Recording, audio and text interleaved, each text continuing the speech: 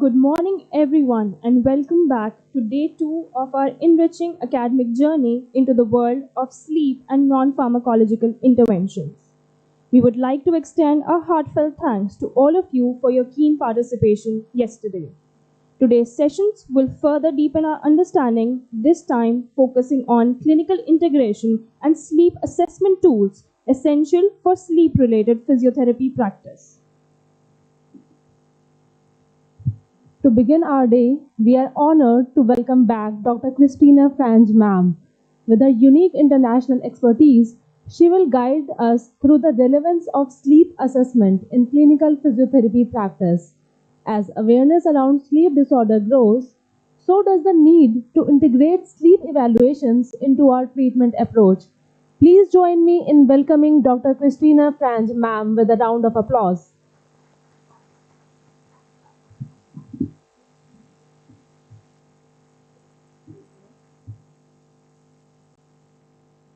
Good morning, everyone, or should I say good night? Because for me it's 1 a.m. The eyes closed. Sleep is also a self-regulatory ability, and we have a decrease of process that we have from the external stimuli. So when we sleep, in some sleep stages, we won't hear, we won't smell, we won't feel anything. Okay, but why is all of these important to my patients? I think you have by now some answers for these questions. We know that sleep heals. If we think about orthopedic patients, neurologic ones, pain patients, our rehabilitation process is depending on sleep. Neurological, aging, children. If you think that a newborn baby, I know there's a lot of moms and dads here.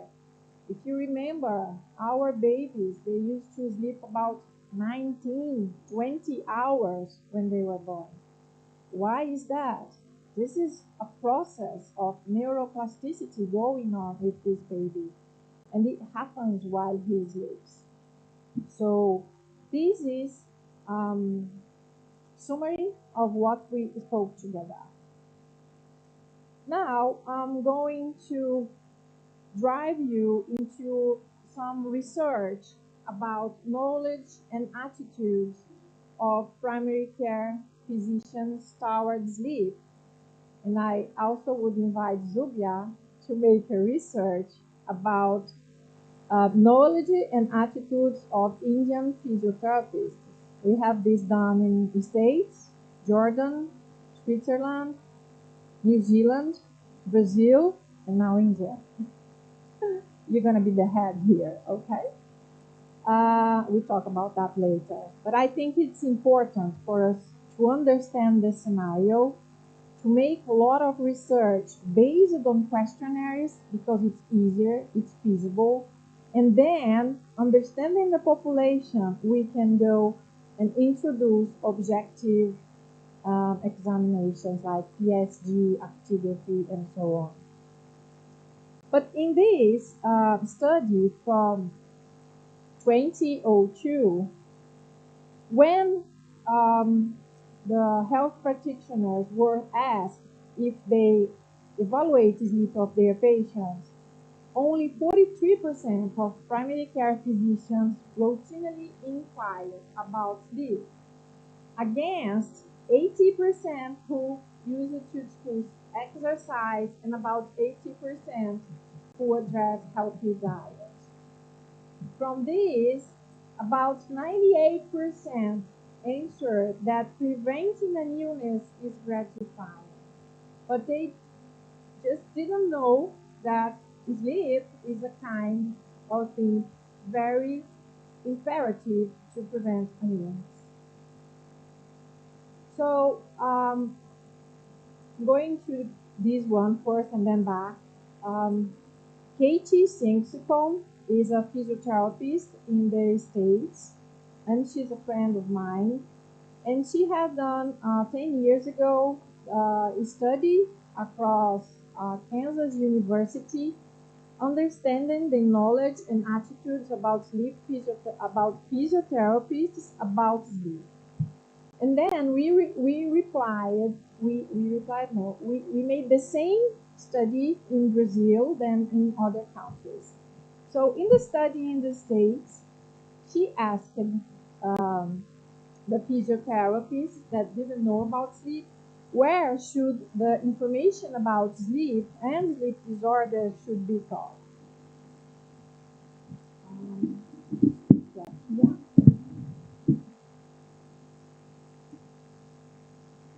Okay. The black bar means undergraduation. The gray one, continue education. And this little one, thanks, should not be taught. So we see that basic physiology of sleep, common causes of sleep issues, epidemiology and causes of sleep disorders, medical treatments, and things like that. Everyone thought that should be taught at PT school. But I don't know about you, but I didn't have anything during my school. We didn't have nothing. I remember having maybe half an hour of a PEP machine when I was into respiratory thing, but that's all I had. So I discovered the sleep when I was in training because my teachers told me that it was important. So here we see how a teacher is important to a student. We can change their minds. Back in Brazil, when we repeated this research, we asked them, in your clinic experience, which of the following diagnoses typically have sleep issues? And what we see is that headache is the typically diagnosed, followed by a lot of pain syndromes like fibromyalgia, back pain, neck pain, and then we have neurological ones, metabolic ones. So they know in a way that sleep impacts. The sleep as a vital sign. Sleep started to become a very common subject in many journals. And in this one, sleep as a vital sign, why medical practitioners need to routinely ask their patients about sleep. They bring to us that these may improve patient engagement. Not only poor sleep is associated with many of the chronic conditions, but improvements in sleep may lead to improvements in morbidities and other conditions. Sleep is also a marker, an indicator of disease and recovery. And changes in sleep are relevant for common disorders and presentations across many healthcare practitioners' specialties. The lack of asking patients about their sleep, like results is in underdiagnosis of sleep problems and suboptimal treatment of many medical disorders. So I have a challenge here for you. From now on, please do incorporate at least one basic question in your patient evaluation. Any question about sleep that you have. This is the second book that I had the opportunity to be an editor. And this is called Clinical Cases in Sleep Physiotherapy. I will leave one at your library. Okay, yeah, I brought one for you. And then you can see it.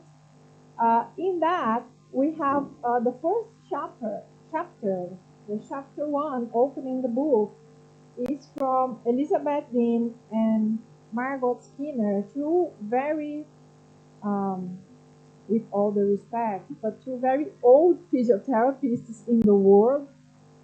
And they brought to us this international classification of functioning. So we could think about this classification, we could think about disease as here as a health condition influencing all this classification of functioning. So I don't know here in India, but in Brazil we rarely use this one.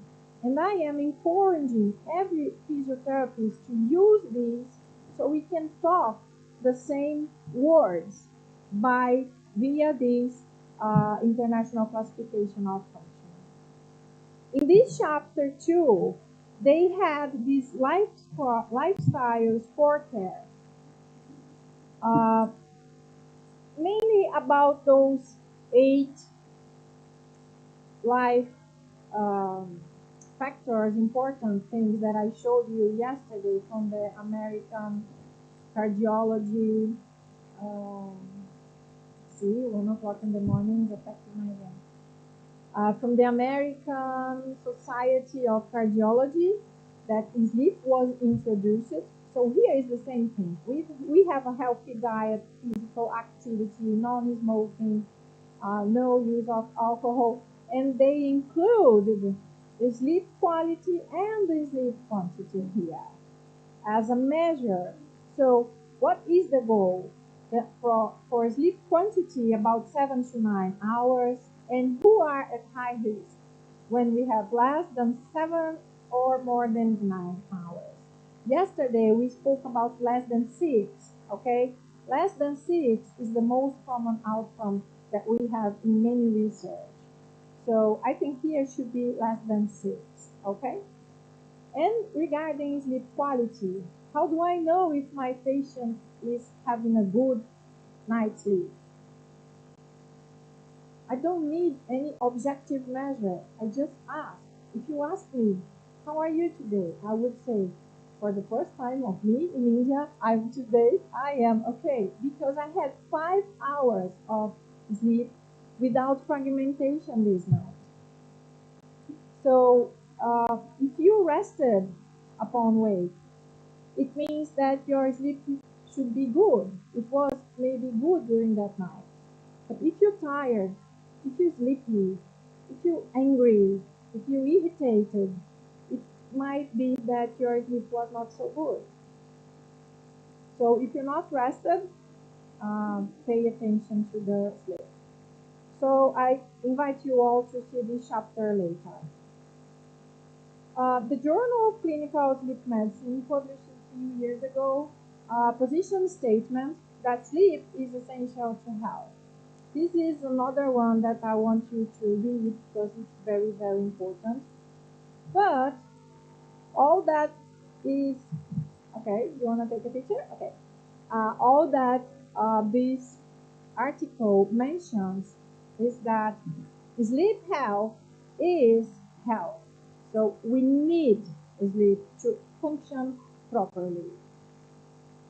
And when I talk about sleep, I'm not talking only about the period that we are in fact sleeping, because it's like a dualistic thing, a combined thing, that we sleep to recover from the wakening period. So it's the same thing. You know that sign from the, I think it's Chinese or something like that, the yin yang, that's a round sign. One part is black, the other one is white. And the white one has a dot in black, and the black one has a dot in white. Oh, my brain worked. So this is the symbol of the American Academy of Sleep Medicine. And that means that today have a huge influence in the night. And the night also influences the day. So if I have a patient that I already do have this patient, he's a 93-year-old man, very cozy, very handsome, very polite, and he stopped working. He was in labor, he's a physician, and he retired 2 years ago. So he worked for a long time. And he's doing nothing all day long in his home. Everyone in the family is out in their job. His wife is not between us any longer. So he stays all day inside his house with all the curtains closed, doing nothing. Do you think that he sleeps well?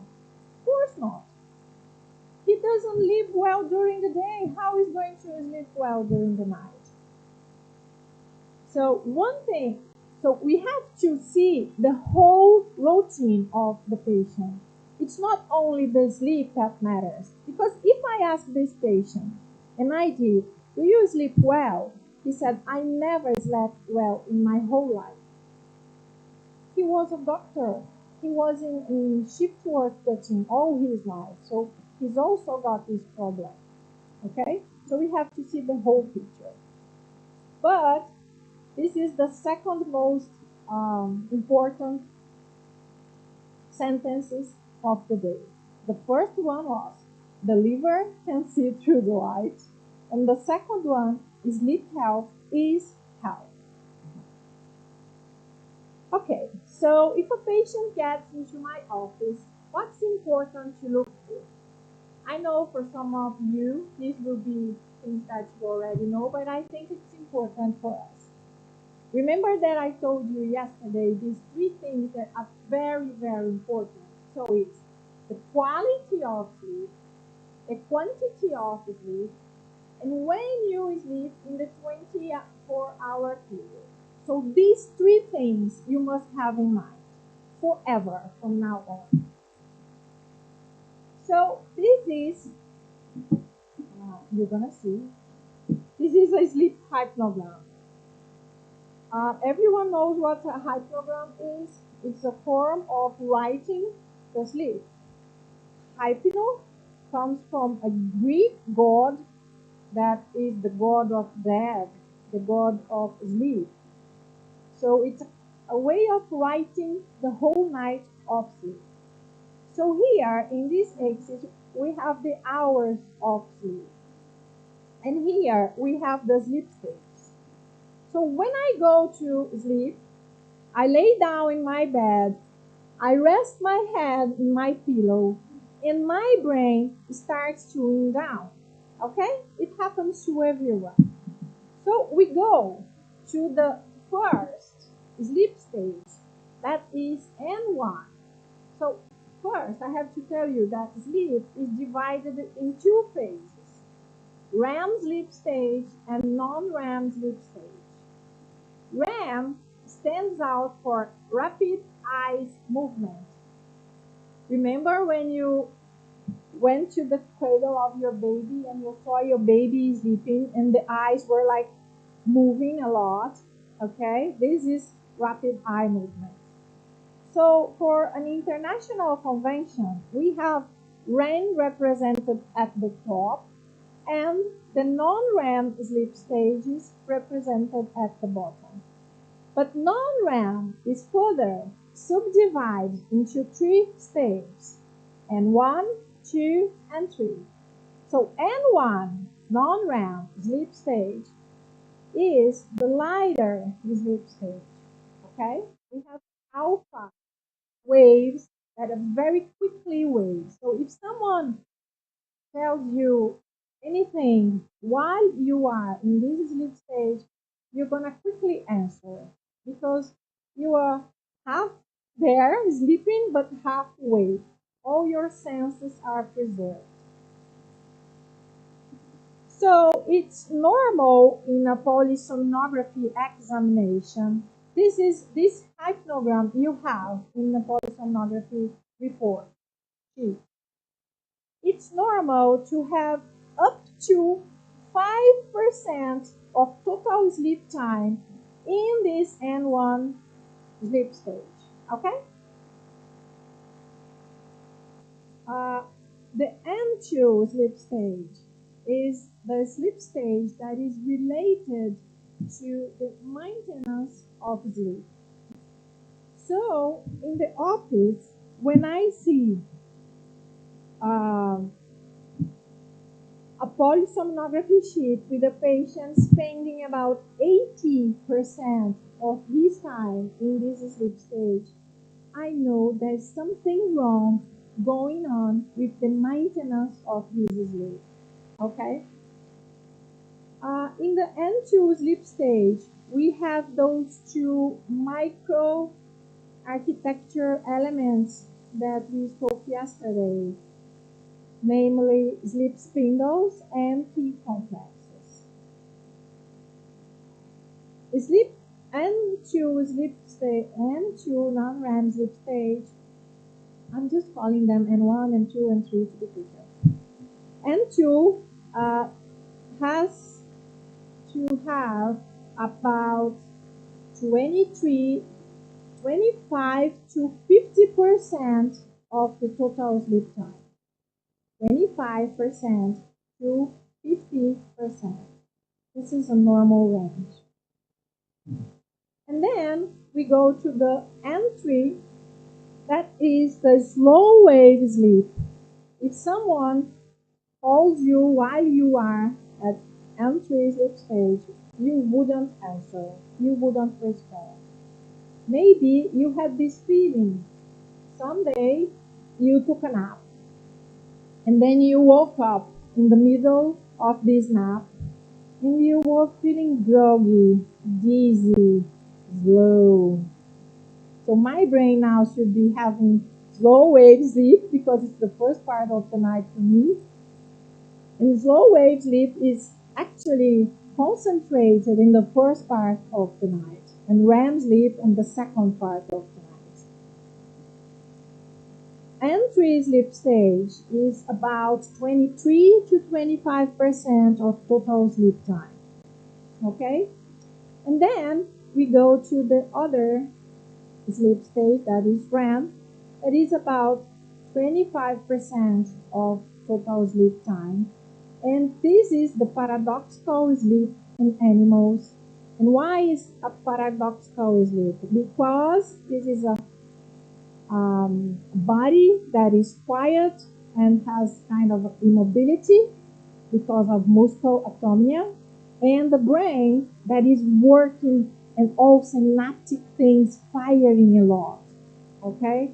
So this is why it's called the paradoxical one. And how this is happening through the night. So here I'm awake. So I lay down and suddenly I fall to N1 a little bit, and then I go to N2 and stay here longer time, sleeping in N3, come back, so a sleep transition to N2, a sleep transition back, and then further I go to my first bout of REM sleep stage. This is one cycle of sleep. Okay? It lasts about 90 to 120 minutes. And one sleep cycle is one complete cycle of non-REM, all the stages, plus REM sleep stage.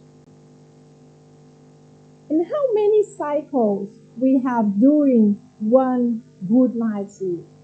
About 4 to 6 cycles during the night. So this goes on and on and on. So this is something you're going to get used to see a lot, okay? All the polysomnography sleep reports show this to us.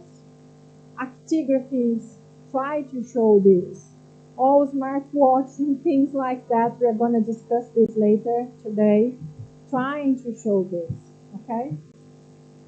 Okay, you understand how many REM sleep cycles did this patient have? 1, 2, 3, 4, 5. A little bit more than 5, okay? If you see that, all right. Remember that I told you that I have here 8 hours of sleep. In the first half of the night, I mainly have M3 sleep, and in the second night, I mainly have REM sleep stage. So this is how a normal hypnogram should look like, okay? So this image is quite important. If you want to do a tattoo of it, it's good. You cannot forget this. This is very, very important, because everything that will change from these might be a disorder. How many cycles of slow wave sleep did this patient have?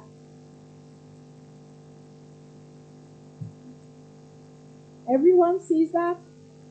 Perfect.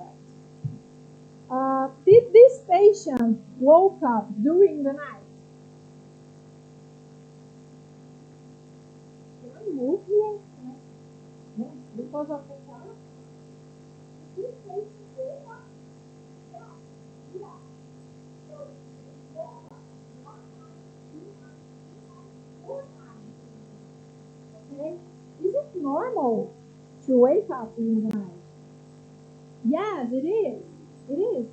When you have these sleep transitions, you have a complete cycle. You have a complete cycle here.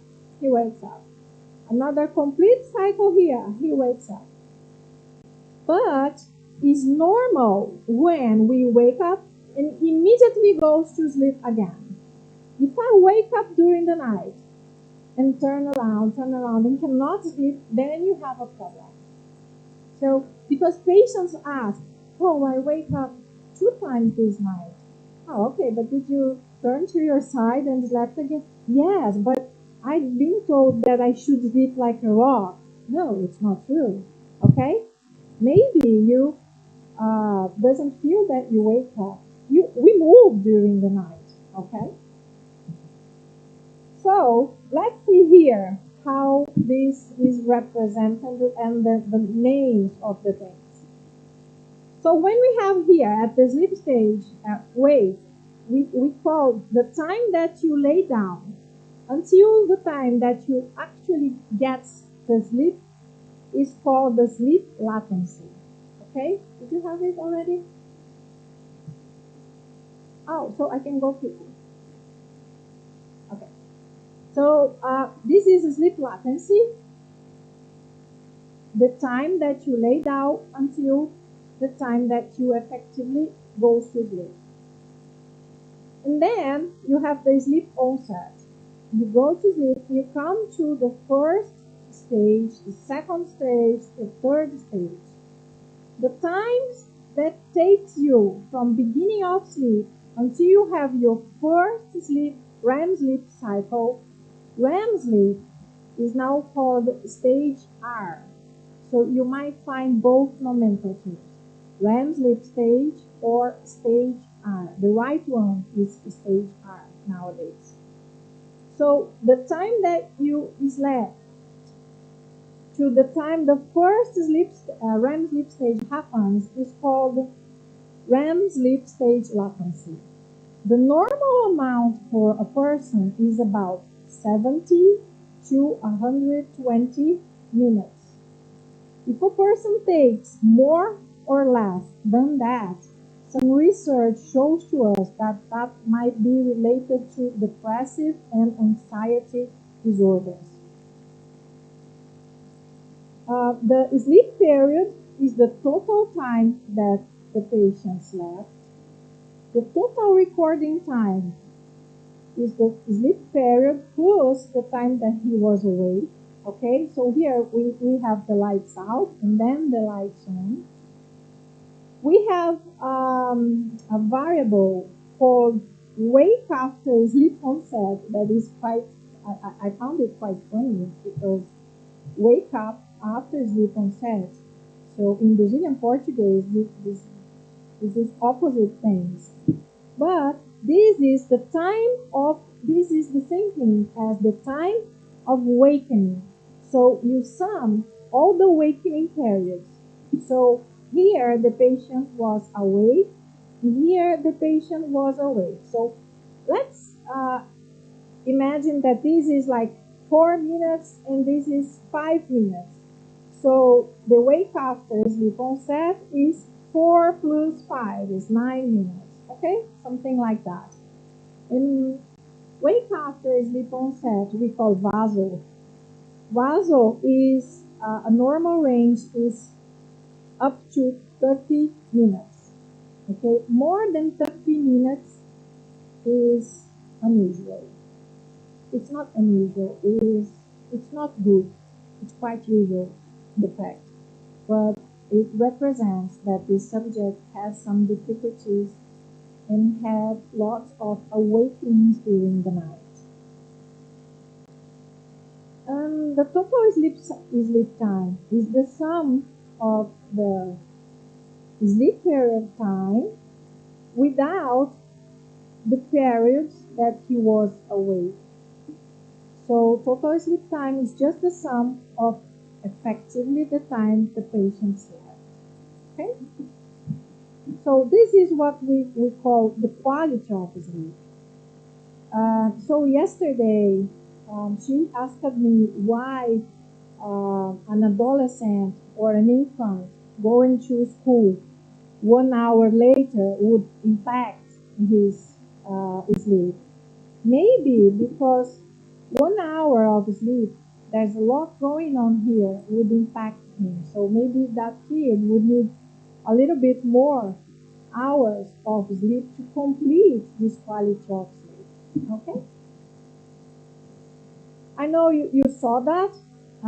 This is National Sleep Foundation sleep duration recommendations, and we have these at their website.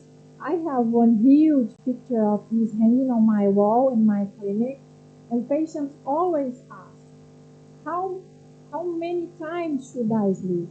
So it depends. It depends on your age. So an average adult would need about 7 to 9 hours to get proper sleep. You see this blue one here is the recommended amount.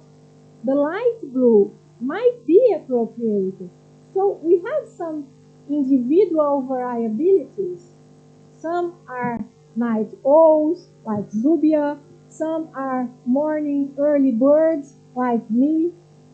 Because we have different genes, genetic background also counts. So if Zubia says that she's also a short sleeper, for example, I know she's not. Are you? Yeah. She's a short sleeper. She might say, I sleep 6 hours and I'm okay when I wake up. Then it's fine. But if she says, I sleep 6 hours and I could sleep for 10 hours more, then we have a problem. Okay? So, in light blue is the time that may be appropriated from 6 to 10 hours. More than this or less, it's not recommended. Okay? So it depends on the age of the patient. And then comes the circadian things. Just a little bit today, we'll have more on the last day. That is important to sleep. So here we have represented by this sun the daytime, and represented here by the moon the nighttime. What we have here in red is the melatonin curve. What we see is that melatonin curve peaks up during 6 p.m., 9 p.m. During the evening, this picks up, and melatonin is released into our blood, and then it peaks down for us to wake up. And this is the complete opposite from a hormone that we spoke a little bit about yesterday, that is cortisol. So melatonin is produced in response to darkness. The timing of our circadian rhythms is about 24 hours of our internal clocks, and it has everything to do with sleep. But melatonin, as Professor Zubia told us brilliantly yesterday, it's not an hypnotic hormone. It's used as an hypnotic one in the wrong way because of commercial things. In Brazil, we even have small jelly teddy bears, melatonin sweets for the kids, and parents are buying them in the pharmacy. So it's a great thing that we shouldn't have. We shouldn't we I think it's not possible to go to a pharmacy and buy a hormone and take it just because of marketing strategies, because melatonin is not only for the circadian rhythm, it also has other properties, very important ones in our body. And the stress hormone rises sharply before the waking period. When we have sleep deprivation, we have a huge cortisol secretion to maintain wakefulness. And you remember that work that I showed you yesterday by the group of the Gonzas, that the cortisol was increased during all the time in that group of subjects who were sleep deprived. So if I am sleep deprived for 1 day, for 10 days, for 1 month, for 1 year, for 1 decade, my cortisol will remain in that way. And for sure, I will be prone to develop insomnia or other sleep disorders and other comorbidities that can be related to increased cortisol. And what types of sleep problems do we have? So we have medical ones, we have behavioral ones, and we have other problems that could impact on sleep. Let's have a look on this one. For the medical ones, we have an international classification of sleep disorders that divides these disorders into breathing ones, movement ones, disorders of hypersomnolence, circadian ones, insomnia, parasomnias, and other ones. Until the end of the course, we are going to go through some of them. We cannot go through all of them because there are more than 82 sleep disorders. So it will take a decade to teach everyone all of them. And I don't know all of them, of course.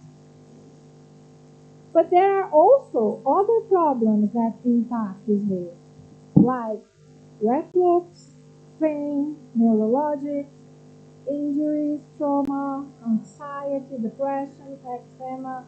So the patient may present a primary disease and develop uh, a sleep disorder secondary to that, just like insomnia that is very common in endocrine diseases and chronic pain in neurocardiorespiratory ones, or may present endocrine diseases, cardiovascular diseases, and also have sleep apnea.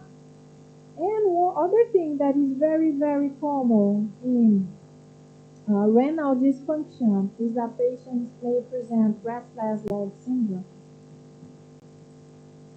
We also have some behavioral sleep problems. These seem to be easy to treat, but I found them the hardest ones because you have to change the habits of your patients. And sometimes you have to change the habits of the whole family. And changing habits is quite a difficult thing. So we have limit setting of sleep inadequate sleep hygiene, sleep associations. For example, someone that goes into their room and likes to work on the computer at the bed. So slowly, your brain is going to associate your bedroom with work. But you need to sleep while you are in your bed. But your brain thinks that it's time to work. So you start thinking and thinking and thinking, and it doesn't stop. So this is a bad association of your bedroom, of your bed, with your sleep. So we should associate sleep with the bedroom, with the bed. How we do that? We just tell the patients not to work in the bed. Bed is just for sleeping, nothing else. So you should enter your room, and your brain waves should start to low down, to wind down, because your brain understands that it's time to sleep.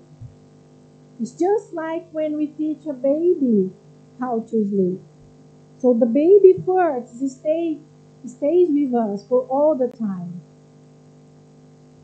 Ear, close our body. And then the baby goes to their own bed. We have a toy that the baby has to this transitional phase. So he learns how to sleep in his bed. So we have to make the patients learn how to sleep, just like a baby, okay? We have some sleep disturbance that we call sleep deprivation, sleep restriction, and I forgot the other one, sleep fragmentation. So it's important to understand these concepts. About sleep deprivation, we have total sleep deprivation. So I showed you yesterday some studies that showed that patients didn't sleep at all for the whole night, okay? I was a volunteer in 2007 at the university. I volunteered for 42 hours of total sleep deprivation. I was okay, and we were with the polysomnography things for all the time, and having lots of body measures and blood samples. I was okay, but about 30 hours of sleep deprivation, my friend that was with me, she started to hallucinate. She just started to hallucinate. And I think I was okay because I was taking care of her. I was so worried about her that my brain shifted in a way that I was taking care of her. But she started seeing things coming and she started going crazy. So she had to drop out of the study because of the sleep deprivation. Okay.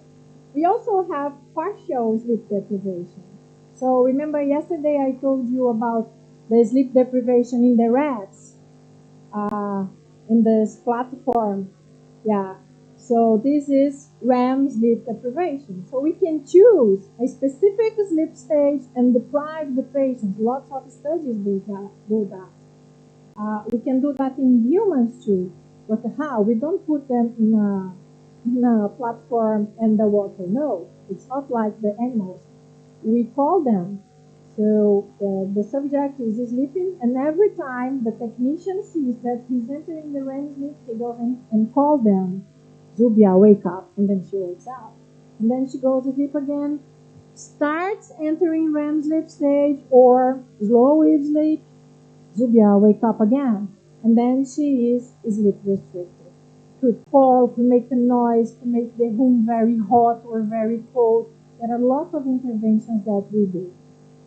So, bringing that to real life, how is partial sleep deprivation? Is that sleep deprivation that happens one time, like traveling to India, like going to carnival, like having a dirty. Sleep restriction is when you sleep less than you want for work purposes, for lifestyle, okay? And Sleep fragmentation is when you fragment sleep, when you have interruption of the continuity of sleep during the night. So if you are a new mom and you need to look for your newborn baby, we don't sleep at all. So if we have sleep disorders like sleep apnea, we wake up lots of times during the night. Patients, for example, with neuropathy, they wake up lots of time during the night because of pain. So there are many ways to interfere in sleep fragmentation.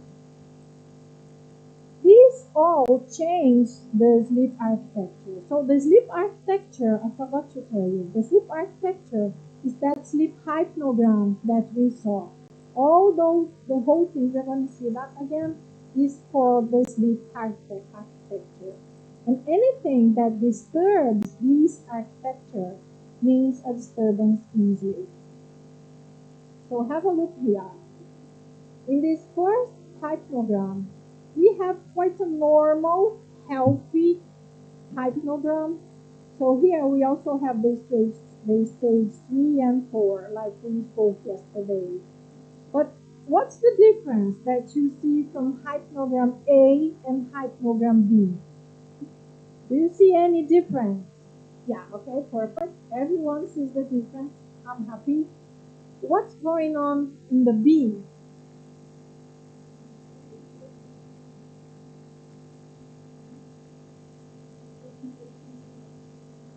Wakes up a lot during the night. What else? There is no slow wave sleep. Perfect.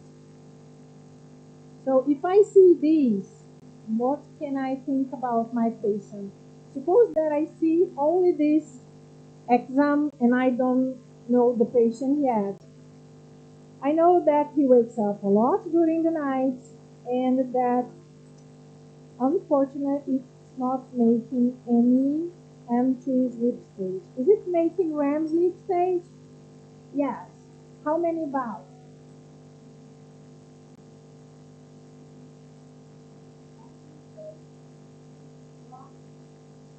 Two, three, four.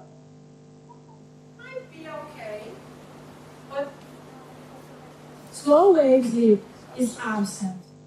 So what clinical features I might have in this patient?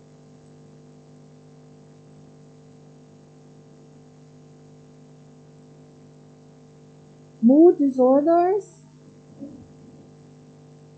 What? Drowsiness. Yeah, mood disorders and drowsiness, I would say because of sleep fragmentation. But this patient could have any muscle complaints because it's during a slow wave sleep that our muscles have molecular refreshment, recovery, okay? So present some cognitive issues also. Talk about detailed and comprehensive anamnesis. I'm going to go quickly here, but you have lots of materials to study, okay? Uh, but how you approach your patient here?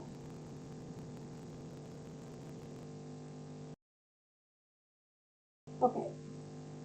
You ask about the symptoms. You ask, you have difficult, can someone read for me? Okay. I'll ask anyone, I'll ask lots of you to read it for me. I'll get my voice rested a little bit. Can you read for me these symptoms, please?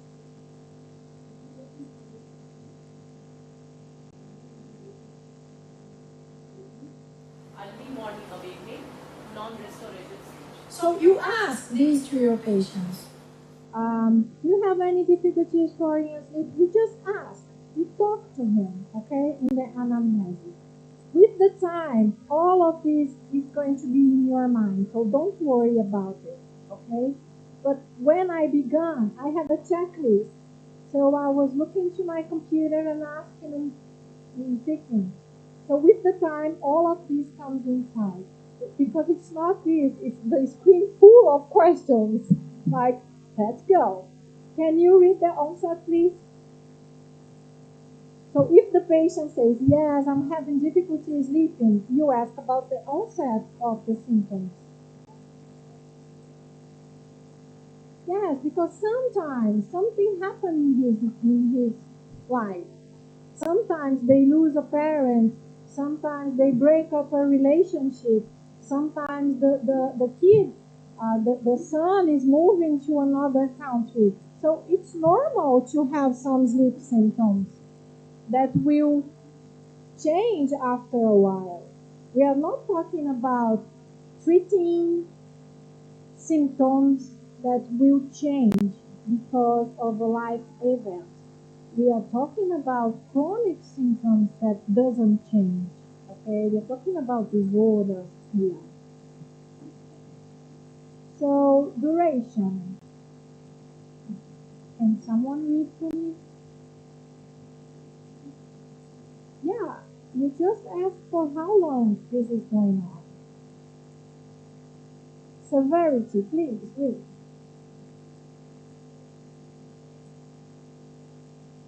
Yeah, you just ask your patient. Okay? And about the course of this disorder of this annoying symptom, if this is acute, episodic, or persistent, if if the patient understands that something precipitates or something makes it perpetuate during the anamnesis, you can ask that. And you should also ask if they searched for any treatments, if they had any treatments, because sometimes they've been to many places looking for an answer for the sleep problem. Back there, can someone read for me, please? The pre-sleep condition here.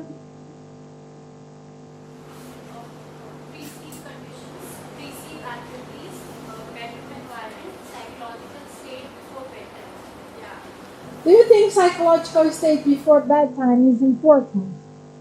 Yes, of course.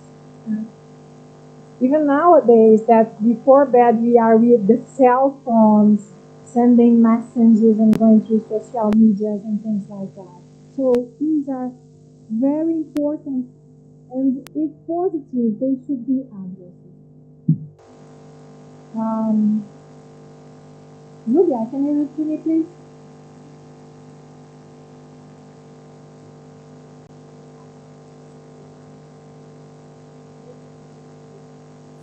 Yeah, it's important to ask about all these routines, okay? And also about daytime function, because many of the sleep disorders, we will call it a disorder, or we will see its disturbance when we have a daytime dysfunction. Okay? So it's important. I know it's a lot of things. We can also have about drug and substance abuse, and what kind of medications the patient is going on, and if they have other related symptoms. And finally, I told you the screen is going to be full. We can have a look at other examinations like medical history, psychiatric history. If possible, we can see the sleep diary. We're going to talk about it later. And if necessary, a polysomnography. I think here is the same, but in Brazil, physiotherapists are allowed by law to ask to prescribe a polysomnography exam for the patient. But I don't do that, and I don't encourage my colleagues, physiotherapists in Brazil to do that. How is here? Can you prescribe a polysomnography to your patients? Yeah, okay. In Brazil, we cannot do, I think that we cannot do that because we always have some ongoing disorder together with the sleep disorder. So I know exactly where is my place to work, and I want to meet with the physicians and not against them. You understand me? So for every patient that I have a physician together. If the patient comes and I don't have a physician, I will send the patient to one of the physicians. I always have a physician together. Well, I know it's too small. I'm not going to read this, but this is the practice recommendations for the whole of physiotherapy in the management of sleep disorders. This is the guidelines that we wrote, and it was published in December of 2022. I'm going to talk about this work for you later on, but you can have a look at that, and it's freely available at the Sleep Science website. You can download it in English for free, and we also have it in Brazilian Portuguese for the Brazilian physiotherapists. In that, you have a section called Patient Evaluation. It's a little chapter, but you have all these questions there. So this is going to make it life very easy for you, okay? In the anamnesis, I like to ask the patient these two very different questions. I ask them, at what time do you go to bed? That is quite different for at what time you sleep. So sometimes patients go to bed at 8 o'clock in the evening, but they do sleep around 2 in the morning. So what's going on in these 4 hours? Do you think the patient has a good beginning? This is the picture of a room of my friend's patient. Do you think this patient sleep well?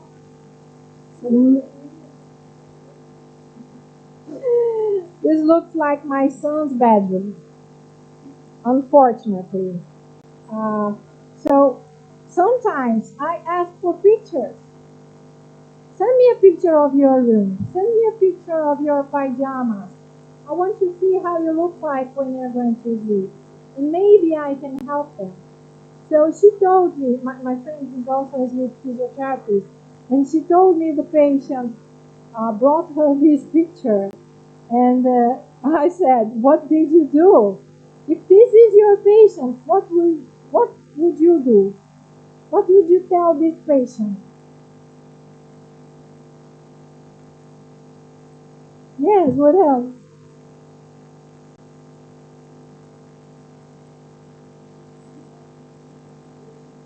Yeah, exactly. Do you think this patient has a good sleep hygiene?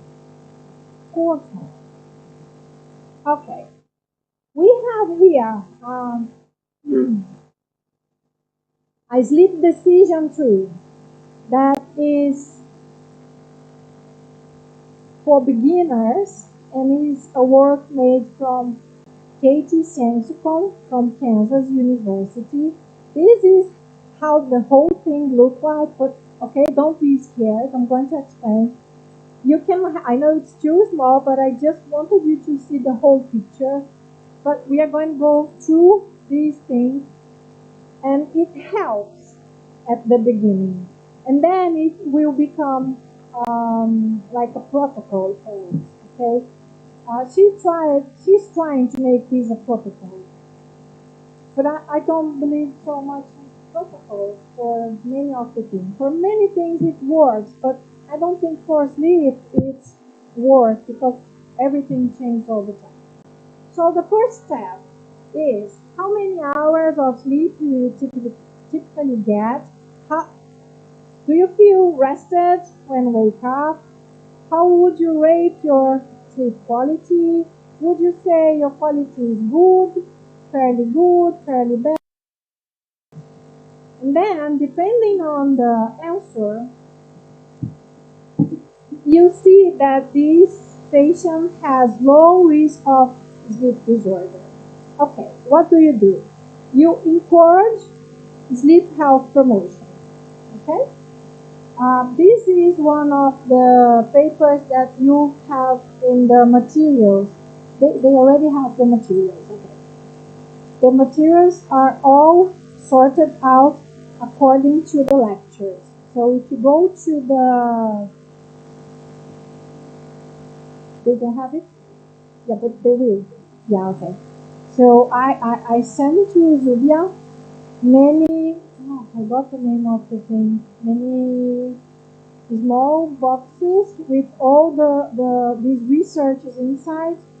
So you can have a look at this research. You can have it to read it later. But if the patient has 6 to less than 7 hours of sleep per night, is well rested, and rates sleep very or very good, may have short sleep needs. Then you will see this is green, so you encourage sleep health promotion again.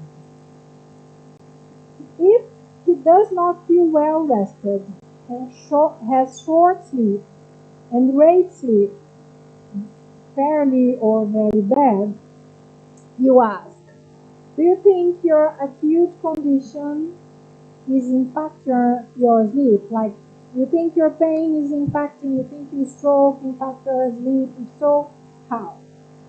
And then you will start the step 2. If yes, the condition appears to be causing sleep issues, you treat acute condition and monitor sleep issues to see if these improve. How can I monitor my patient's sleep?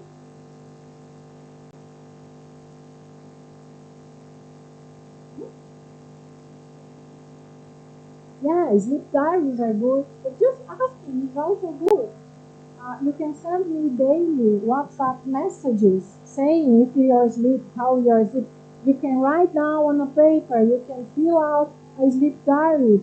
Come back in 1 week. I will see you again and we will discuss what's going on.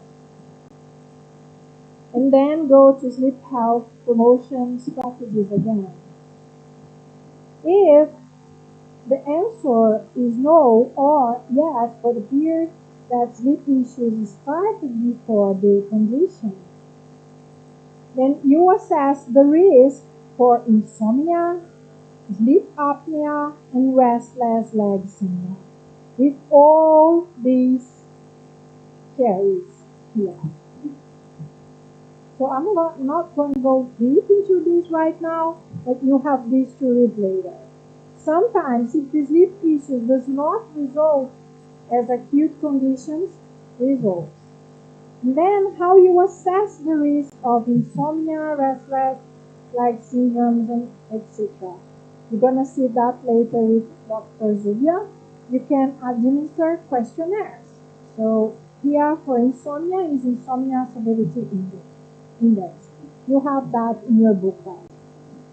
Then you ask about snoring, and if someone has observed that you stop breathing while you sleep, and then you can administer stop bank for sleep apnea. And then you ask if when the patient relax during the evening, if he has unpleasant feelings in the rest, then you ask for restless leg syndrome. And you have questionnaires for that. And if you suspect that, you need to send the patient to a doctor. Okay?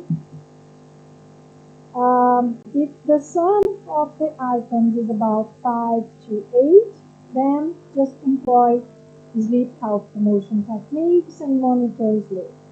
So this is kind of a protocol, and it's really good to use for beginners. And I think it's a great job that Katie did because she put everything together. So I just wanted you to know that this exists to make your life easier. Um, then, if you administer the insomnia severity index you can refer to the physician or employ sleep health promotion techniques. And according to the questions for the sleep apnea, you can only employ sleep health promotion techniques or refer to the physician for further assessment and then back to you for the treatment. And the treatment can also be combined with other health professions. Okay? And for the other questions, we have also for restless leg syndrome. If nothing is going on, just employ with health promotion. But if you suspect of restless leg syndrome, refer to the physician for diagnosis and then back to you for treatment. So, the patient must have a clinical campaign. It's very interesting to have a subjective evaluation. If you are able, if it's possible, you might have objective evaluation. And you can also have, maybe you can have these wearables and hearables and airables and all this stuff that we are going to talk a little bit now, because I think it's very important. Each day more the patients come and they have everything, and they put the graphs in your table and they know everything, and they have been monitoring their sleep for a year before they come to you. So you look to all that stuff and what you do. Do you believe in that? Do you, Julia?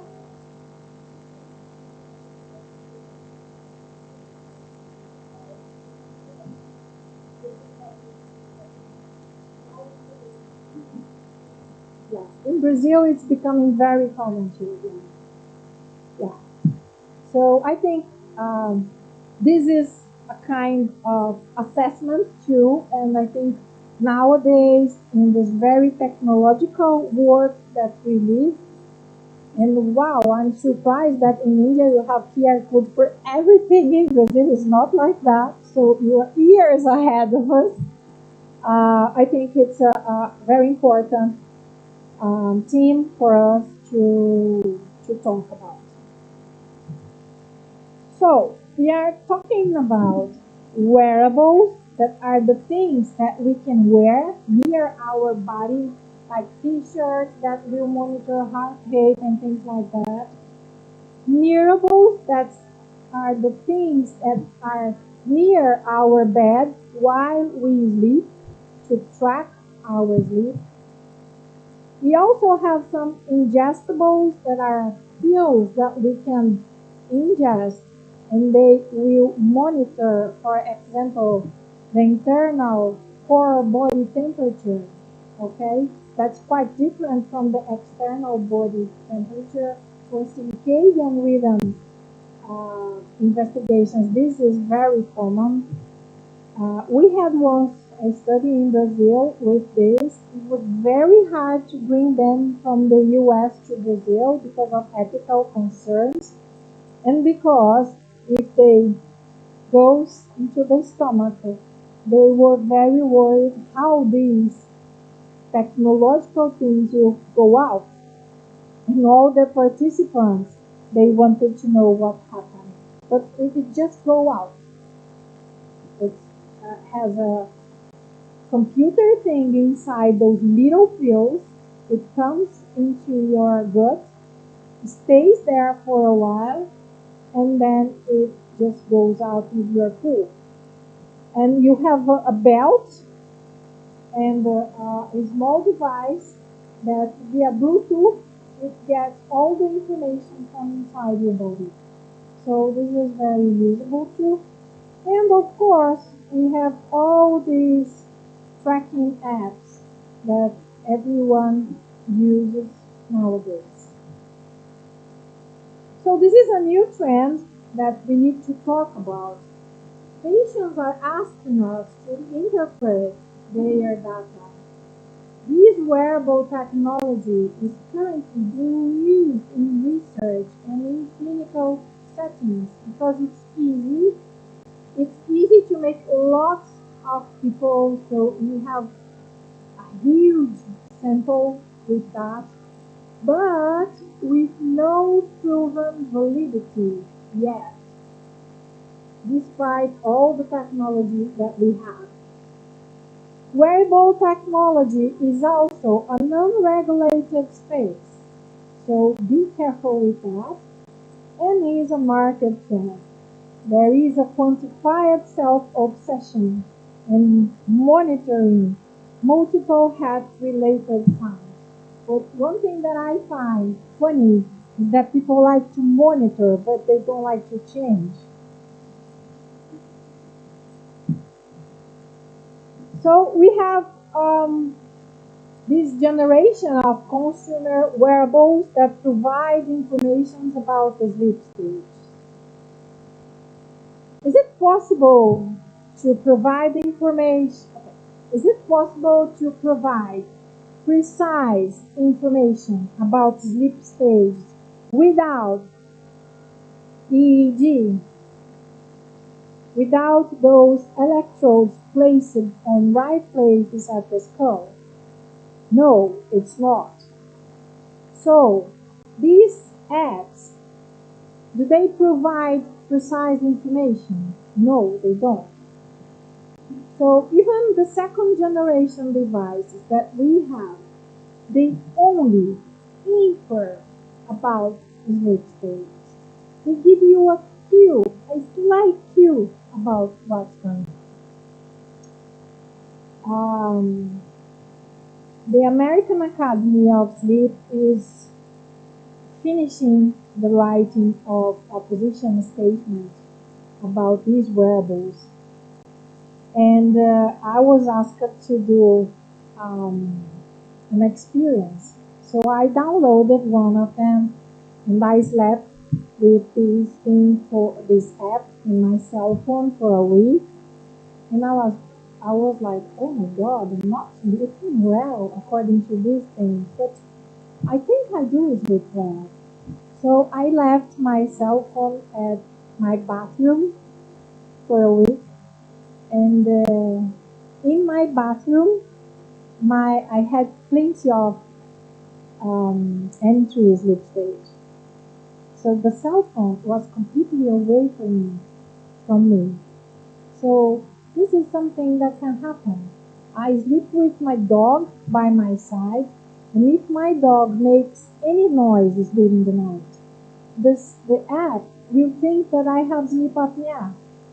So things like that is very, very common. And patients think that they are sick because of that. So be careful with those things. Okay? We have to tell them that these things can happen. So they had a few years ago this position statement, and they are updating one now, that these new technology should not replace validated diagnostic instruments or treatments. We should explain to the patients which these biometric things is measuring, how they measure, that they only infer about the sleep stages and sleep itself, and how this differs from gold standard sleep measurement. I had a patient that didn't want to go to a full night polysomnography because we had more than 1 year of these tracking things. So I had to explain to him the importance of making a polysomnography, of seeing what was going on with his body for the whole night. We have also to encourage the patient to evaluate their sleep based more on subjective symptoms, more than relying on this technology.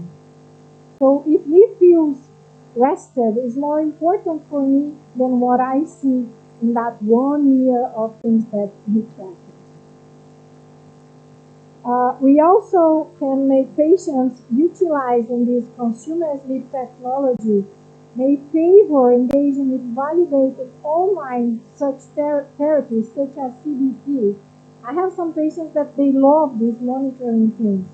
And if they have insomnia, okay, maybe online CBT for insomnia is good for them because they like to be there every time. So be aware of these things.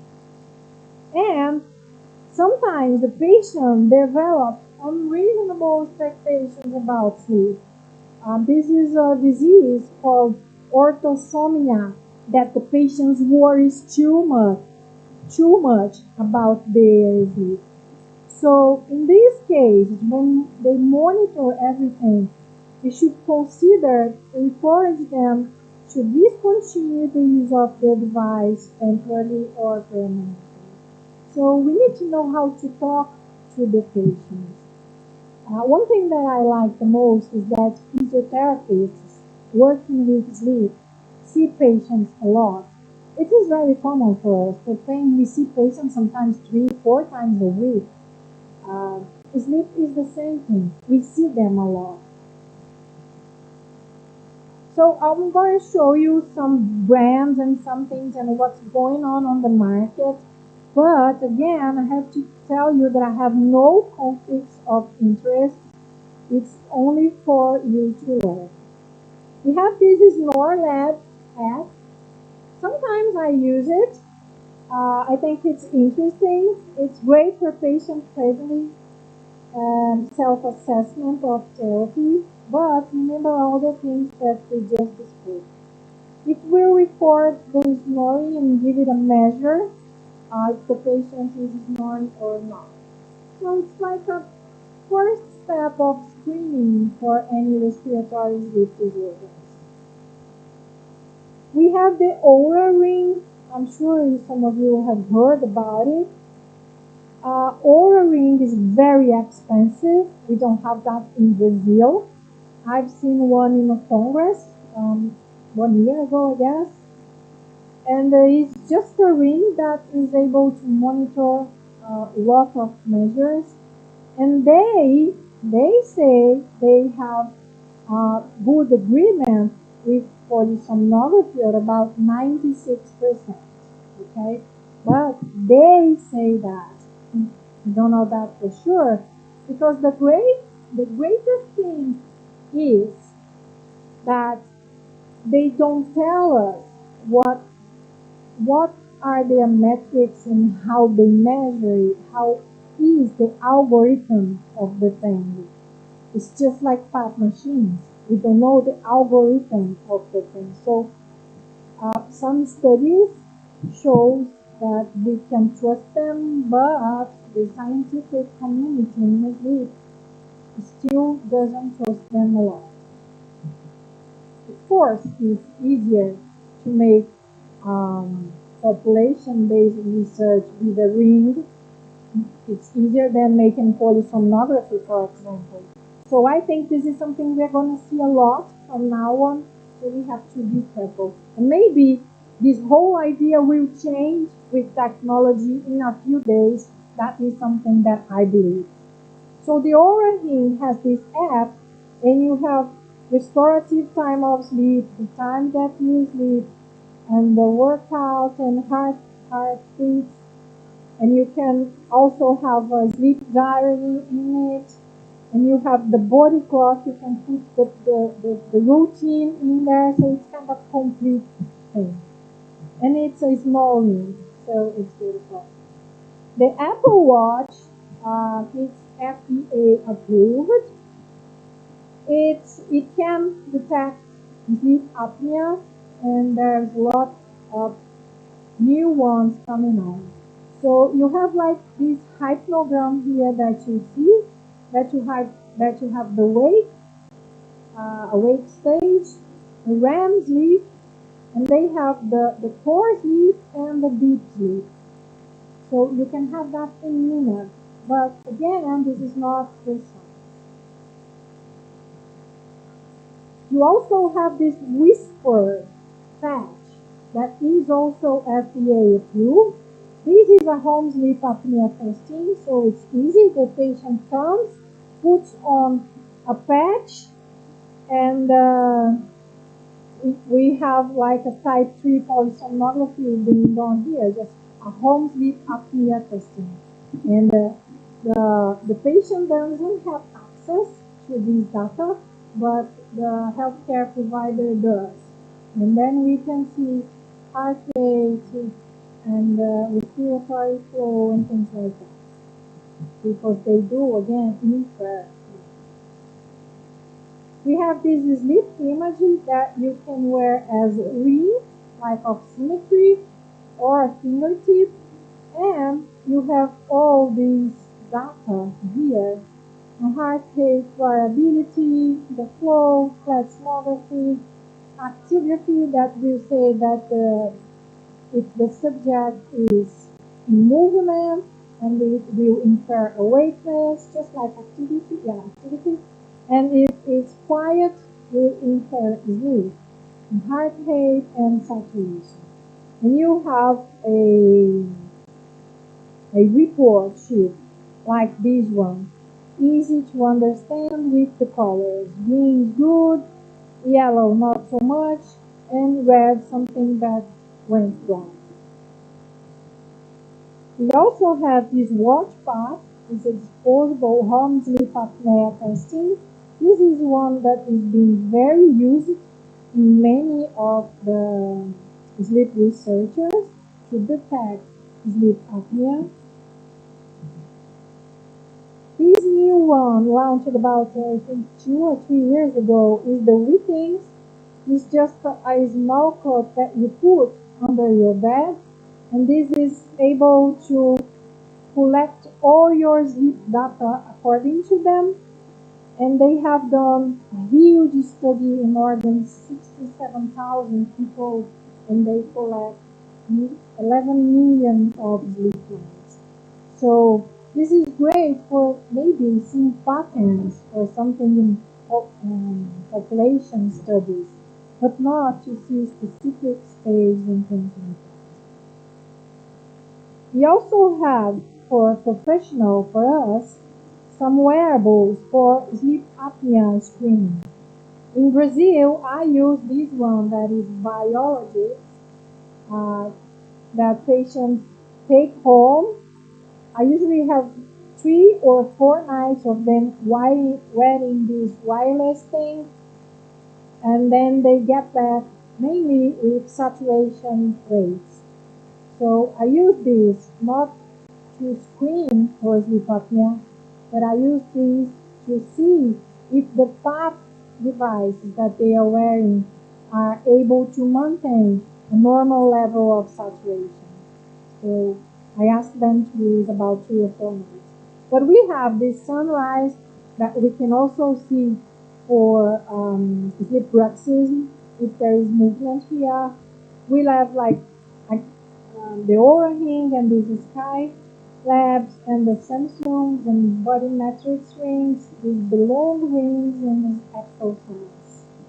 All rings that get the same idea and the same matrix. For customers,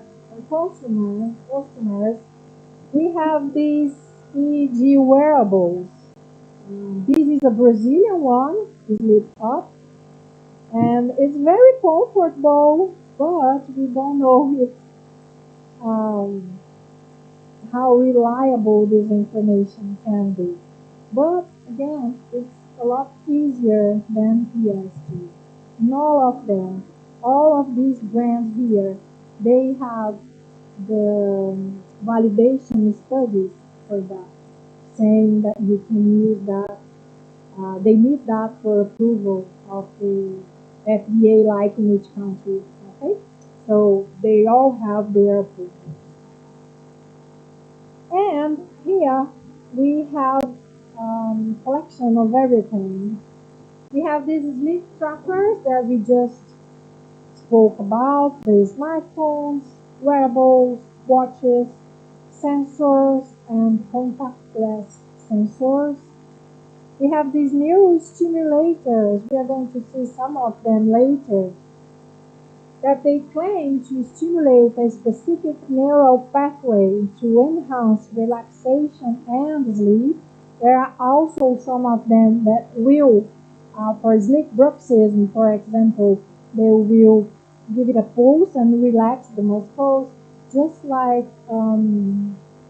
neuro tense unit, okay, just like tense unit. We also have these, I don't know nothing about these white noise machines, okay? So don't ask me, I don't know nothing to answer. White noise machines and aromatherapy, but we have some new things that deliver sound and fragrances to help go to sleep. We've done in a place that I was, we've done some studies about lavender oil, lavender essence, that makes you sleepy, but I'm not completely convinced. We have some biofeedback devices. They're usually acoustic or visual feedbacks before sleep, of course. And then they're based on respiration and peripheral signs, EEG. And the main goal is to induce relaxation and sleep. We also have some robotics, like this one that this girl is hugging, is a small robot that's called Somnax. Is the first robot allowing the user to synchronize the breathing pattern with the breathing pattern of the robot. So you use wind down your breathing to get to sleep. Never seen one of these.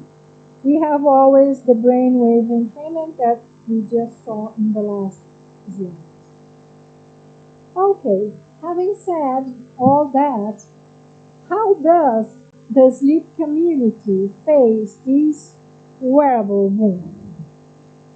Well, part of this sleep community simply refuses to even consider the use of these devices. I think I am in this stage, the first stage of the thing. But a growing number of researchers, and I have a lot of clients and clinicians, simply use them. They think it's alright, they just use them. And the others are still trying out to figure out what is the best approach to this new opportunity. So in which one of these phases are each one of you? That's all I had for today. You have these reading materials and I'm open to questions.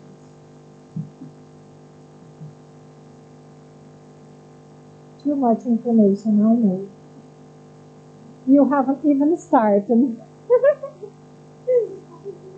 You haven't even started. Be aware for the next lessons with Zubia.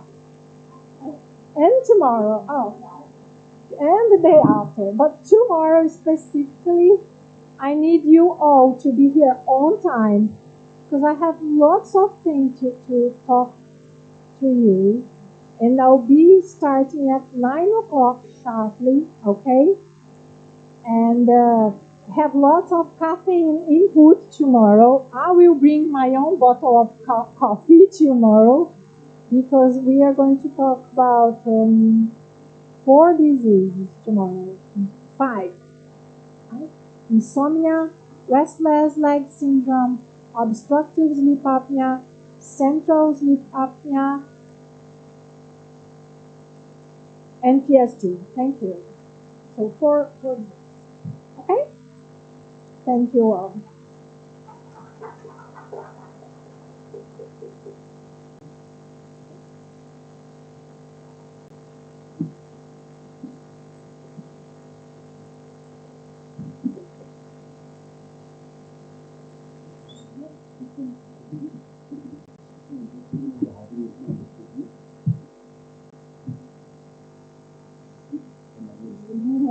I see how tricky it is.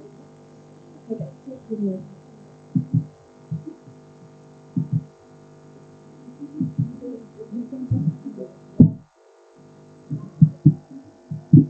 Sleep health is health, as rightly said by Dr. Christina Ma'am. Thank you so much, ma'am, for that clear perspective on how and why sleep assessments are essential in clinical practice today. We'll take a short break now, and I request you all to please assemble by 11:40 sharp, and please take your coupons with you, which were provided at the time of registration yesterday. Thank you so much.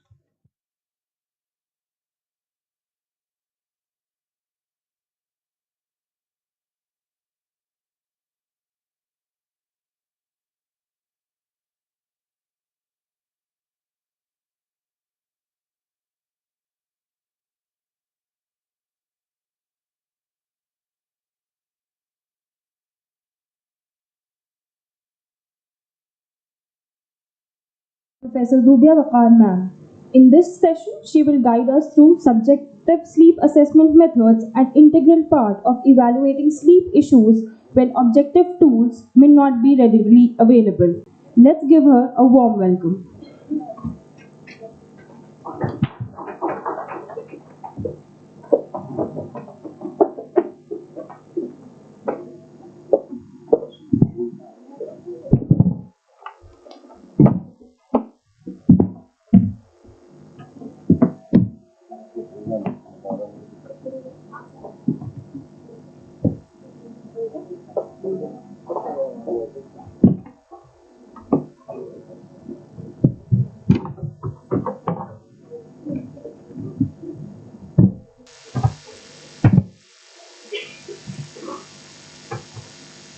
Okay, so good afternoon everyone, good morning everyone only.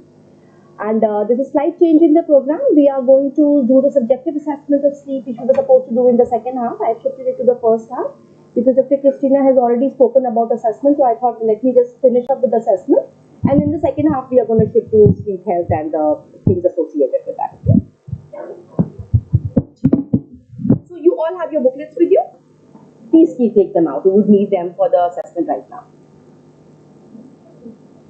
So as we had already talked about since morning, that there are two aspects of assessment that we're going to be talking about. I also spoke about it briefly yesterday, that there are three ways in which assessment of sleep can be done by physiotherapists. It would be behavioral methods, it would be self-reporting measures or questionnaires, and it would be the physiological methods. We will be dealing with physiological methods of polysomnograph tomorrow in the second half. Briefly, we will be talking about it in the theory part in the first half, and the practical of it would be conducted in the second half.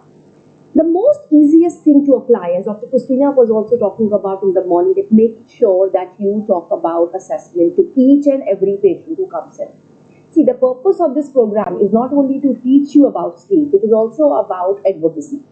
No profession would grow without that, until unless, at least if I'm able to train 50 physiotherapists who go back to the community and are able to deal with it, I think we can do much better as compared to a small group of 5 to 10 people who are working with me or who are familiar with their area because they have passed out from the center or have been associated with other people who are working on it.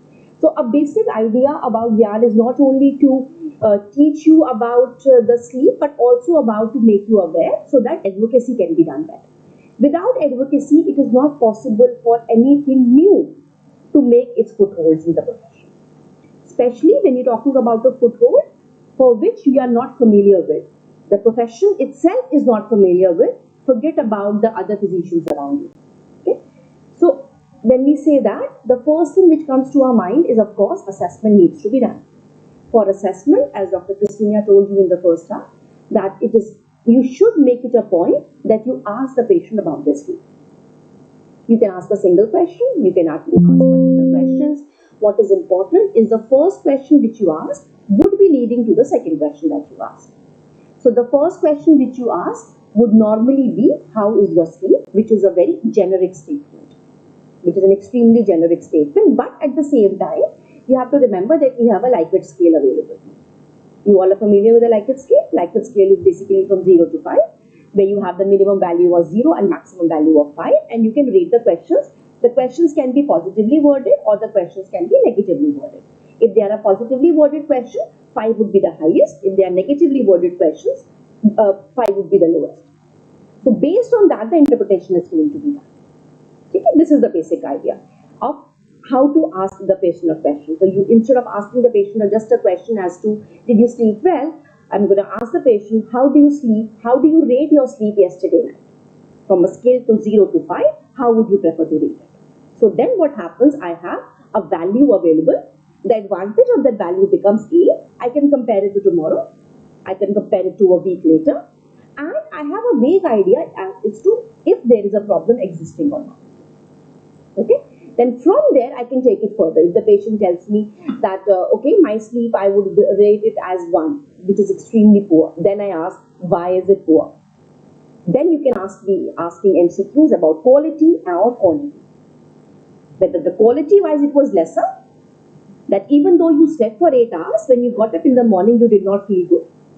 You were not refreshed. Or the question could be that you slept less. Or then you can also go on further as to ask you in the morning, if you are not fresh, why was that the case? So if that was the case, then what can be the reasons behind it? One of the most common reasons there behind it would be fragmentation. I woke up in quite a number of times. Or B would be, after waking up, I could not sleep again. Am I clear till now? I will go slowly to that. Okay? So everybody okay with me till now? Okay? So after that, what happens? The next question would be, what did you do when you could not go back to sleep? That is going to guide you towards the patient's self-hygiene practices. Everybody is having a certain set of rules for themselves. Even in a daily routine, some of you might not be able to sleep well today. Aaj neend nahi aayi theek se, right? So then what do? You must be doing something yourself also. Phone jaldi band kar diya, turning around, or you go out, wait for some time, or you continue watching your Netflix or whatever you're watching on the phone. Ki neend to aayi nahi rahi, let me just continue with this. These are your self-hygiene practices which you're practicing for your own self. Okay? So that is how it would go on, and the assessment can go on based on whatever you plan.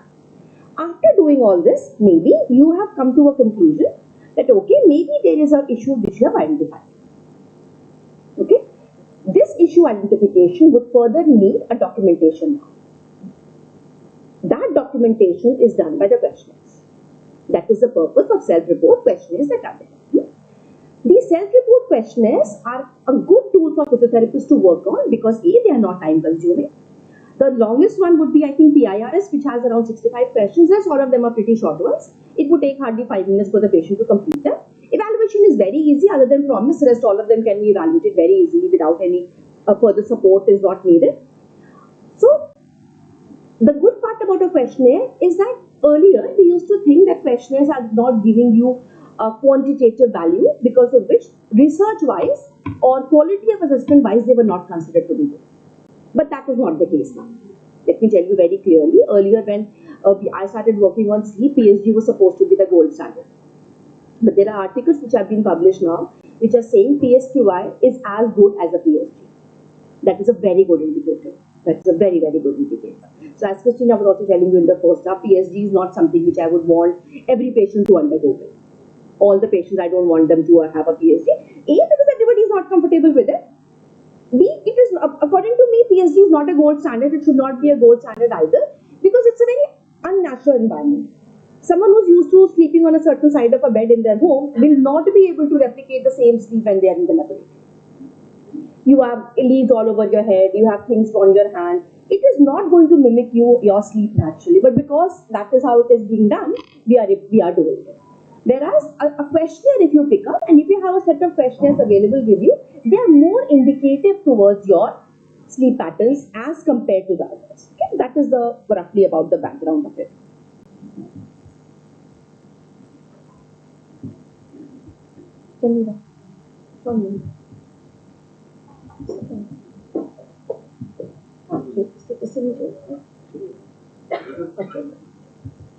Okay, so first let me talk about what are sleep questionnaires. They are basically self-reported tools.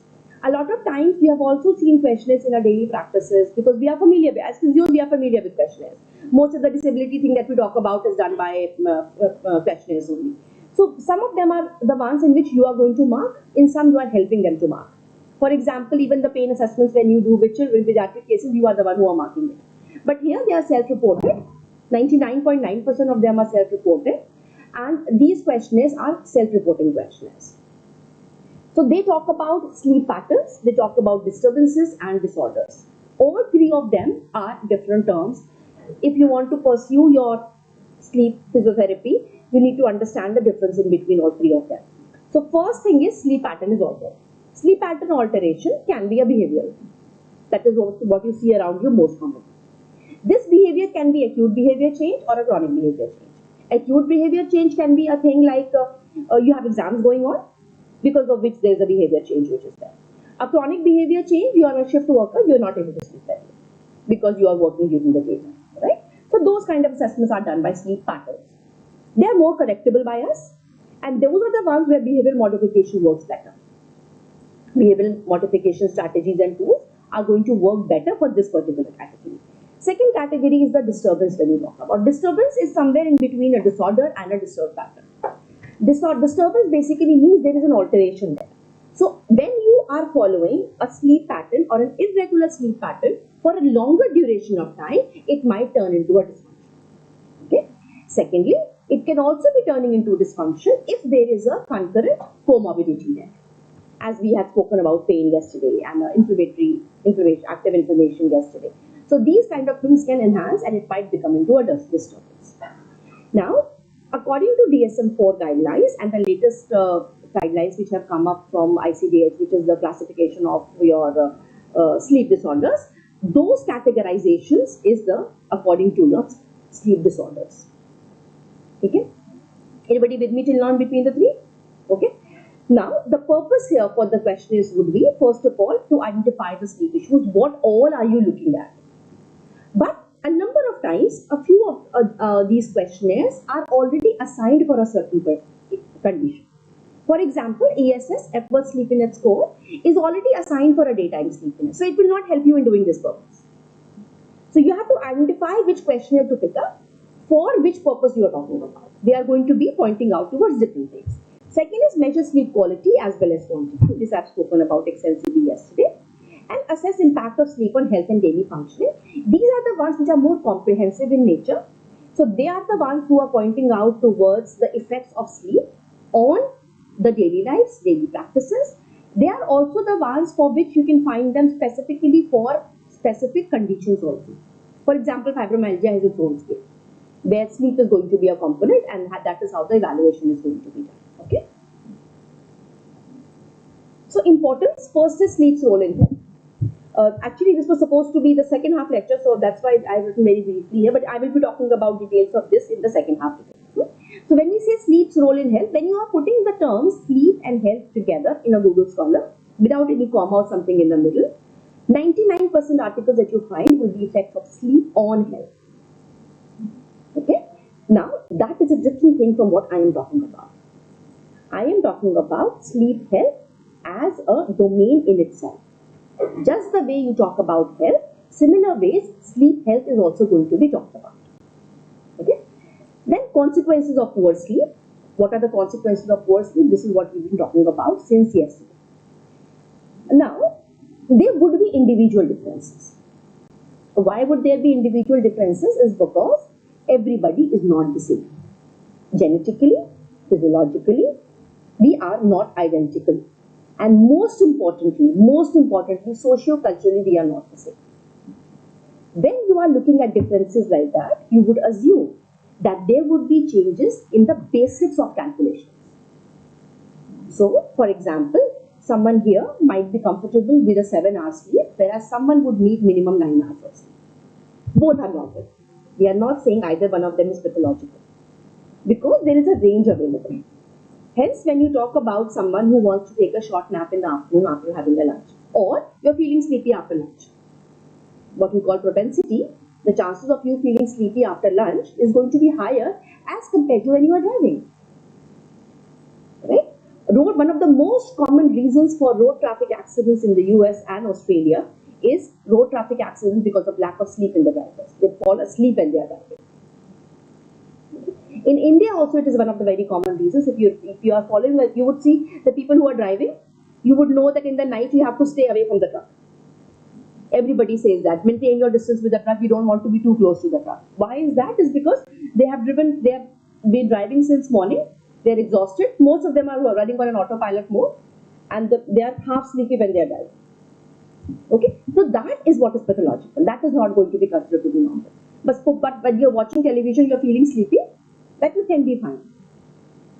So the range of normal is very vast as far as sleep health is concerned. Okay, then you're talking about why questionnaires matter, because they're inexpensive. Most of them are available, freely available, especially if you want to do any research or something on them, or you want to give it to your patients. They are easily available. Then they are easy to administer. A number of them have been translated into various languages. See, ease of a questionnaire is not in English. For example, if I want a questionnaire to be used in my clinic in the department, I don't think everybody would be able to answer an English question. Most of you are masters and above, right? So you must have drafted some ethical concern thing for your projects, right? In those applications, you have put in in ethical, you are putting a consent form in Hindi also. Why are you doing that? It's because you are assuming that everybody doesn't know English. And the ones who have to use questionnaire and a questionnaire is not translated in the local language, what do you do in inclusion criteria? You write there, person should be comfortable in speaking and understanding basic English so that the questionnaire can be done. Now the moment I say that, what am I doing? I am restricting my population. I am focusing on a certain socio-cultural group who is going to understand English and is going to respond accordingly. So this study would not necessarily be a generic study. This would not necessarily be generic because I have picked up a certain class out of the entire population at the time of inclusion only. So to avoid this, what is done? Translation study. Okay, this is a whole process of translation, and there are a number of states which have been translated in our center also. I will tell you eventually which all are available in Hindi and Urdu and a number of local languages. I will let you know. So that is all about your questionnaire and their assessments in the subjective quality. Now we talk about test construction. So there are two things which are important. One, you are starting to make a test right from the beginning, starting from scratch. So you want to develop a scale of, say, to understand, to assess sleep quality in patients with low back pain specifically. That is the purpose of a new questionnaire that you want to develop. Second is, you want to use PSQI for a low back pain patient. They are two different things. Third, you want to translate an available questionnaire into Hindi. They all are different kind of test constructions that we are talking about. Okay? When we talk about initially about development of a tool, it is following a different procedure altogether. There's a long steps involved. You have to identify the constructs that you want to measure. When we talk about scales, a very important term which is used is construct. So construct basically means what you are trying to assess. So for example, I say duration. So duration is a construct. How would I assess for duration? How would I assess duration? Number of hours. So I would ask, how many number of hours do you sleep? That is going to measure my duration. Okay. So a question should be relating to the construct that I want to measure. Thank you. So that would be relating to the construct. It has to be related to the construct. Now, an already existing questionnaire would be talking about things like, an already existing questionnaire would also be talking about an application of a scale which was done somewhere in US, for example.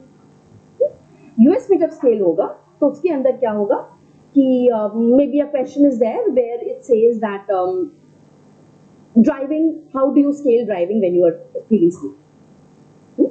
Now this question, if I give to everyone in a rural area in India, maybe it is not applicable because that question is going to be unanswered then. Every questionnaire is not going to allow you to score an unanswered question. Some questionnaires would allow you. They would calculate on the total how many questions answered and the scoring is done accordingly and interpretation is going to be done accordingly. But most of the questionnaires want all the questions to be answered for the final scoring to be relevant. Because it would be a total scoring which is done at the end of the day. So that is why the total score is what is important. So in that case, I cannot spare a question. I cannot leave a question. So what happens is, if there is a question which is not applicable, it will become difficult. To avoid that, what do I do? What should I do to avoid that?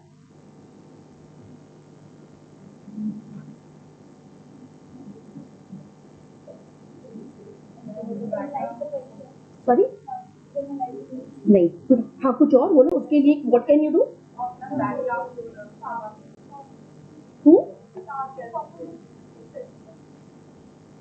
The target population has to be decided. For example, when I did my study earlier, I used PSQI, I used ESS and ISI, and PIRS in my study. Those were not used in India at all. They were the first time the scales were used in India. So first thing I did was I established their psychometric properties in the population that I was studying them.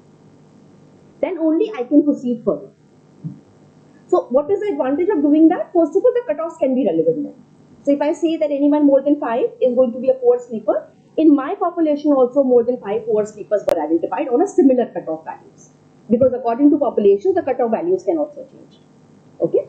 Secondly, if it is when you are trying to adapt them to a new population or a certain population or a certain country, the advantage of questionnaires, especially the ones where you're talking about things which are socially and culturally important, for example, hanging a coat. If you look through some question, Dash, for example, it talks about hanging a coat in the wall. In India, everybody doesn't need to hang a coat in the wall. So that question becomes irrelevant. Right? So that is the purpose of adapting the questionnaire according to the population which you're dealing with. So the test construct, now when you talk about developing a questionnaire, the first thing is define the construct, as I said. So construct, it is not necessary, but that one questionnaire will be talking about one construct. There can be multiple constructs for one single questionnaire. So for example, when you talk about PSQI, you talk about things like duration, you talk about subjective assessments, you talk about time spent in bed, and you talk about the dysfunctions during sleep. Those are everything added together is going to be called the sleep score. Second thing is item generation. Now you have come up with a construct. Now you need questions or methods by which you are going to identify this particular construct. Those are the item generation. The questions which are going to be related to this particular construct are the item generation. Then we talk about item reduction. So when I came up with the idea, I thought 10 questions for sleep duration. Now, after writing down all of them and going through this whole procedure, how it is done and all that, I'm not going to go into details of all that. But after doing all that, I've come up with 10 questions, for example, for my first construct of sleep duration. Now, when I realized it, I found that there is a lot of replication in these questions. So then I go backwards and I reduce the number of the questions. Whatever construct is overlapping, whichever questions are overlapping, those are reduced. Okay? Third would be, after this is done, that means my questionnaire is ready now. Now the reliability testing is done. So for reliability testing, basically what it means, what is reliability? No, not IC. See, reliability basically means if the test is done again, will it be giving you the same values? That is a simple thing. There are multiple things within reliability. For example, ICC-21 can be done, ICC-1 can be done. There are multiple things which can be done inside it. But grossly speaking, reliability means repeatability. Okay. So, if I'm doing the test today and my condition remains the same, that is important. You cannot give me a treatment and then tell me to do the test again. Then of course there's bound to be a change there. Okay. So if I'm doing a test today and after 72 hours you tell me to repeat the test once again, it should be giving me the same values. That is what reliability is all about. Okay. Again, this is one of the methods of judging reliability. What I'm talking about is repeatability also. Then we talk about validity. Validity, there are multiple constructs. There is construction validity, there is criterion validity. There are different kinds of validities which are talking about specific aspects of a questionnaire. The more methods of reliability and validity are done for the scale, the stronger and the more robust the scale is going to be. Okay? So a lot of times you would see articles earlier, in fact. Now it is very difficult to publish an article on scales. It is very difficult these days. But earlier you would find an article which is only assessing reliability and nothing else, which would be a very, very, very small construct. Reliability would be a very small construct. But now you find even the evaluation, the reliability, the validity, the factor analysis, everything is done in a single paper. So this becomes a more larger body of work as far as a questionnaire is concerned. Okay, is everybody okay with these ideas? Okay. Now, another thing which comes in, as I said just now, is factor analysis. So factor analysis, what is done is basically two kinds of factor analysis. One is exploratory, one is confirmatory. So that is basically talking about, or rather measuring the number of components that you were talking about in your book. That is what factor analysis is all about. So this is a more detailed kind of you can say assessment which is done, a more detailed kind of a psychometric assessment which is done on the scale. These factor analyses are usually done on translated scales. They are not done on when the population is being treated. There it is usually not needed. If you want to do it, go ahead, but it is usually not needed in that particular way. If you want to do a translation, then yes, you would definitely need to do a confirmatory analysis or exploratory analysis that you're talking about. But in other cases, it is not mandatory to do it if it is only a population adaptation which you are doing.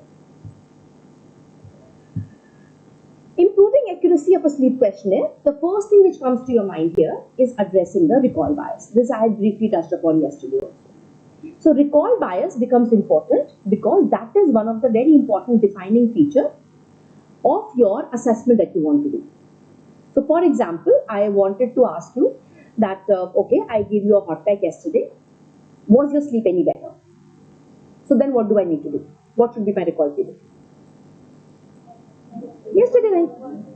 Yesterday night. Whereas if you came to my clinic today for the first time and I asked you generally how you've been sleeping and I give you a PSQI and all that, that time what is the recall period? At least a month. So the recall periods are different. Based on what do you want to do, the scale you will choose, because every scale has its own recall period. For example, as I gave you an example just now that I gave an intervention and I want to find out the sleep quality. Pre-post of that immediately. Then a good, I cannot use a PSQI there because PSQI has a recall period of 1 month. So what I'm going to use is St. Mary's is a better option. St. Mary's does an assessment of a single day. So for example, a pharmacological drug is given, for example. That a drug is given and you want to check out whether the drug was effective or not. So you give a St. Mary's questionnaire because it talks about recall period of 1 night alone. Okay? Recall period, everybody okay? Okay. Then we talk about cultural sensitivity. There are two terms which are very frequently seen when you talk about a scale. That is sensitivity and specificity. Sensitivity basically means whether it is sensitive enough towards the construct which it wanted to study. क्या ये वही assess कर रहा है जो इसको assess करना था? That is your sensitivity. ठीक है? Specificity का मतलब क्या हुआ? कि क्या बाकी चीजों को तो evaluate नहीं कर रहा, वो उसकी specificity है. ठीक है? जैसे हमने बोला कि for example, let's talk about ESS for example, daytime sleepiness assess करते हैं. ठीक है? आपने बोला कि हाँ ठीक है, daytime sleepiness के हमने 100 पेशेंट दिए, 100 में से 80 patients the ESS identified correctly. ठीक है? 10 पेशेंट उसने इनकरेक्ट भी आइडेंटिफाई करे. तो वो जो 10 इनकरेक्ट करे वो आपकी स्पेसिफिसिटी है और जो 80 सही करे वो सेंसिटिविटी. ठीक है? इस तरह से हर क्वेश्चनेयर का सेंसिटिविटी और स्पेसिफिसिटी होती है, वो इवैल्यूएट करनी जाती है. Then use of technology. Technology आपको पता है आजकल you are available, so you don't need to sit and manually do all the calculations anymore. SPSS is available. You can do factor analysis there. You can do your R1, R2. You can take out your ICCs. You can take out your Cronbach alpha. Whatever you want to talk about, you can evaluate. ठीक है? Now, first questionnaire that is in your booklet would be PSQI. This would be on page number. Go ahead.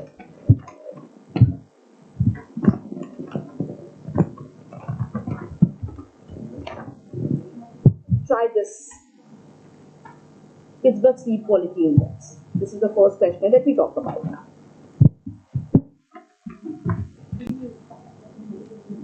Everybody found it?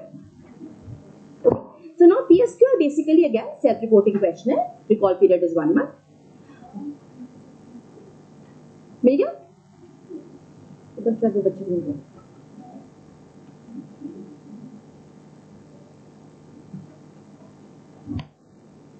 And let me know if you get tired, okay? Then I can stop and we can take a break. Whenever you want, you get tired, you let me know, okay? Found it? Okay? Okay. So PSQI is basically when you put sleep quality on the Google Scholar, maximum citation would be PSQI. This is the most cited ever questionnaire available. Okay? This was developed by Busey et al. Again in Pittsburgh University. That is one of the premier centers for sleep studies. They have come up with the entire concept of sleep health is from the same authors. PIF, insomnia rating scale is from the same authors. Are you safe? It is from the same authors, and so is PSQI. PSQI, one of the, I would say, one of the oldest questionnaires, maybe one of the older ones. It was developed in 1989, and the purpose is to evaluate sleep quality and patterns in clinical and research setting. So first advantage that I want to talk about here is that you can use it for patients as well as your research. Why is there a difference in between the two? Psychometric evaluations में difference हो सकता है. What else? Why else do you expect कि population अगर आपकी research है कि clinical है उसमें why would there be a difference there?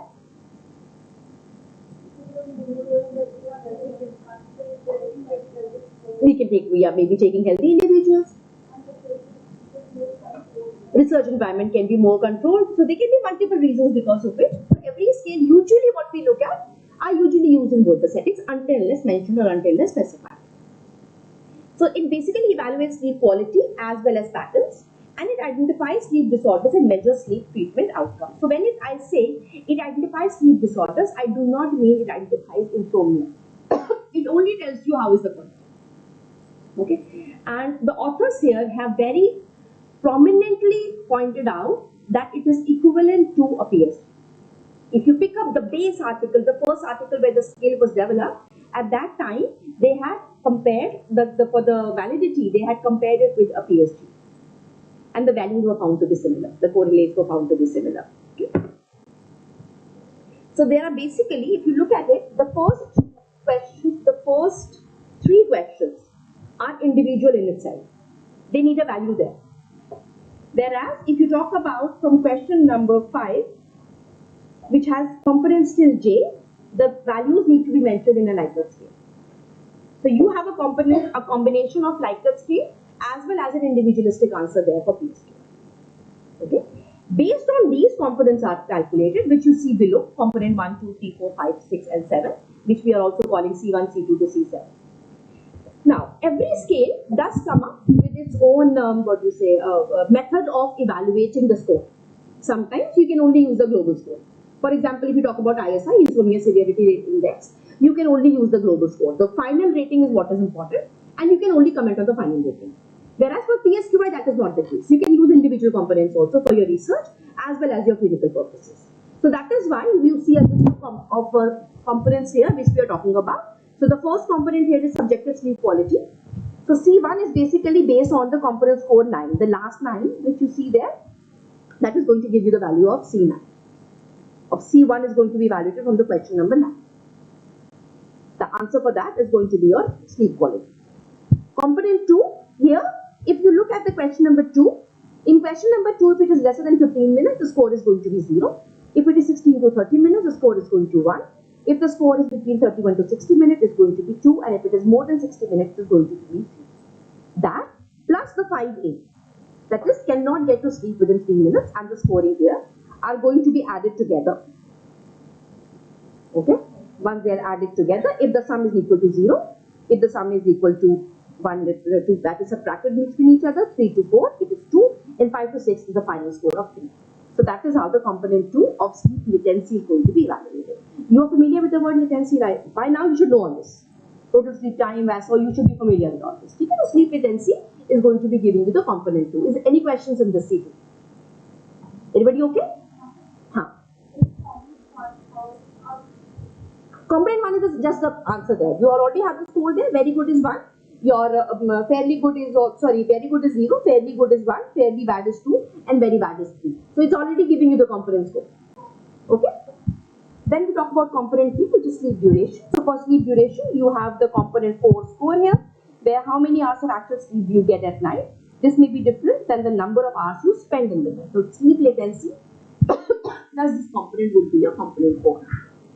So in component 4, what you've done, total number of hours is basically multiplied by 100 because you are calculating the sleep efficiency. So when you multiply it by 100, you get a percentage value, and the interpretation of the percentage value is given there, and the score is going to be done accordingly.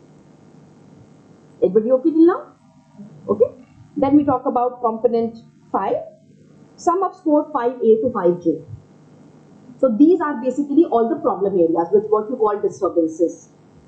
Okay, that is what you are talking about in sleep disturbance component. They are only added there, and the entire score which you get, sum of total score, and out of those total score between 1 to 9, a value of 1 is going to be given. If the total score is between 10 to 18, a value of 2 is going to be given, and if it's a value of 19 to 27, a score of 3 is going to be given. Okay? Then we have a component 6. In component 6, the fraction number 6 is what is the recall period. So this is talking about your the amount of sleep that you take, the medication that we're talking about. Okay? Now we talk about component 7, which is about daytime dysfunction. When you talk about daytime dysfunction, so in daytime dysfunction, you talk about component number 7. So where we say during the past month, how often have you had trouble staying awake while driving, eating meals, or engaging in social activities? Why do you think only these 3 things are not talked about? Why not other things? No, because there are certain situations in which there's a term known as propensity. Propensity means basically that what is the probability of you going to sleep? That is a sleep propensity. So the sleep propensity is higher in these situations. So for example, if I ask you what is the probability of you going to sleep after lunch, most of you are going to score it higher. Alright? So that is because the sleep propensity at that particular point of time is going to be high. Okay? Now after you get all these scores, you add all of them together and you're going to get the global PSPI. So as I said earlier, you can be using them as a C1, C2, C3 to C7, or you can be using a global. Now what does that mean? That basically means that you also have a cutoff. So when you're talking about cutoff, higher score, poor sleep quality. So any score more than 5 indicates a poor sleep quality. Okay, any score more than 5 is going to be indicated as a poor sleep quality, and it proportionately increases. Now, just to deviate a little bit from the topic what I am talking about, there is something called floor and ceiling effect. Are you all familiar with that? Everybody? Floor and ceiling effect? No, okay. So basically, floor and ceiling effect is the effects which are, or rather the restrictions which are seen when you are working on normals. For example, if suppose I am working on an athlete, I want to evaluate the sleep quality. They are already normals that you are putting that. So in that, if you are doing an assessment, it cannot go beyond a certain level. Similarly, it cannot rise beyond a certain level because you are dealing with normals. So that is known as a floor or a ceiling effect. That becomes a limiting factor, especially when you are working with normals or healthy individuals. So when you're trying to bring about an improvement, for example, effects of sleep of resistance training on athletes' sleep quality, there might be a saturation happening because they're already training in the resistance training, they're already getting it as a part of their training regimes. Along with that, if you are adding another thing for the sleep quality, you don't know where it is going. It will reach only to a certain level beyond which an appreciation is not going to be because there is going to be a ceiling. Okay? So reliability of it, again, very, very highly reliable.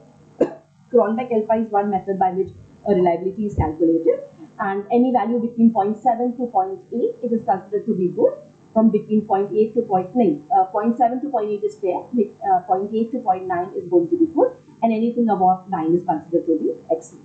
That is how the Cronbach-Alpha interpretation is done. So if you can look at it here, why is it 0.0 to 0.85? Why is there a range available? Because different population it has been applied to. Different countries, different socio-cultural status, different places. That is why you have a range of Cronbach-Alpha that we have mentioned over there. Test retest reliability, one of the first tests, as I said, the scale was developed in 1989 by the original author.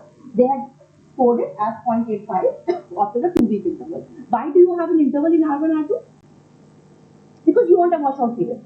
Otherwise, I remember the scale. No? I need to forget the scale for it to be evaluated again. So usually हम लोग अपनी studies में करते हैं, we have it between 3 to 5 days का recall period और 7 days also. एक Monday बुलाया, उसके बाद next Monday बुलाया.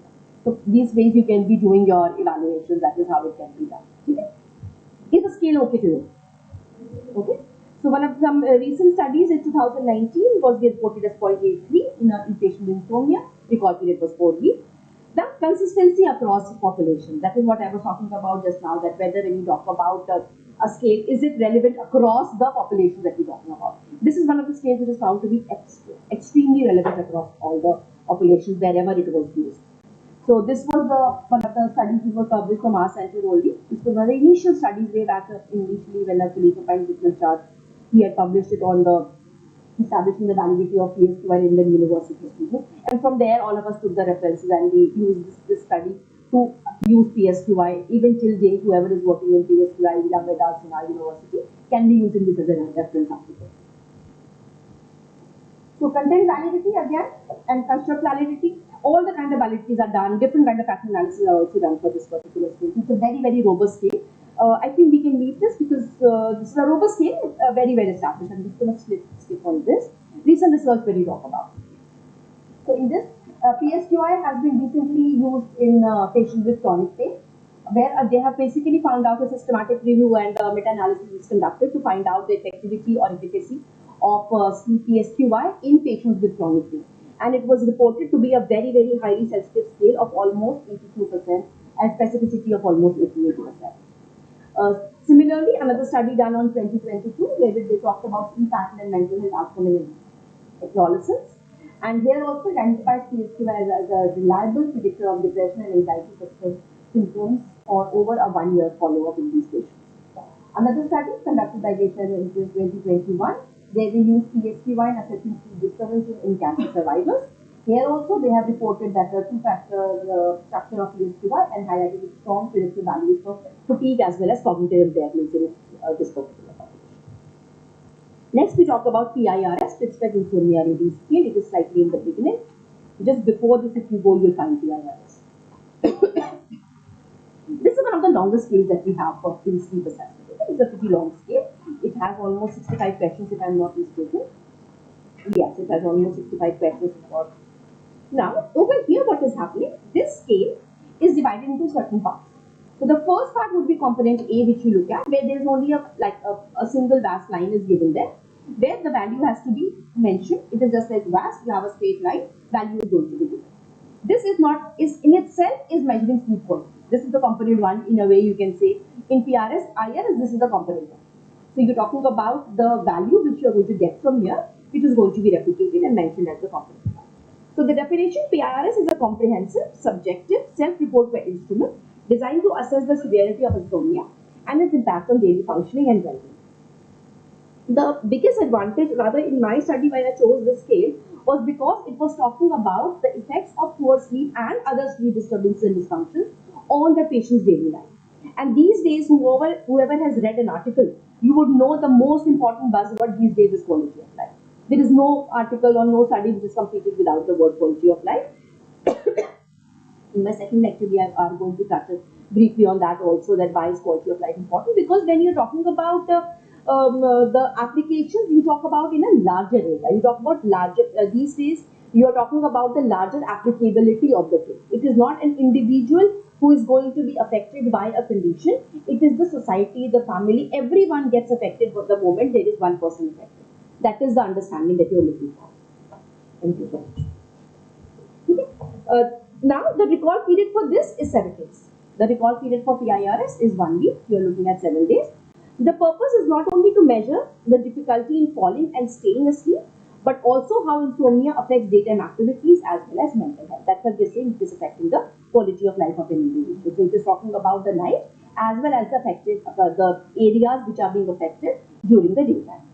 It was again developed, as I said, this year in the University of Pittsburgh. Number of questions, typically 65 in the full version.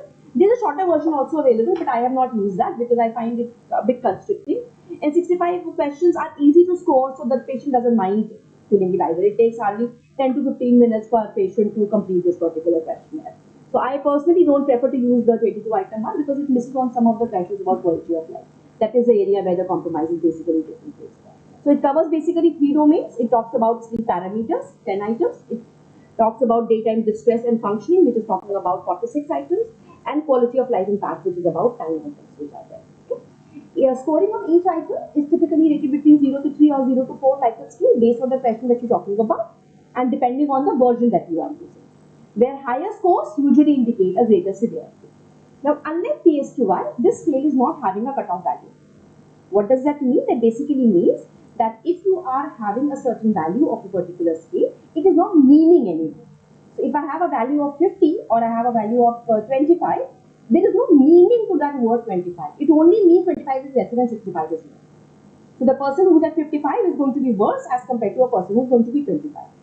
So it can be used as a good measure to do a longitudinal study where you compare in between individuals, and at the same time it can be used as a pre-post measure. So because you can say that, okay, earlier it was this much, now it has decreased to this much. So it can be used as a pre-post scale more. Instead of an interpretation scale, which PSQI and ISI are being used, where you can identify the individual as a poor sleeper. Those kind of identification is not possible with the others. Okay? The scoring, as I already finished, the total score again, each domain summed up to produce a total score. Higher score indicates more severe insomnia and greater impact on daily function. Now, if you look at it, question number section B, if you look at it, I just want you to briefly go through this. Section B is starting from 0, going up to a scale of 3. It is the not at all bothered would be 0, and severely bothered would be 3. The questions are worded interchangeably. Somewhere it is a positive wording available, sometimes there is a negative wording also available. Why is the wording important? Is because it decreases the bias. Otherwise, what will happen if I know that I'm reading a questionnaire and I know if I have to mark for something, for example, everything is positively worded. So I would 5, 5, 5, 5, 5. I can go like that. But if the wordings are different, somewhere positive, somewhere negative, the scale becomes more effective because then you have to actually read a question to mark the answer. Then we come to section C. So section C, you have MCQs again. Here it is more, see, you look at the words which are underlined. You're talking about the worst night most of the time. So here what we are looking at, different kind of wordings again. Somewhere you're talking about a specific night. Sometimes you're talking about a generic statement there. That is how the interpretations are done. Then you have component D. Here again, excellent, good, fair and poor. Again, a differently worded document here. And in E, if you talk about please feel free to tell us about any aspects. Okay. Now, the section C is not used for evaluation. It is for the patient self. Or if you want to ask the patient something, if you are doing it for your clinical practice, for example, then the patient can put in things here and you can pick out things from this particular section here. But if you are using it for research, then it is not very applicable because it is not giving you a score, so I don't need to actually use it. But yes, at times I might need to use this for my inclusion or exclusion criteria. It might be needed there. Okay. So here, what is the certain times the thresholds are given here, which you can see we have mentioned here that mild insomnia 0 to 20, 21 to 40, and 41 to 60. But again, I would stick to the same thing. The original authors have not given us a subset score.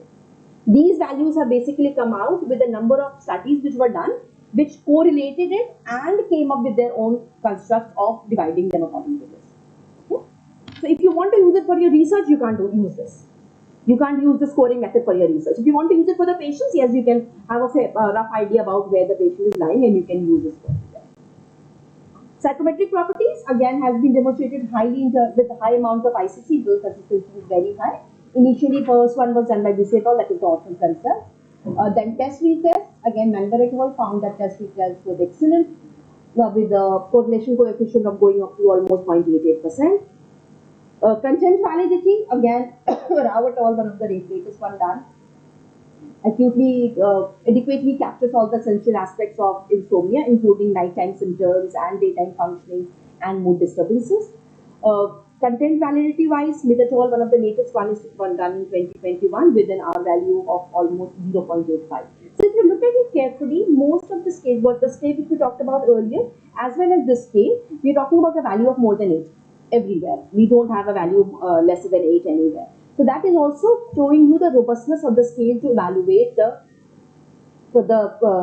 construct that the scale is trying to evaluate. Recent researches in the multidimensional understanding of insomnia, Wagner et al. Have used it in 2023, where they used the scale to find out the pre-post effects. Similarly, the application of CBT, it was used by Manber et al., where they talked about, they again used it like a pre-post scale to find out the effectivity of CBT. And as a neurobiological correlate for insomnia, in the study done by Chavos et al. In 2021, they used in conjunction with the functional MRI and they tried to find out a correlation with them, and they found out that the PRS scores were very much correlated to functional MRI. They were very closely related to each other. That again is pointing out towards the robustness of the scale. So this was the article that we had published from our center, again long back, where we established the effectivity of rather the psychometric properties of PIRS in poor sleepers in India, and it was published in North American Journal of Medical Sciences. Okay. Next, we come to insomnia severity index, which is known as ISI.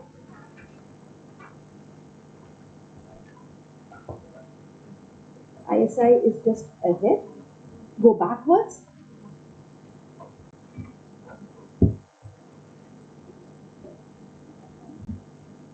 Everybody found it? Small scale, short scale, 7 items. Okay. The rating starts from 0, it goes up to 4.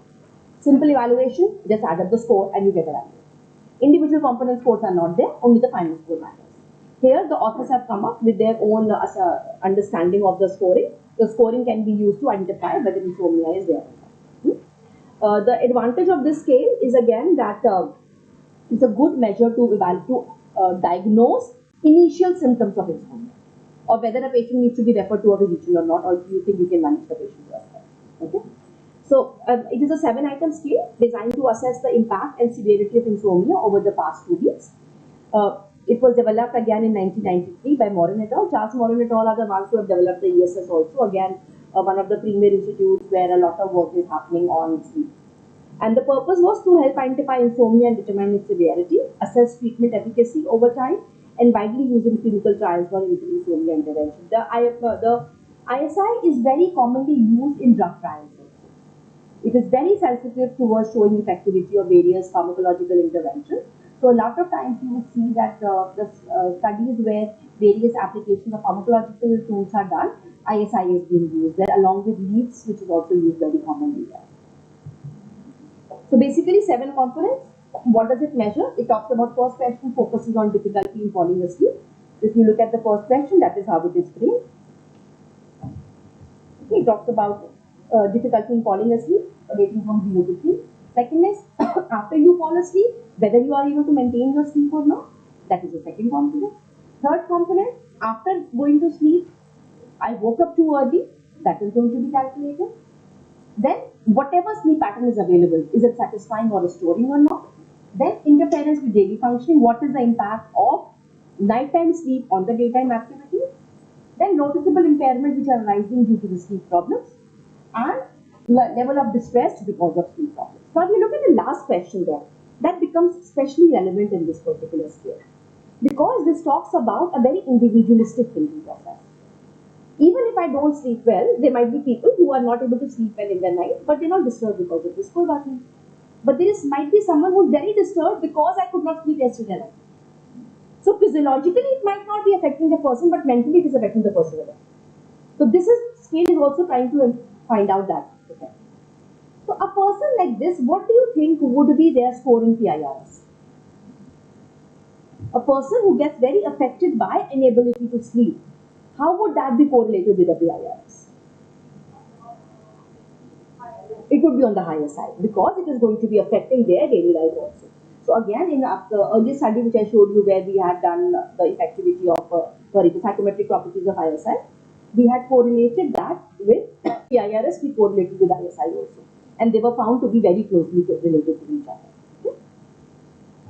Scoring range, again 0 to 4, total score would be 0 to 28 points, severity would be 0 to 7, no clinically significant insomnia. Okay. Now, what do you mean by 0 to 7? That means that I have marked as 3 or 4 somewhere also. Why is that not considered to be a problem? It should be 0, na? I should, ideally speaking, no problem should be 0. Why is it not 0?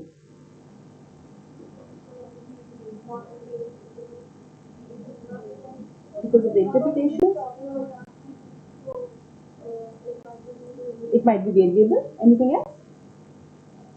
Variability and anything else? Because we are talking about normals in a range. Normal is not a value. Normal is not 6. Normal is not 7. Normal is considered to be 7 to 9. Even 6 is normal for someone. So whenever you talk about ranges, you are going to be talking about a range.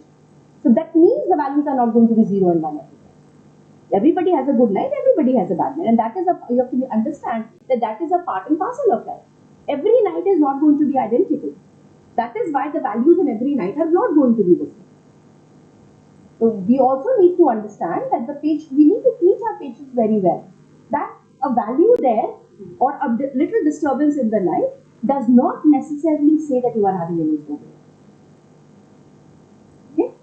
A lot of times, especially when people start going to your practices and want to apply it, the moment the patient says, I didn't sleep very well, you would think, oh, insomnia. That is not the case. You have to remember that there is going to be a time period, there are values there. You're talking about the reference values here, not a specific number there. Okay? So the reliability, again, Thorndike alpha, 0.74 to 0.92 based on the population. High test reliability, almost 0.79. Strong correlation with other sleep measures like PSQI. I think the Chad's article also had it evaluated with ISI, and in my study also I had evaluated the construct validity along with ISI. So one of the studies in 2025 done by Vilas and Shibova, they basically explored the ISI application in primary care setting, emphasizing its strong internal consistency as high as 0.80 as well as the test reliability. Recent researches, one was done by Anderson et al., another by Tekesi et al., and both of the times it was basically used as a measure to evaluate pre and post CBT interventions. Again, this was done by our center where we talked about the validity and reliability of insomnia severity index and its correlation with PSQI in poor sleepers among the university students. So the values were found to be pretty high. That is why most of the students in our center are able to apply it because the population has already been validated. Then we come to leads. Leads would be somewhere in the beginning. Just after this is next. So leads again is a questionnaire which is comprised 10 self-rated values. Here we are talking about just how you do the VAS when you have a line between 0 to 100 ml and the person needs to mark the values there and then it is evaluated using that. So 100 mm line analog questions considered with aspects of sleep and early morning behavior. So leads can be used most commonly. This is one of the most commonly used scale for pharmacological interventions. Okay? So for all the things including your antidepressants, melatonin, everywhere it is being used. It is frequently applied to measure subjective sleep improvement in patients with insomnia, depression, anxiety, and the recall period here is usually 1 day or 1 week based on, because it is not very well specified here. It can be used for either 1 day or it can be used for 1 week based on the intervention that you want to assess. So for example, if you want to assess the effectivity of a particular drug, you can be used as a 1 day. If you want to find out the efficacy of a particular intervention like CBT or physiotherapy interventions, then you can use the recall period as well. It was initially developed to measure the effect of sedative hypnotic drugs such as your benzodiazepine, derivatives, and trimazine. After 2 initial pilot studies, the final version of the questionnaire was decided and the sleep evaluation questionnaire initially, and because it was done by the Leeds University, it came up to be called as testing. So it measures basically 4 primary areas. One is difficulty in getting to sleep. That is the sleep latency. It talks about how long does it take you to go to sleep. Then, after sleeping, what is the quality? Then awakening from the sleep and behavior following wakefulness. So again, it is also talking about, a little bit I would say, is talking about the effect of poor sleep on the function the next day. It has one question to assess that also. And it is also talking about awakening and sleep. So it is talking about the problems initially, maintenance, and the next day. So that is why it is talking about, I'm saying it's talking about all the 4. Again, higher score indicate your better sleep quality. Psychometrics, again, a good robust scale has been used extensively in research. Extensively it has been used in research. And studies have demonstrated high test-retest reliability, and it correlates well with objective measures, and its construct validity has been established with the PSG as well as actigraphy. The construct validity for PSQI and PIRS have also been established with PSG. So, what I mean by that is that when you're trying to evaluate or compare the constructs together, there it is shown that the values which have been, the interpretations of the PSG have found to be similar to that the interpretations of the state. That is how the constructs are evaluated. Recent studies, you can say one in 2022, again, where it was used as a recall period for chronic insomnia, and severity in sleep behavior following relaxation therapy and meditation interventions. Again, most of the places that you see, it is being used to find out the pre-post effects. Okay. Then we come to morning. This is the first questionnaire that you have there. I think you have heard about circadian rhythm disorders till now, and we have spoken yesterday also and today also. We touched upon the laughs and the owls, the concept of the laughs and the owls. Let me give you a brief idea about laughs and owls, and then we talk about this scale. We will be talking about circadian rhythm and the loves and outs in tomorrow's session also with Krishna. So basically, everybody has a genetic predisposition towards the chronobiology. Okay? So when you say circadian rhythm, what do you say? More tendency towards that, but I would reinstate what I said yesterday. It can be modified by the behavior. Okay? I'm going to show you a study where how the behavior modification led to a change in the eventual readings of the questionnaire also. But like Dr. Mosen is not here right now, but Dr. Mosen has in his study he's working on the circadian rhythm and trying to find out the effect of time of exercise and when should the exercise be done on patients who are having different kind of morningness or eveningness. One of our students also, the article is published, as his name is Azhar. He also worked in a similar area that he tried to find out that what are the different, when we are giving concurrent exercise training to the patient based on the morningness and eveningness score, how is it correlated and whether the performances are better. For example, if you are having an owl, will it be better for the owl to be practicing in the evening or should it be morning? Okay? So that is the basic idea about owls and the lark. So this basically questionnaire is going to help you in identifying whether the patient is an owl or a lark or somewhere in the middle or leaning towards owl or lark. Those are the 4 classifications which I use. So it is basically developed by Horn and Osberg in 1976 to assess an individual's circadian preference for morning or evening activities. The purpose here is it is one of the most, rather I would say this is the scale which is used for identification. Any study that you pick up on this particular aspect on finding out the chronotypes, you would find the scale which is being used for identification of between morningness and eveningness. It explores the link between chronotype and mental health conditions such as depression and anxiety, understands the relationship in between chronotype and performance in athletes. So most of the work in chronotype is done on students, shift workers, and athletes. Those are the 3 populations on which most of the work is done. And why is that the case? Because you expect a lot of circadian rhythm changes in this particular population. That is why most of the work that you see around is done on these 3 populations. So NOQI is also used to classify individuals based on their chronotype or the timing of their natural sleeping cycles and determines whether they are morning, evening or night. Structure, there are 19 questions. Scoring total can be classified as M type early risers, medium type late risers and intermediate types who have no strong preferences for either. Total score based on 19 questions. If the score is more than or equal to 59, you are looking at a morning type intervention. If the score is between 42 to 58, you are looking at an intermediate type. If the scoring is less than 41, you are looking at an evening type or an evening type. Okay? The scoring is simple, interpretation is simple, you just need to add that. Simple addition is the evaluation score. Yes. Sorry, come again? The shift workers, the students, and the athletes. Because these are the populations in which maximum effect of chronobiology or chronotype is seen. And that is, for example, in athletes, when you talk about the time of training is very important. So that is why that study is used. And for students, it is because of the time of the study and the correlation between how is the morningness, eveningness affecting their GPA, their scores, all that work is done on the students. Okay.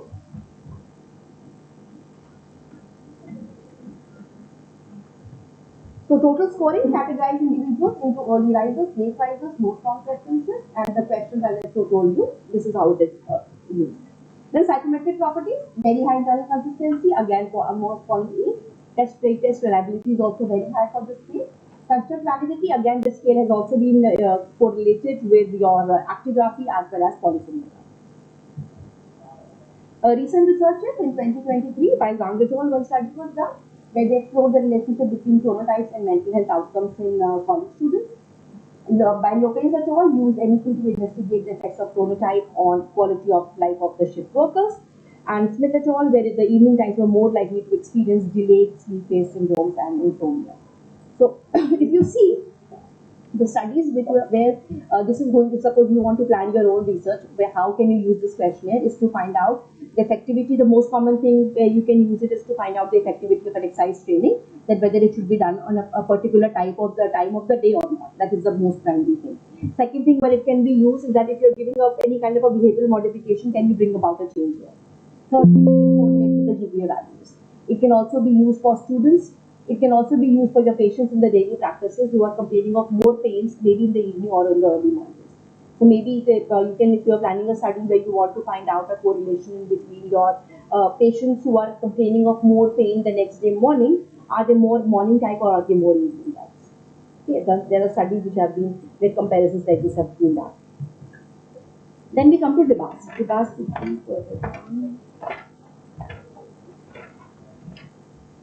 Any doubts till now? Anything which is not clear? Yes. That it is not having any interpretation. So how can we define inclusion or exclusion criteria? It is not possible to do it by PRS.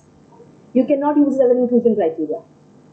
For the inclusion criteria, usually what we use is PSQI, where you say it is either poor sleepers or good sleepers which you want to include in your study. PIRS cannot be used as an inclusion criteria. You can only use it as an outcome measure.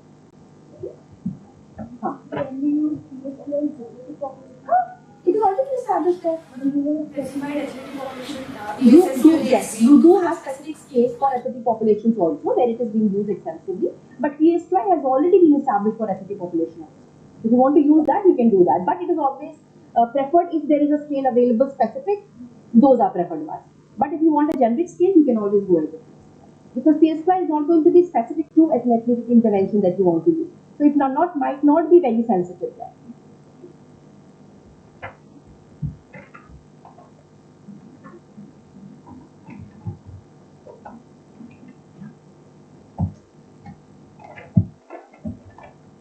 Okay. So DBAS, when you talk about it, DBAS is a scale which is self-report measure to unhelpful or irrational thoughts, beliefs, and attitudes regarding sleep. Remember when we talk about sleep, I said the last question, how is it affecting you?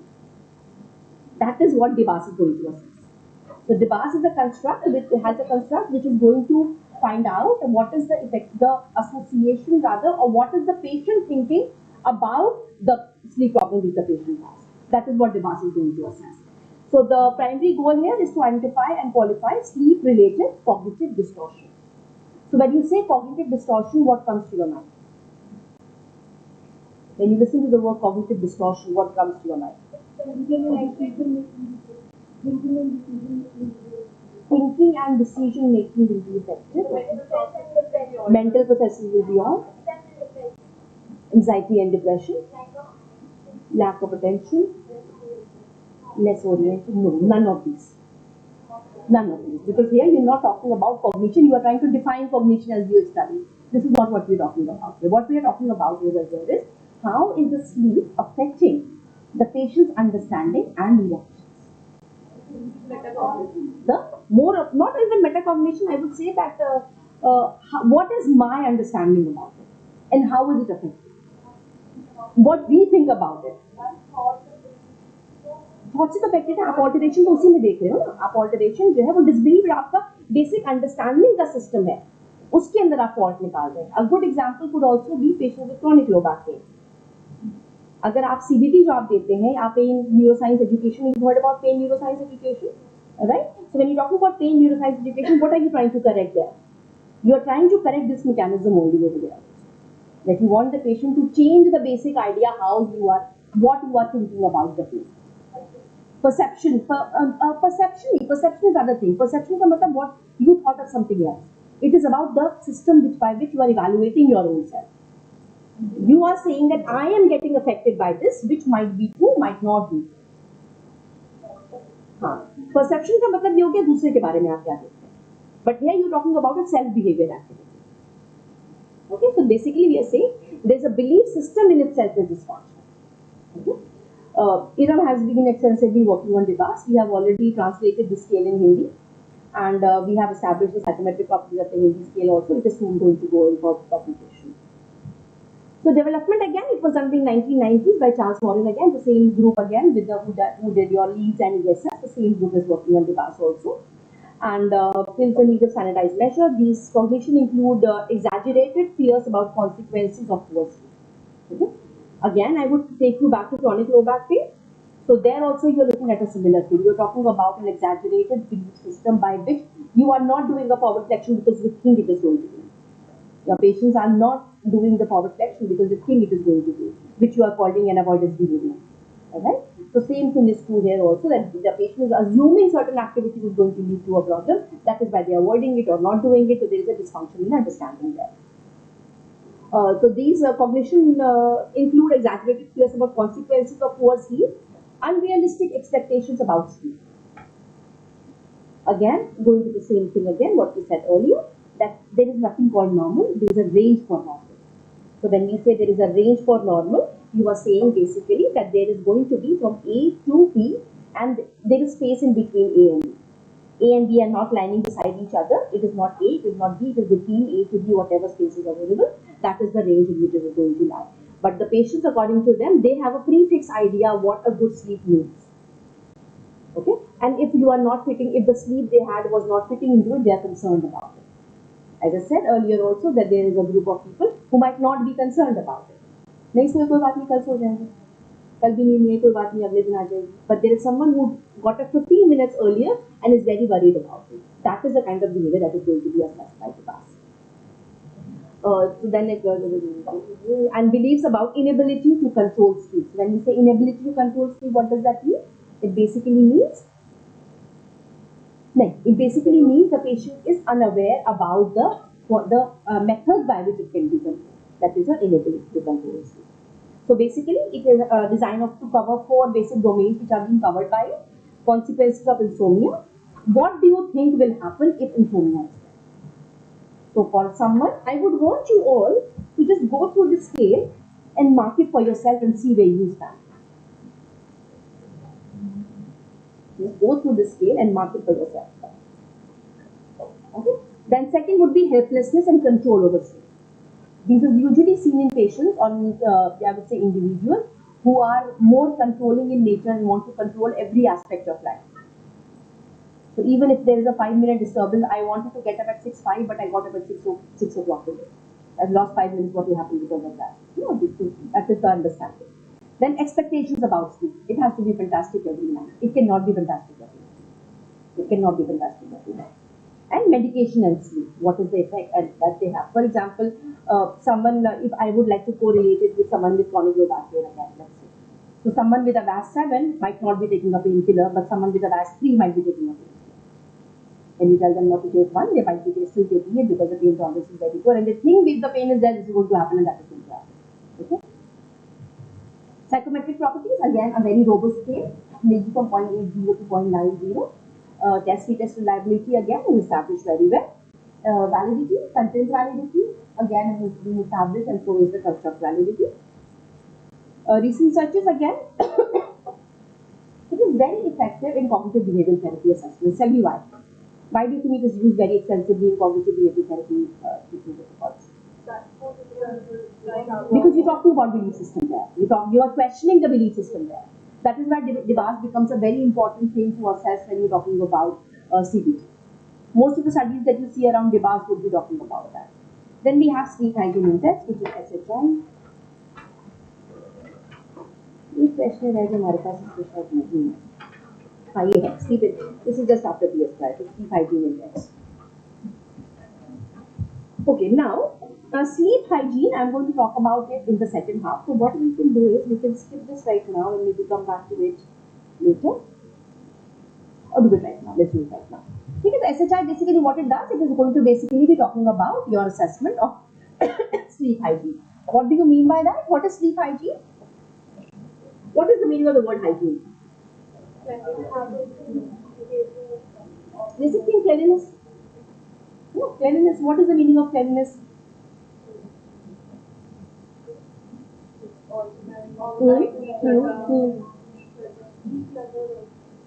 So when you are organized and your surroundings and everything is decluttered, that is a good sleep hygiene practice. So what is sleep hygiene? We will talk about it in the next session. But right now, so how do you assess sleep hygiene? It's a good scale, which is known as sleep hygiene index. And it refers to a set of behaviors and environmental factors that promote healthy patterns. Purpose SHI is used to identify maladaptive sleep behaviors.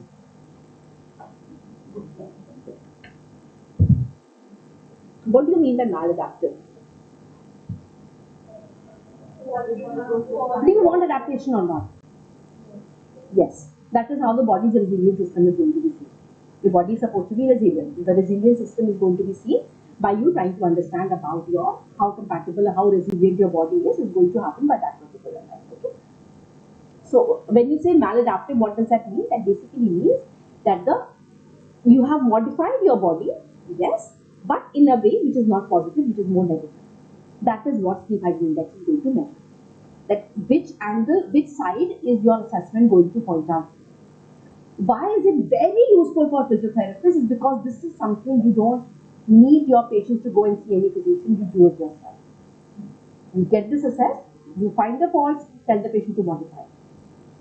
You do a little bit of counseling, a basic of CBT. I would suggest that all of you should do one basic certification course of CBT, which I tell my students also. Freely available. On Coursera it is available, Udemy it is available, short term, 3 month, 6 month courses, very cheap. It's a good idea for physiotherapists in today's time to just do a basic CBT course. Then you will be able to manage, at least the ones who are working in orthopedic physiotherapy, they would be able to manage their patients with chronic pain very well as a result of that. Okay? So I would suggest that all of you can do that. So when you're talking about bringing about a change in the behavior, you have to assess the behavior first. So when you are talking about assessing the behavior first, whether it is maladaptive or not, if it is maladaptive, then a correction is going to be. If a child is giving you a good value, that basically means maladaptations are not. Then what is the probability? There is a pathology available. There is a pathological thing which the patient needs to go to a physician, and maybe next step would be a PhD needs to be done to find out the root cause of the problem that you are looking at. The sleep hygiene index was developed by Maston, Riesel and Clovin in 2006 to create a brief and easy to use tool that could be used to assess sleep hygiene practices in both clinical and non-clinical populations. It was designed to address the need for a comprehensive yet simple measure that could evaluate common sleep disrupting behaviors based on sleep hygiene principles. So structure-wise, it is basically looking at a 13-item scale, different aspect of sleep-related behavior. Each item again 5-point Likert scale. You are looking at minimum. Likert scale when we talk about, you can either start from 0 to 4 or it would be 1 to 5. The same scale can be seen at places with 0 to 4 or 1 to 5. What would be the differences be there? Minimum value is going to change. अगर 0 से होगा तो minimum value क्या होगी उसकी? Then it would be 0. If you are looking at a scale starting from 1, the minimum value would become based on the number of questions which are there. The minimum value would be the number of questions and it would go beyond that. So the scale doesn't become wrong. So at times you would find that the scale I think the IRS at times would be starting from 0 or would be starting from 1. So you really don't need to worry about it. Especially if you are doing a pre-post study. You just need to remember that if you are doing a pre-post studies, use the scale same. You can't say कि एक बार आपने 0 वाला use कर लिया, एक बार 1 वाला use. Because when you're talking about the pre-post scale, then you are talking about a subtraction values in between the two. So then it doesn't matter which scale you use, till the time you're using the same one to show you the results. So it basically covers the following domains of sleep hygiene. You're talking about so cognitive and emotional. So cognitive and emotional arousal before bedtime. Then you're talking about environmental factors. Then you're talking about substance uses and diet, daytime sleepiness and napping, sleep scheduling, and activities before sleep. So these are the areas which are being assessed by the 13 questions that you have there. Now, the number of questions addressing a particular component might vary. So maybe for component 1 there are 2 questions, and for component 3 there is 1 question. So that is why you are looking at a mismatch in the number, but that doesn't mean any problem is going to be there. So again, a very robust scale, changing from points. So this is one of the recent scales. Why is this a recent scale? Why do you think was developed recently, whereas quality and all that is being talked about since long?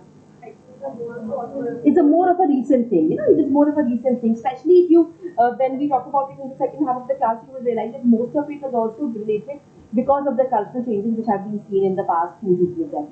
That is why it has become more relevant and it is a more newer scale to talk about. So recent research, 2022, again explored the use of the SHI as a mobile app that provides real-time feedback on sleep hygiene, and it brings the patients where you can they brought about a lot of significant changes in the values of the patient. Shenetol again used it for shift worker. Shift worker again one population where you would be expecting a lot of very poor sleep hygiene. So here you would be more likely to experience shift work disorders, suggesting that poor sleep hygiene may exacerbate the sleep problems associated with irregular work schedules.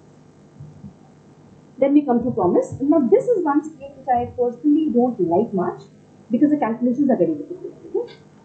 promise would be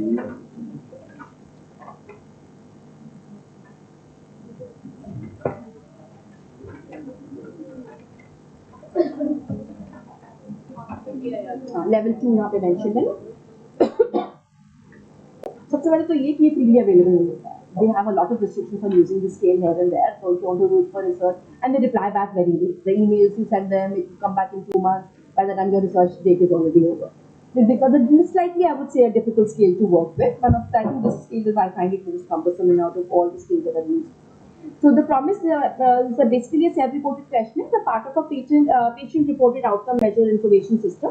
So promise is the short form for this, and in this is the sleep disturbance scale, which is there. There are multiple, I would say, multiple ways in which it can be assessed. There are multiple variations in the scale also available. Based on the scale which is used, the value is given. For example, there's a 4A, there's an 8A, there's an 8B. So that is what is dependent on the number of questions which are there, how is it worded. There are various changes which can be found there. So it basically assesses perceived sleep quality, sleep depth, and the perceived difficulty with sleep. Again, it was a scale which talks about perception. Okay, so perception again, that means it is similar to DIVAS. It is also talking about the similar area because it is a patient-based scale and it is talking about what is the patient's idea about their sleep. Okay. So this again was designed to evaluate an individual's subjective sleep experience, particularly focusing on problems like difficulty falling asleep, staying asleep, and waking up too early. These are the 3 basic areas it touched upon. Again a fairly new scale developed in 2004 as a cooperative research program that was funded by NIH and with the goal of improving and standardizing the measurement of patient-reported outcomes. The sleep disturbance scale was developed to assess the sleep quality as a part of the broader initiative. As I said, this is a huge scale out of which sleep is having a smaller component. That's why you don't say only promise, you say promise, sleep index. The structure here, it is basically used for ranging from 4 to 8 items. Again, as I said, based on the number of questions, you can say 4A, 8A, 8B, whatever type you are talking about. And what is also important in the scoring is that it is not because it was developed as a survey. It is talking about a relative scoring. That means out of 10 people, where does your score lie? You want me to repeat once again? Right? So suppose you have a score of 5. And I want to find out what is the meaning of this 5. So instead of talking about an interpretation of 5, what they said is you have to calculate the final score based on the another value, which is the t-score, which is going to be calculated on the reference values which they have. So they can tell you in a way that where do you lie in a population. Okay, that is the difference of promise. That is how it can be differentiated. So basically, these are the questions which are there. Difficulty falling asleep. For example, I had difficulty falling asleep, then difficulty staying asleep, waking up too early, perceived sleep quality, and sleep dissatisfaction. So scoring, how is it done? You see, this is the scale that we have shown you here is an 8B. So that is what the T scores look like. So what we're going to do is initially the raw score. Raw score means the total value addition, simple value addition, which needs to be multiplied with the number of items and divided by the number of items. Okay, the values which come out are going to be compared with the T-score over here. So if the raw score is 8, the T-score is going to be 28.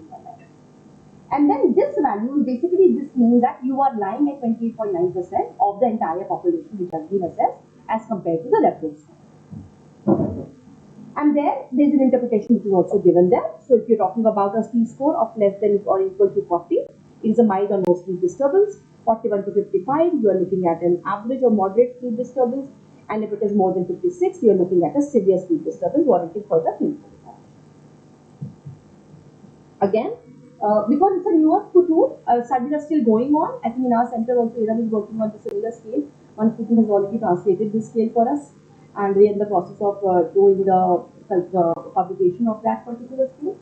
So again, pretty robust scale, 0.90 is the value, but that can also be seen. If suppose I say 0.90, whereas for PSQI I say 0.85. Why is that different? That means it should be more robust. But why is the difference there?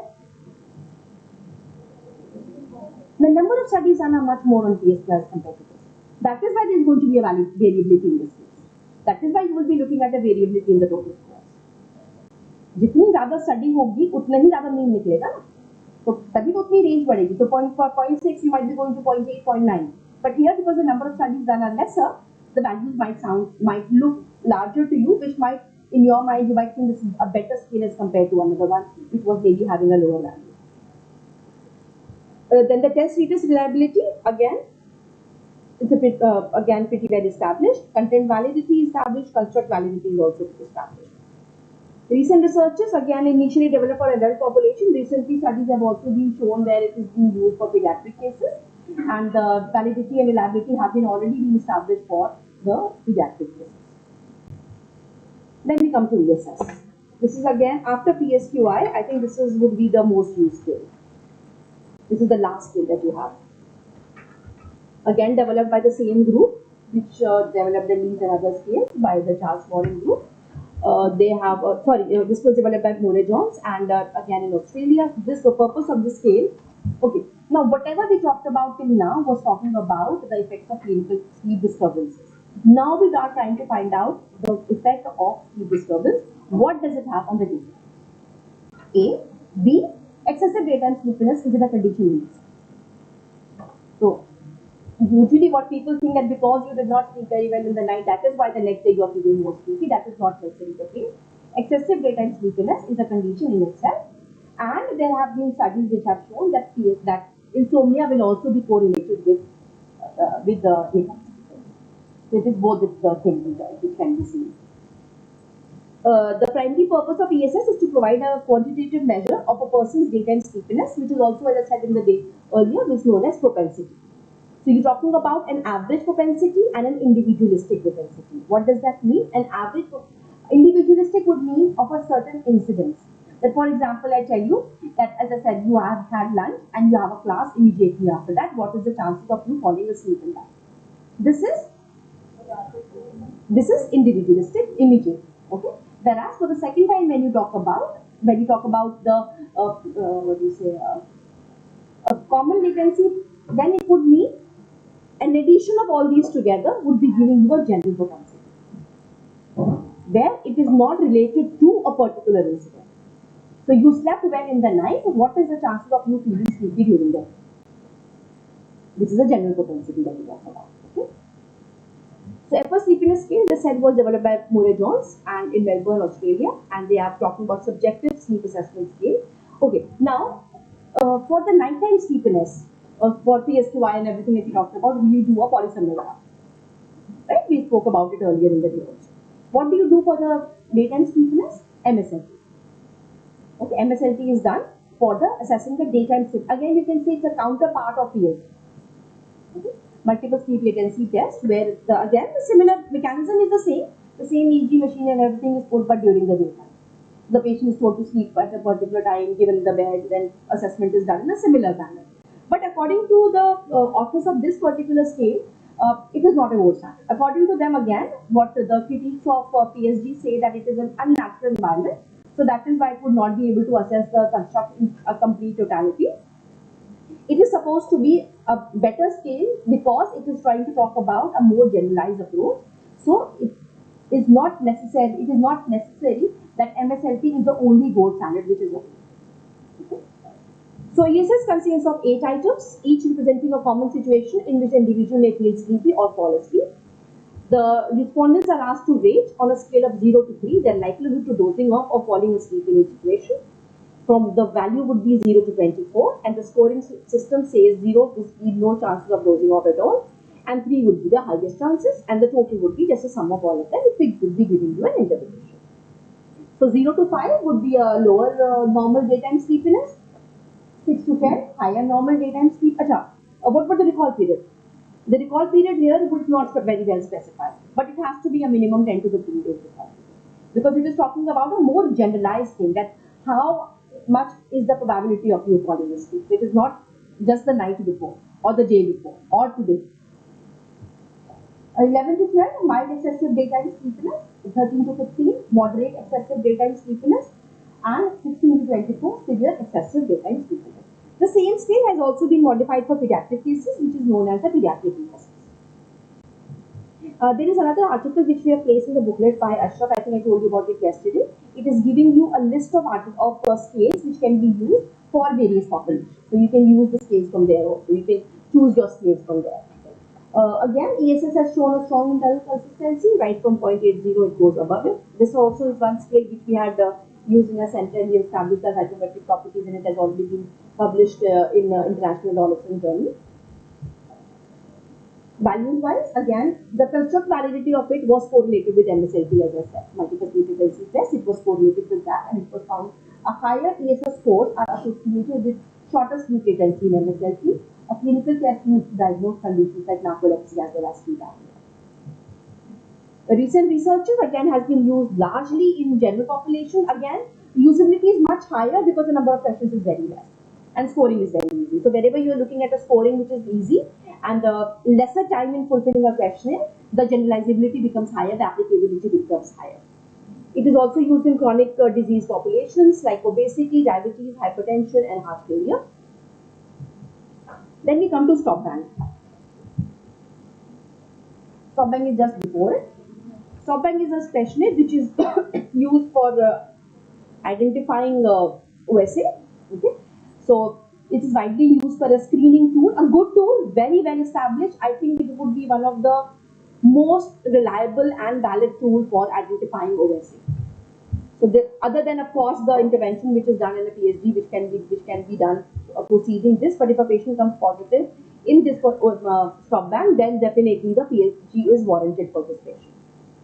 So it is a simple, validated, and easy to administer questionnaire that assesses key risk factors associated with OSA through a combination of subjective and objective measures. Purpose: the primary purpose of stop bank is to screen for OSA risk in a variety of populations. Again, it was developed by Franz Joey and colleagues in 2008 in Canada. Basic tool includes basically 4 items it is talking about. Snoring. So it is having 2 components. One is stop and one is back. So in stop, you are looking at 4 components, that is snoring, tiredness, observed apnea, and high blood pressure. And it is also talking about, it is expanded to 4 additional objective measures, which is BMI, age, neck circumference, and gender. If you look at it carefully, the second area, 4 we are talking about here are the ones which are more correlated with OSA. OSA is very directly correlated to heart disorders as well as obesity. So these things are pointing out towards a correlation with this. Again, stop bank questionnaire, 8 questions, each item scored with yes or no, 0 or 1 point, leading to a total score, 0 to 2 points, low risk of OSA, 3 to 4, intermediate risk, and 5 to 8 is a high risk. Again, as I said, good internal consistency, Cronbach value ranges from 0.7 to 0.82, good test-retest reliability, content validity, as well as construct value. Recent researches, one was done by Wasim Nator in 2021. They talked about, again, between Chinese and Indian population, they tried to find out a correlation between the BMI and the probability of them having an OSA. It is also used as a valid tool, as I said, valid tool for screening of OSA patients. Then we come to St. Mary's. Just before this, okay, St. Mary's is one questionnaire which I think is a great questionnaire, but very minimally used in the literature. I don't know the reason behind that, but I think that it is not as extensively used as it should have been. The advantage of the scale is, biggest advantage according to me is that it evaluates the sleep quality just as on a single measure. So just like the earlier scale that we talked about, where you could talk about the effect of intervention, this is another scale which can very well be used for talking about a single live assessment. So give an intervention, do the pre-post, and you have an answer. So Azhar's article which I was telling you about, he has used St. Mary's because he wanted to find out the effect of sleep quality, the effect of exercise training time on the sleep quality. So he has used St. Mary's.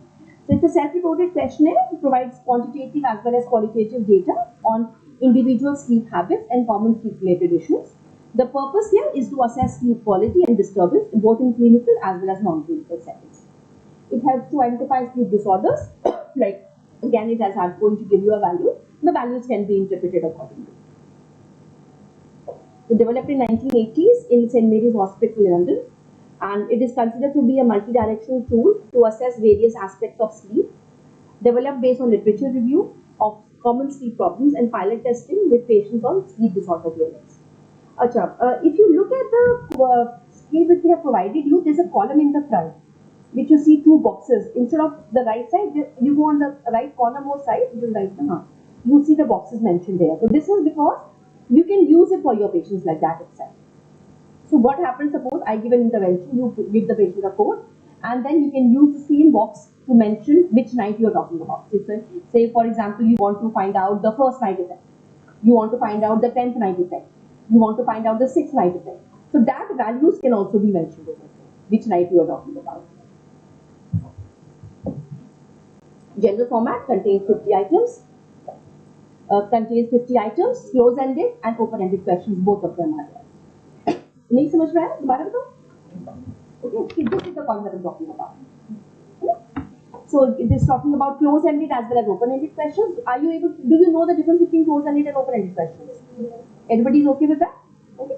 So both it as having close-ended and open-ended questions. The more biased a questionnaire is towards any one type of a question, the more weaker the scale is going to be. So there always needs to be a balance in between the open-ended and the closed-ended. So it takes around 15 to 20 minutes to complete. The key domains it talks about is sleep onset and latency. It talks about sleep duration, sleep maintenance and fragmentation. It talks about daytime sleepiness, dreams and nightmares, and sleep-related symptoms. Scoring, higher the score, the poorer the sleep quality. Convex alpha again goes up to 0.80. Culture validity is again has been compared with PSG as well as actigraphy. Content validity has been developed comprehensive out of the sleep literature. Then recent researches, insomnia, sleep apnea, subjective sleep quality, CBT, digital health, mobile health app, all these places the scale has already been used. Again, usability is great, but it has not been used much.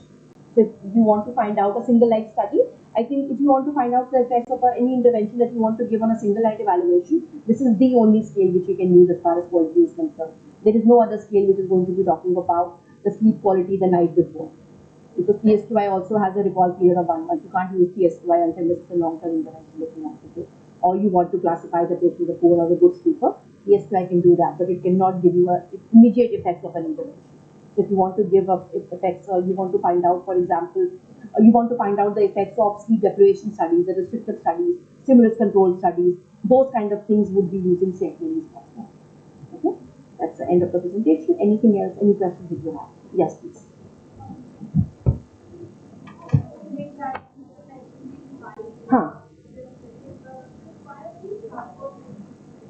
बेटा वो number से कोई value नहीं है because we picked it up from this is not a readily available scale. We took time, so we have just taken it from the internet. That's why those numbers will be mentioned there. But just those boxes are there where you can mention the number that you're talking about. Maybe the first night or 7th night, whatever you're talking about, you can mention it there also.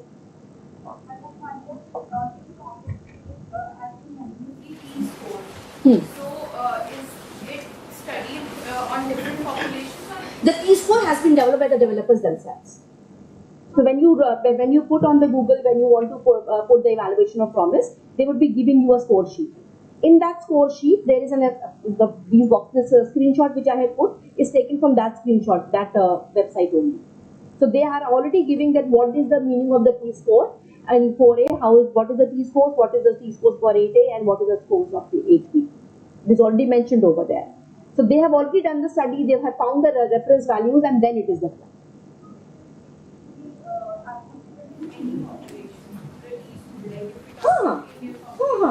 Yes. Yes, please. Every scale test it is gradually. Like in each scale like short duration, in other scale like long duration. So my area of concern is it a specific time period for test? According to the psychometric evaluation studies which are done and the groups which are there, it has to be minimum 3 days. There is no upper limit to it. Some people do it 7 days, some people do it 15 days.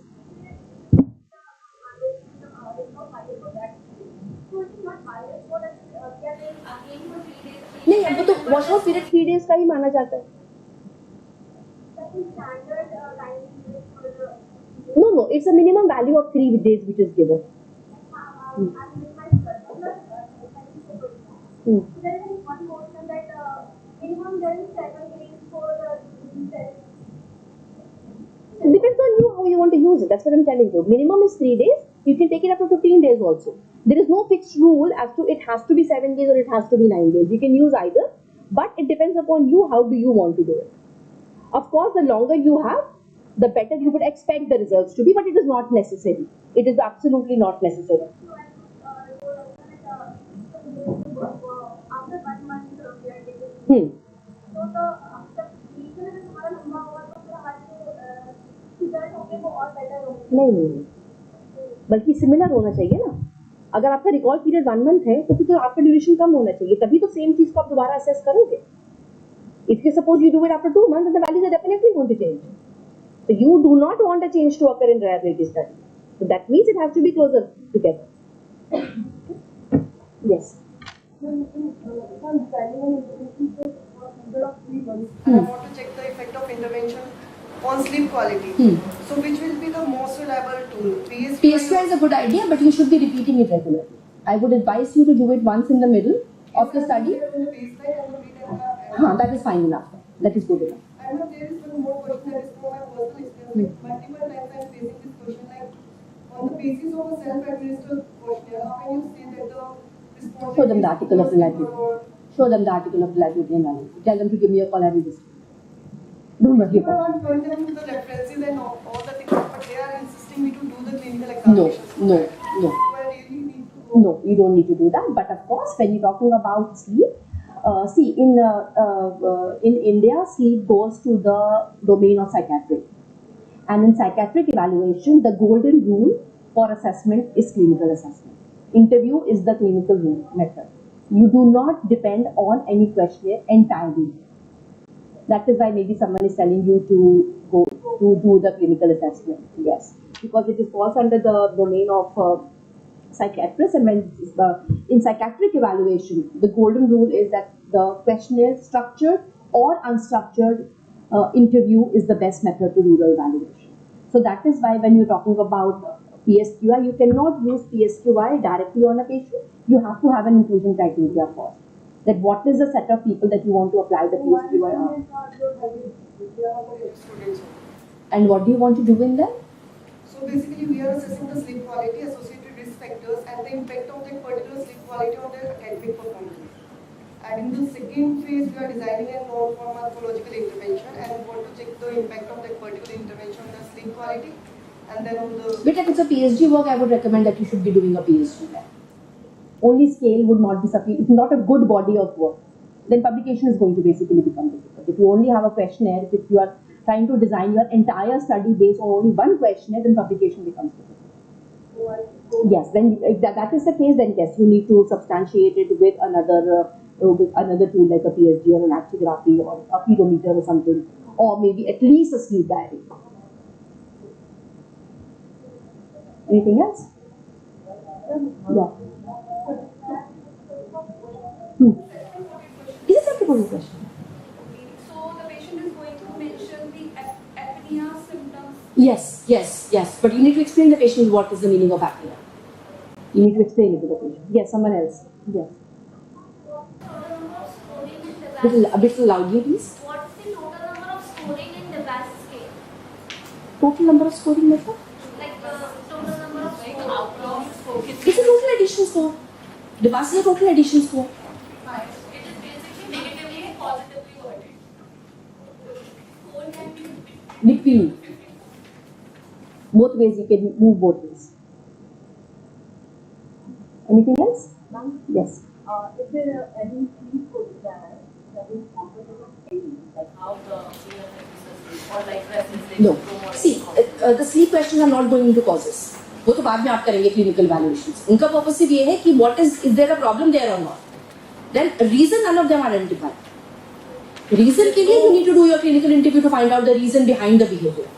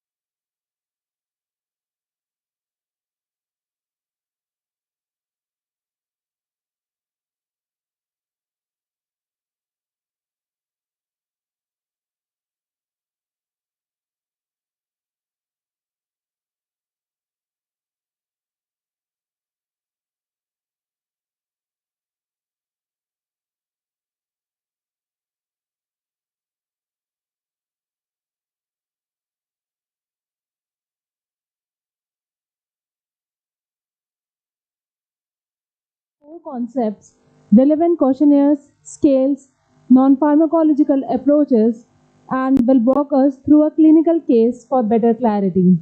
So please join me in welcoming Dr. Christina Franz as she takes over. Please give her.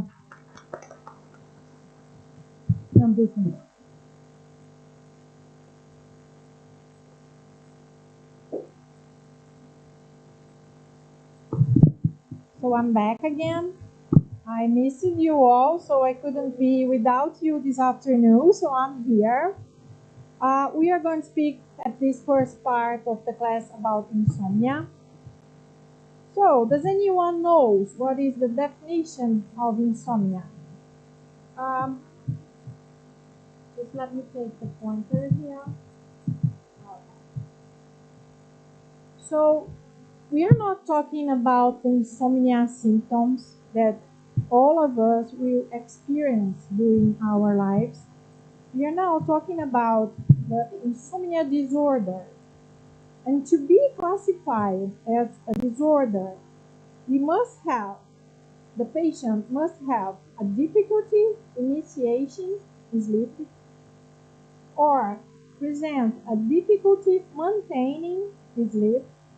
That means that he cannot sleep during the night or has multiple awakenings, sleep fragmentation, or waking up earlier than desired. So this patient will tell you that he has no problem with going to sleep, but he wakes up at 3 or 4 o'clock in the morning and cannot make sleep again.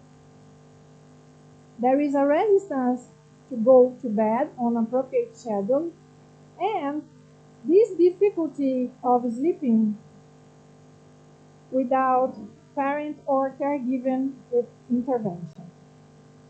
But to be classified as insomnia disorder, there must be present a daytime repercussion. And often, patients report fatigue, lack of concentration or memory impairment. There is impaired social, familial, or academic performance. There is mood disturbances.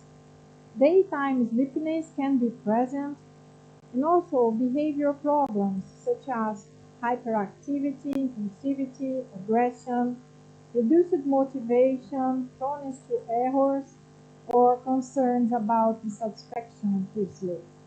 So the main thing about insomnia is there must be present a daytime dysfunction, okay?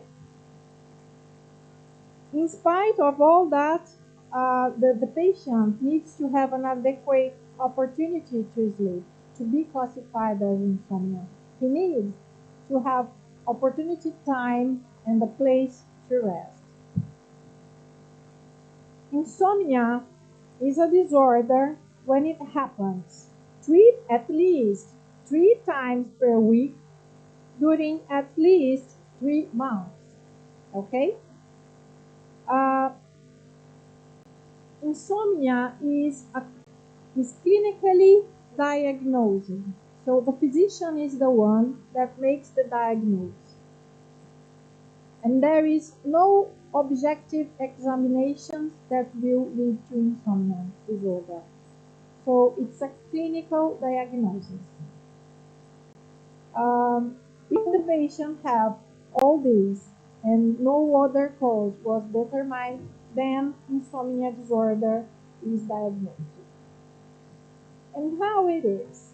We have here some prevalence of insomnia diagnosis. In Brazil, it's about 15% of the population has been diagnosed with insomnia. Of these 15%, 32% are women. So women are more prone to insomnia. So I tried to look at the data from India, of course, to bring this to you. And what I found is that in South India, about 19% has insomnia of the population. People with chronic physical illness, about 28%. It's too much. About 11% in healthy persons in your country has insomnia disorder. I don't know how to pronounce this, Bangalore, but 1/3 of the population of it is a city or a state. Okay, so 1/3 of this metropolitan city has insomnia disorder, and 27% of these didn't know that they have it. So they live with this problem and doesn't even know that this is a problem. Of that, 15.1% healthy patients, 32% in patients with other disease, and overall about 26%. So it's a lot. And this is mainly because of our lifestyles nowadays. What are the risk factors then? We have the postmenopausal stage. Oh, this is a huge thing. The postmenopausal stage increases the risk for many sleep disorders, but exclusively for insomnia and sleep apnea, phobia. As we age, we have more. That's okay. That's okay. Thank you. As we age, we have more chance to develop insomnia. Mood disturbances are also very related to insomnia. And having someone in the family who presents insomnia is also a risk factor. Having also a previous personal history of insomnia is a risk factor, and of course, shift work. And there are others. I brought here a video. I don't know if you are going to be able to listen. Maybe. Let's try.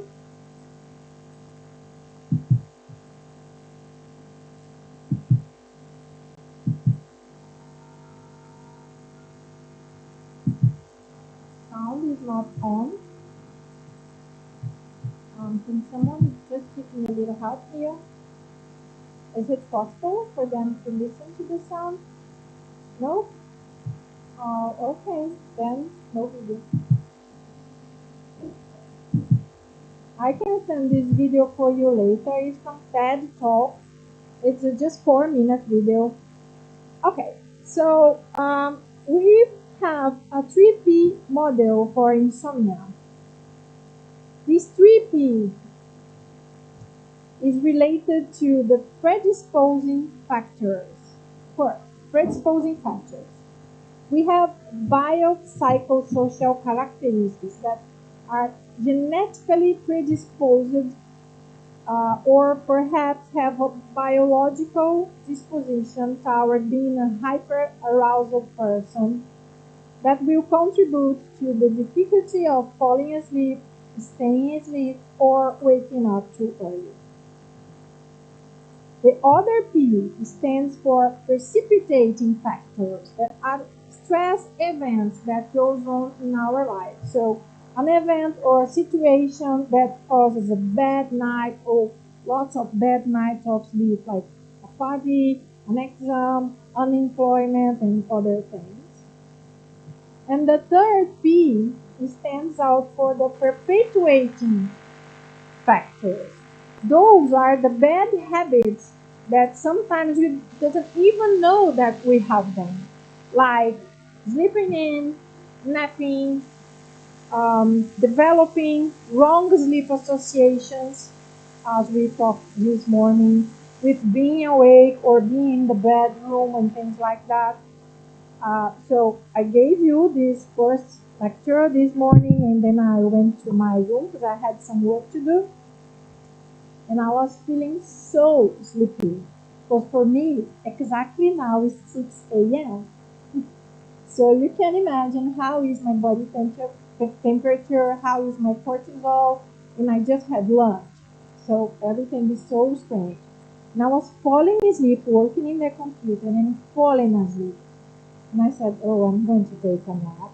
I said, no, I can't. I had a cup of coffee, put on my um, light glasses, and tried to manage to stay awake. Otherwise, I wanted badly to go to sleep, but otherwise, I will not be able to sleep during the night. So sometimes we need to know those things to make them happen properly.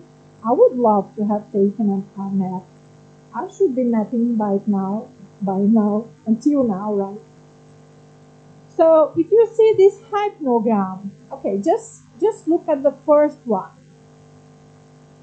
What we see here is this is wake, okay? In Portuguese, vigilant, wake, stage N1, stage N2, slow wave sleep, and REM sleep stage. Here it's shown in a different manner. But what we see here is the time, 23:57 until 6:57 in the morning. What kind of insomnia does this first patient present here? Is it insomnia of the beginning of sleep, maintenance insomnia, or early awakening? Beginning. Why? Perfect. At what time did this patient manage to sleep? Yeah, about 2:45 in the morning. So the subject was in bed, trying to sleep, didn't sleep, and then slept. Okay, so this is, just let me show you here again.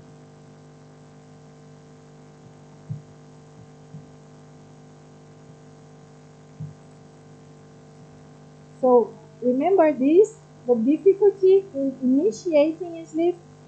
Okay, so we have these three types of insomnia: initiating sleep, maintaining sleep, and waking up very early.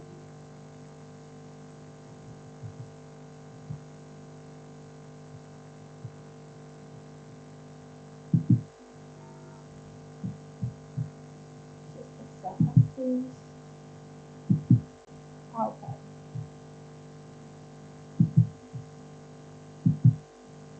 Now, let's have a look at this second type of hypnogram. Suppose that the patient comes with this hypnogram. What you see here. Perfect. Okay. You are already sleep physiotherapists. This is maintenance insomnia. How do I know that? Because the subject didn't take long to sleep and slept okay, pretty well at the first half of the night, and then woke up at 4 a.m. He couldn't get back to sleep until 6 a.m. when he slept again. And the final one, now it's easy, isn't it? And the final one, yeah, it woke up at 3:57 in the morning and couldn't get back to sleep. Perfect, very easy, understandable, right? Yes. But the patients come with all of them, or with many different combinations of these three. And then this is the great thing.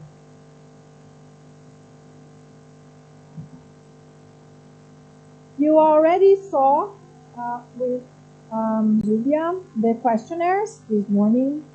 So what kind of questionnaires, if a patient is standing in front of me and I suspect that this patient has insomnia, what kind of questionnaires can I apply?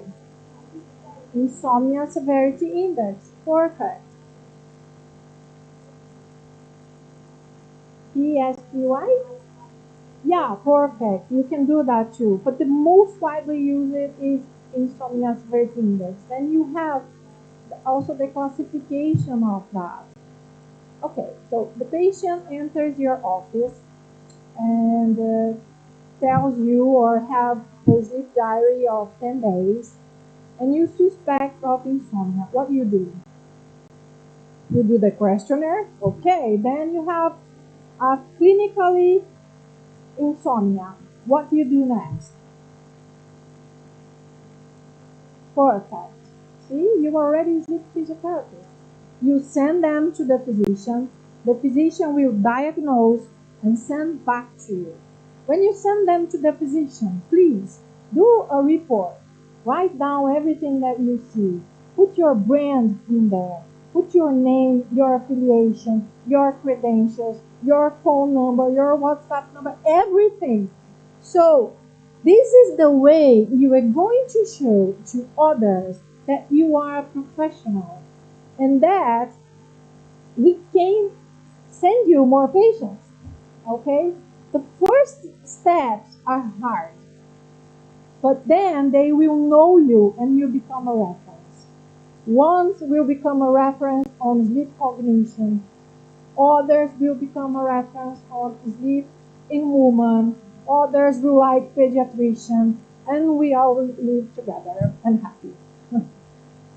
Okay, then the patient comes back to you with a letter from the doctor asking first, before of course, the doctor thinks about medication. But good doctors know that insomnia is not treatable by medication. Yes, we do treat insomnia with medication because it's easier, it's faster, sometimes the insurance cover the cost of the medication. But the first non-pharmacological treatment is cognitive behavior therapy for insomnia. So, behavioral and psychological treatment for insomnia uh, must be addressed prior to any kind of medication. That's why I said to you that a good physician will know this. And if the physician doesn't know, you can tell him because maybe he's not into sleep medicine. And you can tell him, oh, doctor, I completely agree with you, but what about trying CBTI first? What about trying one of these non-pharmacological strategies first? And maybe you can combine them. We can have the medication combined with the non-pharmacological approach.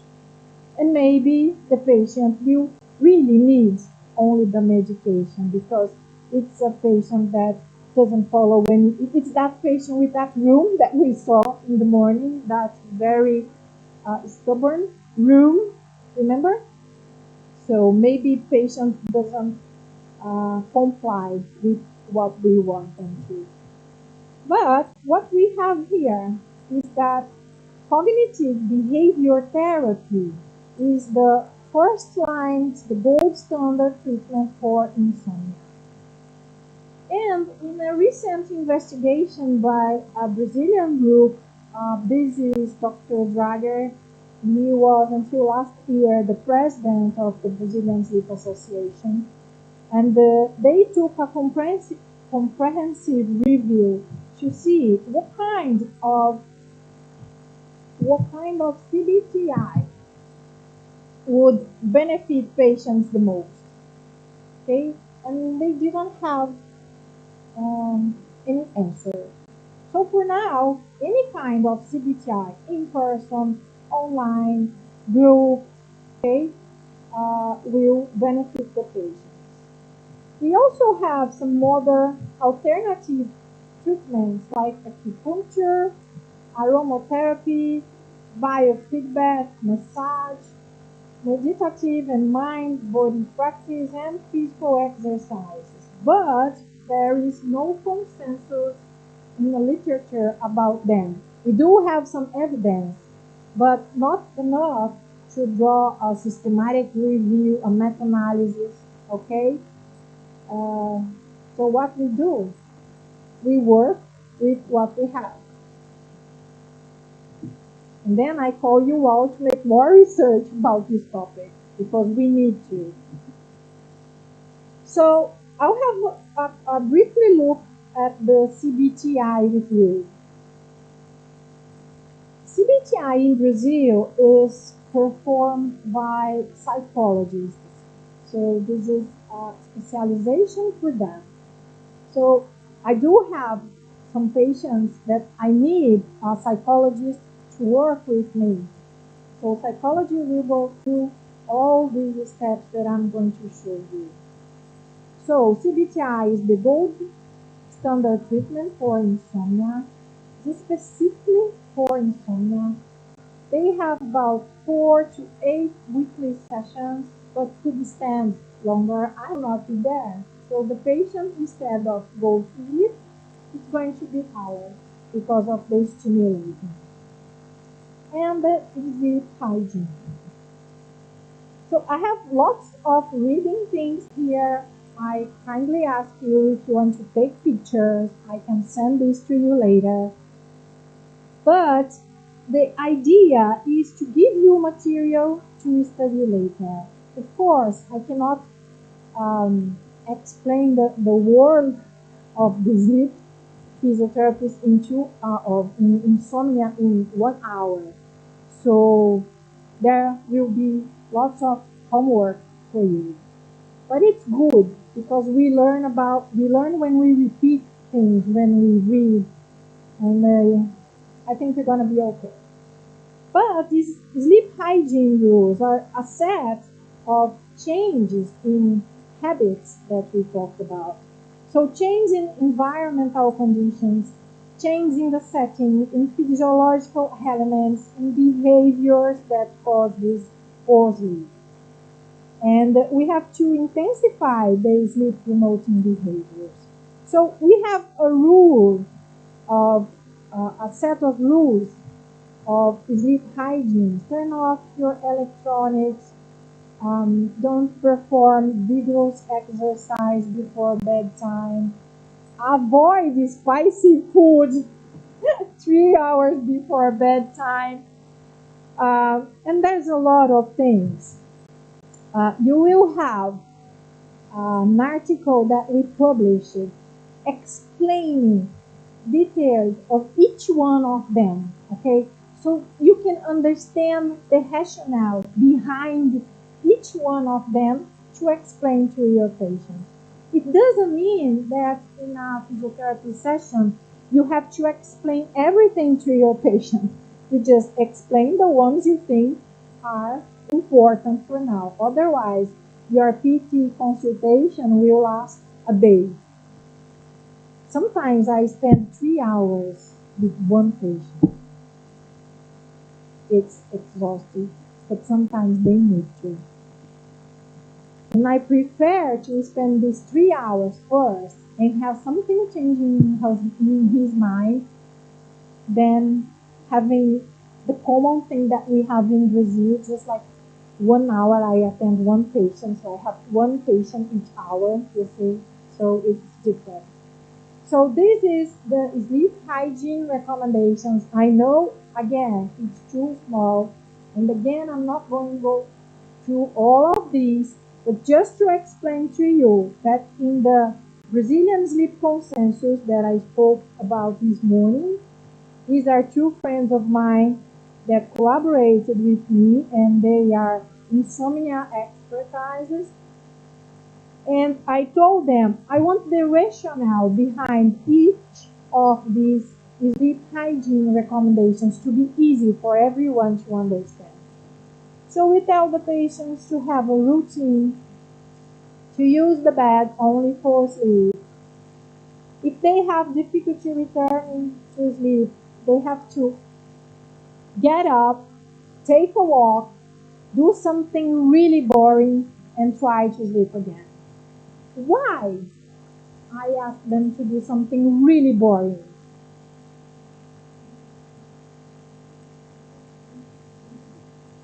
Because if I let them do whatever they want, they will get the cell phone and then sleep is gone.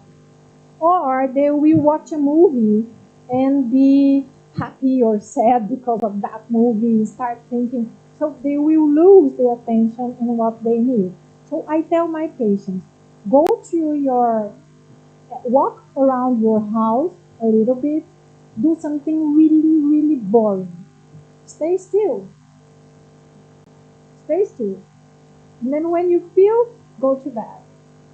Sleep doesn't come, walk and stay still. Watch something, watch a flower, watch the floor, do something really boring. So this is not going to last forever. This is just a way to train again your brain that condition behavior that we spoke this morning about associating the bed and the bedroom with sleep. So we have to do that in little steps. It's really, really difficult. It's very easy to say, but it's really difficult in clinical practice. The pre-sleep routine is also very important. Physical activity during the day is very, very important, but maybe some activities at the evening could be better, could help with sleep. For example, inside a warming pool, or some breathing techniques and relaxation, they are fine. I had a patient once and she had insomnia, and I told her to do some exercises, and 3 months later she came and she was happy and talking a lot, and she had lose some weight, and she said, I'm better, but my sleep didn't change. But I started doing what you asked me. I'm going to beach tennis 4 times a week. I said, oh, perfect, gorgeous. But at what time you do it? I do it 9 o'clock in the night. I said, okay, perfect. Do you like it? Yeah, I love it. Okay, I do it with my friends. Everyone is there all the time. We have beer later. We have loud music that I love playing with loud music. And I also had artificial lights. I said, perfect thing not to do. Let's shadow. So you see, we have all those little things that were impacting her sleep. So what I said, try to put these in the morning. Okay? So it's not the physical activity that was interfering. It's the other things in this context that were interfering. So we have to talk about them, go through these things. The avoiding of stimulants and avoiding the naps. Patients also ask me, can I nap? How long can I nap? At what time can I nap?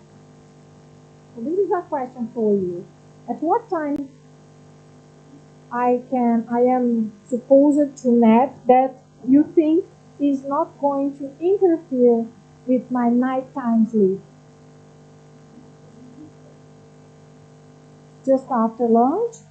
After lunch is the perfect time for napping because we have a drop in central temperature, and we need that temperature low in the lowest, in the nadir that we call true sleep.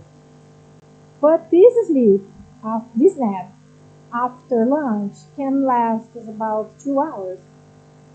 No way. It can last about 20 to 30 minutes. There is no consensus in the literature, but we recommend around 20 to 30 minutes, so the patient will have at least one part of the sleep cycle. So I tell the patients not to nap. It's just like caffeine, it's just like coffee after 3 p.m. Okay? Because these will interfere in their sleep. But again, it depends so much on their routine, what time they wake up, what time they go to bed. So there is no right answer. It depends on the patient. And each of the patient is one. Each of them has a history. And we must know this to help them.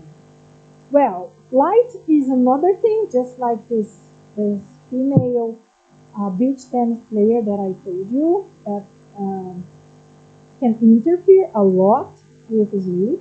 In fact, light is the main entrainment factor that we have. The environment, just like we spoke, and the eating is also something that can interfere with sleep. So I invite you all to read this chapter later. This is in the material, okay?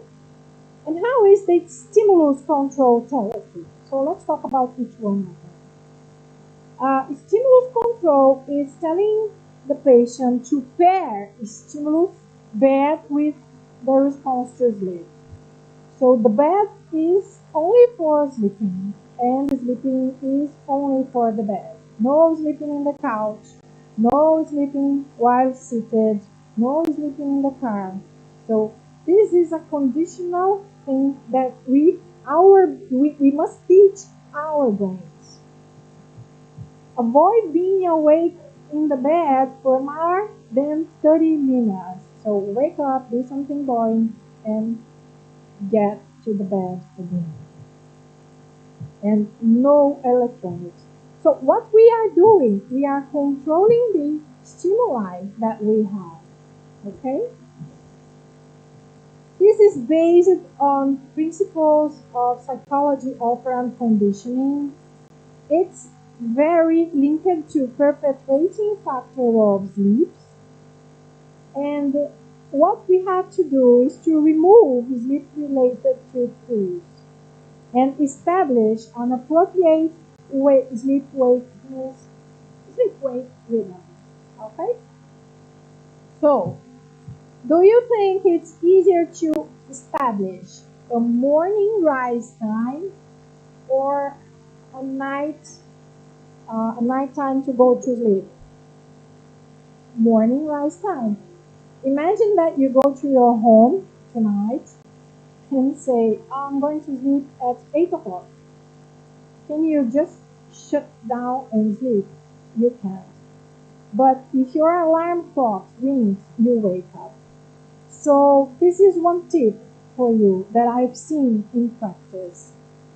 If you want to change the routine of your patients, start that by changing the time that they wake.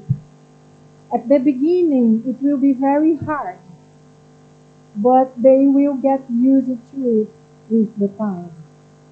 Don't change the time that they go to bed, because you can create negative conditioning, negative associations. There is other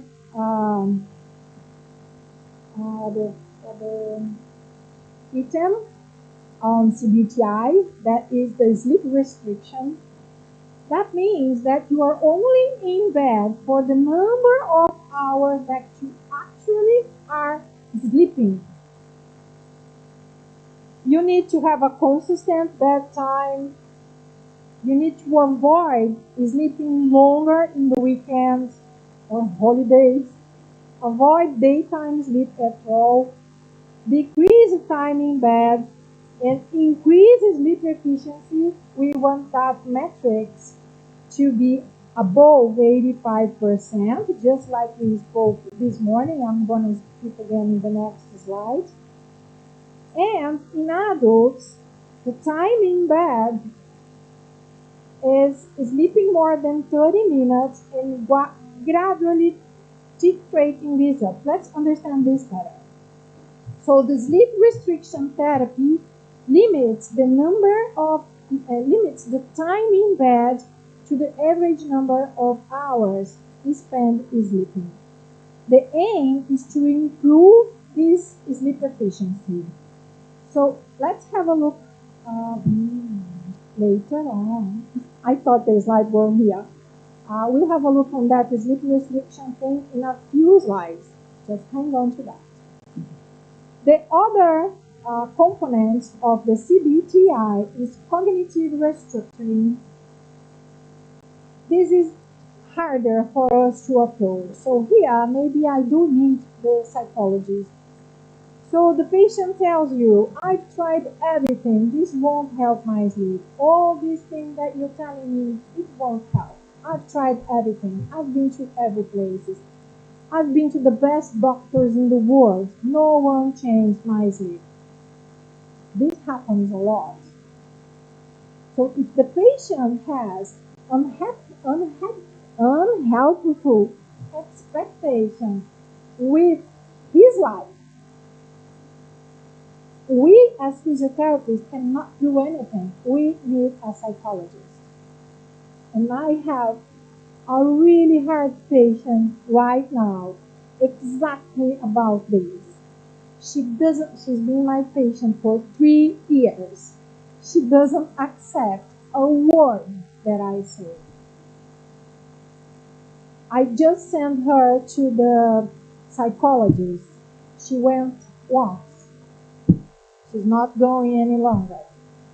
So before I come here, I called her physician and I gave a huge report saying everything, specifying everything that I have tried in the last 3 years. And I'm sorry, but physiotherapy is not helping this patient any longer. And this patient needs to sleep. So please, if you think it's appropriate, can you please conduct treatment? I mean, please give her a medication. Huh? And I'm not sure she will take it. So the problem is bigger than we can handle. And this is very sad for us. Many of my students call me and say, Chris, what I do? I said, you cannot do anything. And we have to accept that. So I tell you happy stories, good stories, stories that work. But most of them don't work either. It's part of our routine. Sometimes you try to rehabilitate a stroke patient and it doesn't get better, but it doesn't get worse. So this is good. So we have to see it through the eyes of the physiotherapy. Okay.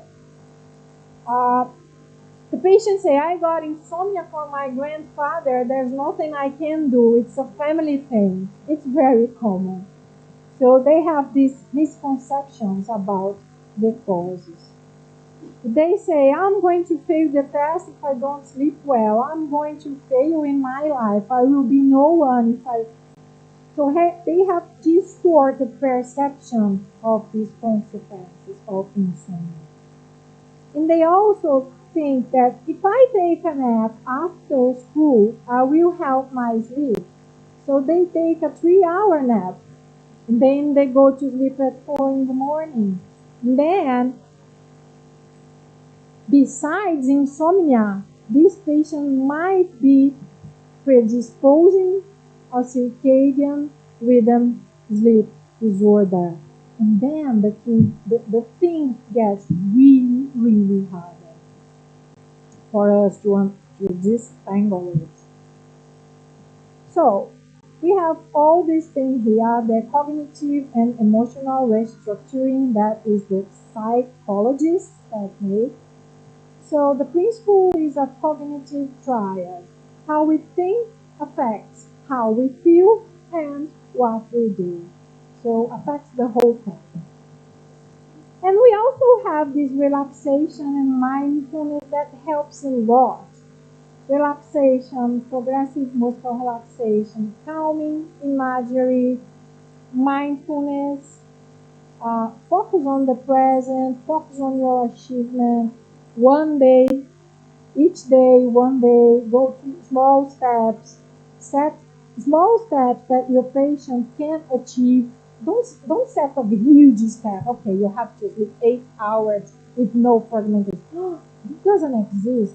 If you sleep 2 hours and feel good, that's good. Then the next week, 2 hours and a half.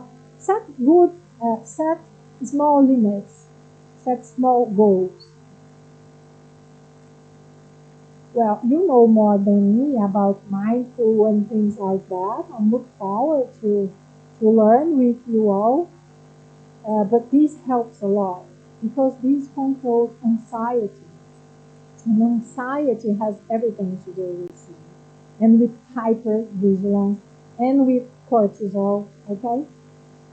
And there's also calming apps. They can listen to music.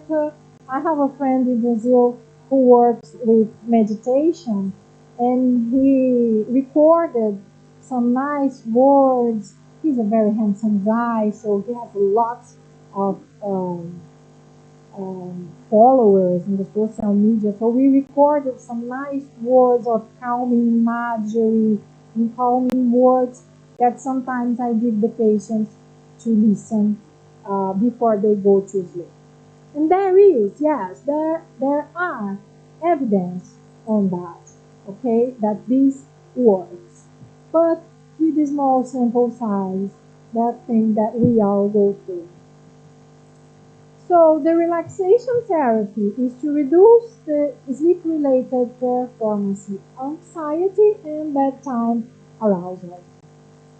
We have digital therapeutics apps available. So we have Knox, Hello Better, Big Health, Smooth, Somnios, with Weight, Well Time. We have all of them. In Brazil, we have one that I didn't put here. Um, I tried to work with one of these apps, I think 5 years ago, something. But I was going too much into the psychological thing, so I quit. Because this is something that you have to pay each month. So I quit, and I tell my patients, I refer them to a psychologist. Well, here we come to something that I love, that is physical exercise as a therapeutic approach for adults with insomnia disorder. So this was the PhD of my friend Carol, and what we saw here is that when the participants had been physically active, this was meta-analysis, and we looked into many, I don't remember how many, but many studies in the literature, and we saw that when insomnia severity index, Athens insomnia scale, and the PSQI, that is not an insomnia questionnaire, but is a sleep quality questionnaire. We have good outcome in these measurements, but we have no change in objective measures. So besides the low quality of the investigations, that we have a lot of bias, small sample sizes, what we saw in this meta-analysis is exactly the main feature of insomnia, that is this mismatch perception between the subjective and the objective measures. So in research, we sometimes see a polysomnography of a patient with insomnia, and we don't see any change in the polysomnography. Everything is okay. And you say, how come this patient has insomnia and everything is okay in the polysomnography? Polysomnography is not used in insomnia patients, except if you want to rule out any other sleep disorders, such as sleep apnea, for example. But in research, we do it exactly to rule out other sleep disorders. And how come we have a very different objective measure and the clinical complaint of the patient? And sometimes I look at, is it the same person? Am I talking about the same thing? Yes, it is. And why this happens? Because sometimes the patient have what we know as sleep misperception. He sleeps, or he or she sleeps, but doesn't feel rested, doesn't feel that sleep. Okay? It is also called subjective insomnia or paradoxal insomnia. And if we had physical exercise showed to us a subjective improvement in all these scales. So we thought that this subjective improvement is a very good outcome. So in the insomnia severity index, we had a moderate effect favoring exercise. So exercise is a good treatment, and we had a strong effect favoring exercise regarding sleep quality. Okay. Yeah, but what kind of exercise? What's the intensity of exercise? How long should I perform the exercise? What time of the day should I perform the exercise? And for how long? We don't know. Because these things change so much. So if you take aerobic exercise and Tai Chi Chuan, it's completely different. Both are exercises, but they are different. So we don't have the answer to these questions. What we know is that this type of therapeutical physical exercise can be considered in the treatment of insomnia. Aerobic, resistance and muscle strength, stretching, yoga, Tai Chi Chuan, being physically active matters. Walking, dancing, cycling, going up and down in the stairs, and we have to consider the type of exercise and the environment, just like I told you, if indoors or outdoors. The intensity needs to be moderate to intense. Mild doesn't work. The duration, we know that the minimum of 50 minutes 3 times a week as per recommendations. The time of the day, it doesn't matter because it depends on what kind of exercise you're making, what kind of exercise you're performing. And the length, minimum of 2 months to start to see any improvements. You sleepy? You're all minimum of 2 months for subjective improvement. But we will see greatest improvements 4 months on. So you know how difficult it is to make the patient stay with us more than 4 months. So exercise interventions may be useful as adjunct therapies with CBTI. Okay. Now we have briefly 2 clinical cases. First one, this is from the Mayer Krieger's book, The Case of the Woman Who Refused to Sleep. Okay, can someone read that loud for me? Someone in that middle, please read that loud for me. You.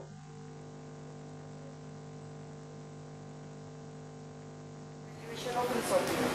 The women was thin and nervous. She told me it usually took 3 hours or 4 hours to fall asleep.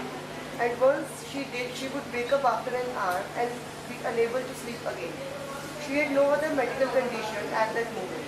She told me that she remembered the exact night it started, over 20 years earlier. What do you think about it? Think this is the patient in your office. It's sitting right in front of you. What would you say to her?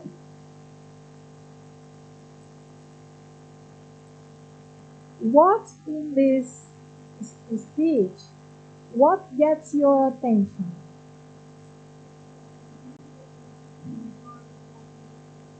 Perfect. She knows exactly the night it started. This means that something happened, and this something is the cause of her insomnia. So we have to treat insomnia or this something. This something, okay. So she developed a fear of falling asleep after her son got killed in front of her in the same apartment.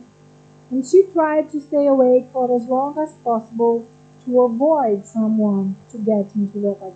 So she was hyper vigilant all the time. And of course, she had to see a psychiatric, and insomnia can be secondary to other disorders. Okay, this is fictitious from a book. Now, a real case. So, a patient came to me, a 25-7-year-old woman at postmenopause, referring sleepiness, and she said she wished to take a nap or could sleep anytime, and she was referred to me by a gynecologist. She said she went to bed at 11 o'clock and wakes up spontaneously at 7 o'clock. This is another question that I made to my patients. Do you wake up with the alarm clock or spontaneously? Because this is different, okay? She told me that she took longer to get to sleep. She woke up several times during the night. And she felt that she could not relax. Any noise would disturb her. Uh, she drinks water during the night. She has a bottle of water beside her bed. Terrible habit. And when she has no sleep during the night, she starts doing household activities, homework activities, and she does ironing during the night. She said that she used to go to the toilet 4 times during the night. She felt under depression sleep. She had a lot of anxiety during work, and she referred that she could not stop thinking, that her brain just never relaxed. Her husband referred that she was not snoring, but she has fragmented sleep. Another tip here that I always tell my patients to come with the spouse, with someone who shares the same room, or with someone with the family, for 2 reasons. First, because sometimes the patient tell one thing and the wife or the husband tell other thing completely different, and they start fighting in front of you, and you keep looking at them.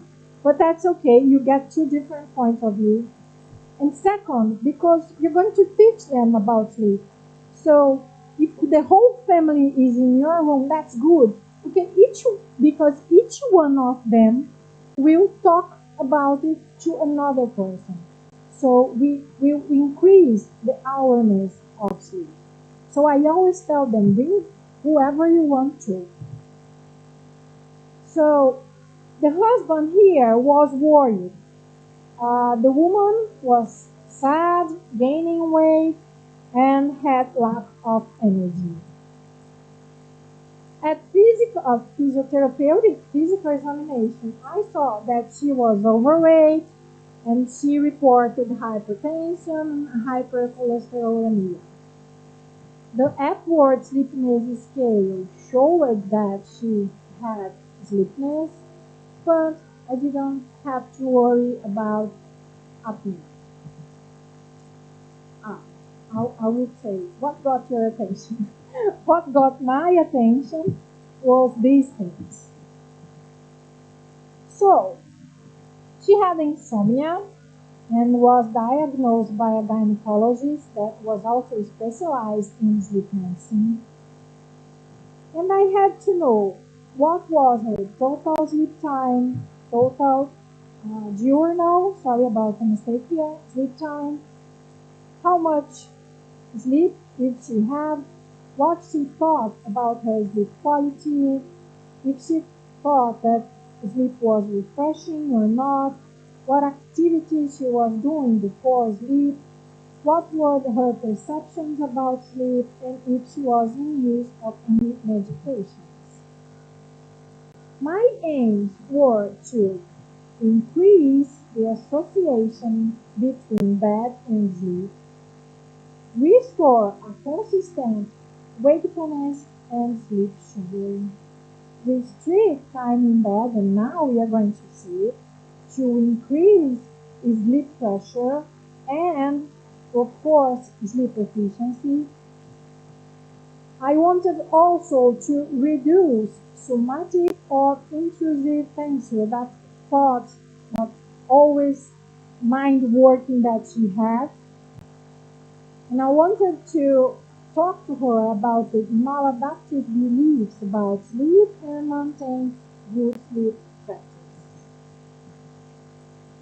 So we started with stimulus control therapy, and I told her, I took here example of something that I never do with my patients, telling them, oh, because you're poor sleep, your central nervous system is inflamed. They go like, oh my God, I have something inside my head. That's not true. So I had to tell her these things, but in a different way so she could understand.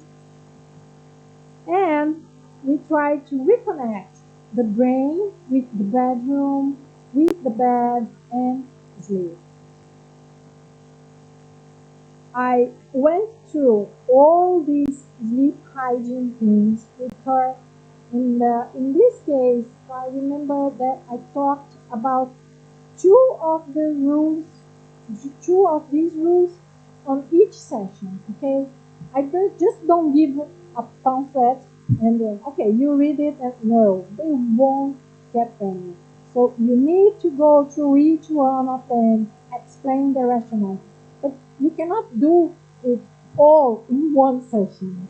There will be too much information. So if you think it's possible, you talk about two or three, or if one is enough, okay, then you have lots of sessions to do that later. Then we finally I got to what I want. The sleep restriction therapy.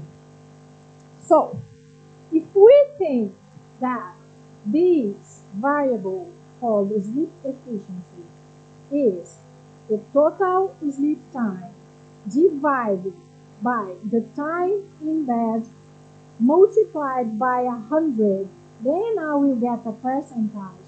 And this percentage needs to be above 85%.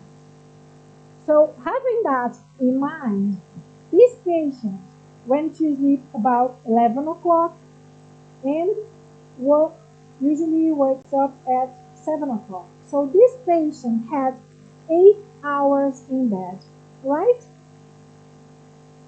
This is 50% of sleep efficiency. It's very low. So it's normal that this patient is tired, complaining, sad, and all these symptoms that we saw. I have to increase the sleep efficiency, but how I do it? So the patient is sleeping only 4 hours per night, and I have to increase that. So it's the thing that we talked earlier. If I say you have to be in bed for 8 hours, it's not going to work. So I have to take small steps. And I told her, okay, if you go to bed instead of 11 o'clock at midnight, and if you wake up instead of 7 o'clock at 5 in the morning, in this case particularly, she had to wake up sometimes very early to make breakfast for her family. So I got this idea and said, you will make the breakfast for your family and you have the breakfast with them and you'll be awake. And she was looking at me, oh my God. But see, with this change, it took us few weeks to get this. The sleep efficiency increased from 50% to 80%. The next step then was getting back to this 6 hour of awakening. So she had 5 hours of sleep and the sleep efficiency increased a little bit. The next step, she was going to bed earlier. So she was going to bed around 11 and waking up at 6. And the sleep increased to a normal range. So it takes time. it takes motivation of the patients. It takes motivation of us to see the things happen, but it's possible. Is it clear the sleep restriction therapy? Perfect.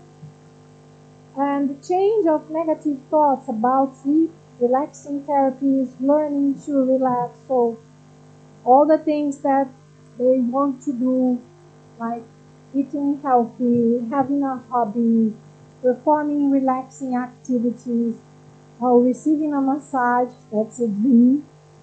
Walking the dog, oh, by the way, I miss my dog too much.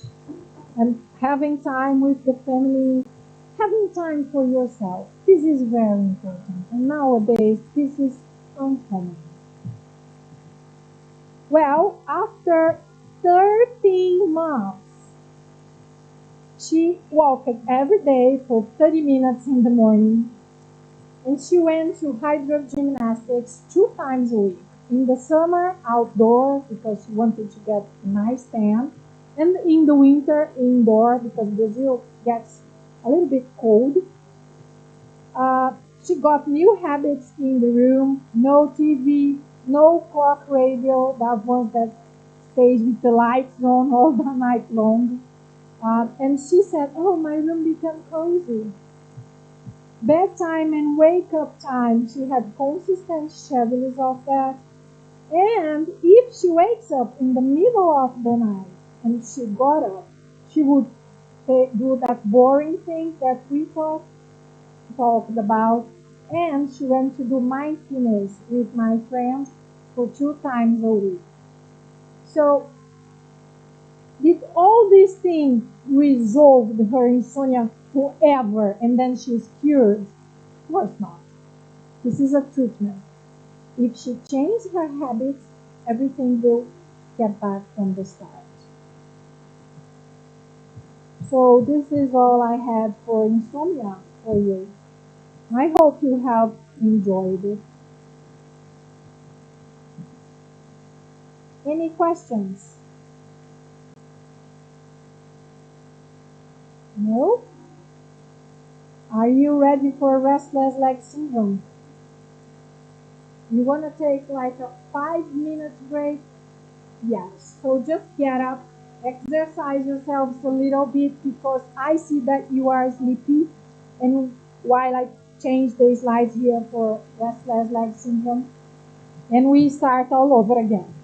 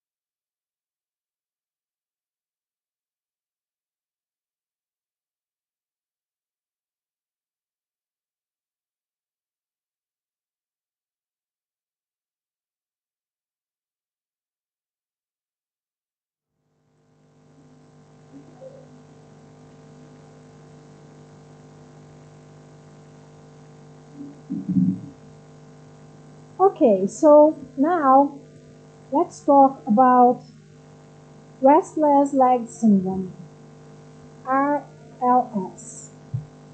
It's also called Willis-Ekbom disease. So it's 10 to 4. I will hardly try to make it to 4:30, but I think I will take some more minutes. Is that okay? If I take like 5 or 10 minutes more? So what is the definition of this disease? Well, this disease is the one that I like the most. I have to tell you that. It's a very difficult disease to treat. And I don't know why, but this is the one that I love to treat. So what is the criteria for the diagnosis? The criteria is the patient must present 4 symptoms that are essential. The first one, they will tell you that there is an urge to move the legs, a necessity to move it, and is usually accompanied or caused by an uncomfortable or an unpleasant sensation. Can someone just shut the door, please? In both legs. This sensation begins painfully or worse during periods of rest or inactivity. These sensations are relieved by movement, partially or totally. And these unpleasant sensations are worse in the evening. So this is the patient that they come to us and they say, I don't have any sleep disturbances, but I feel something in my both legs. When I try to relax or when I try to watch TV before I go to bed, or when I go to bed, I try to sleep, but there's something going on in my legs. There are cramps, an annoying thing. And I have to walk, I have to stretch, I have to do something. And then it gets better. And then I go back to bed and try to sleep again. And then the whole thing starts again.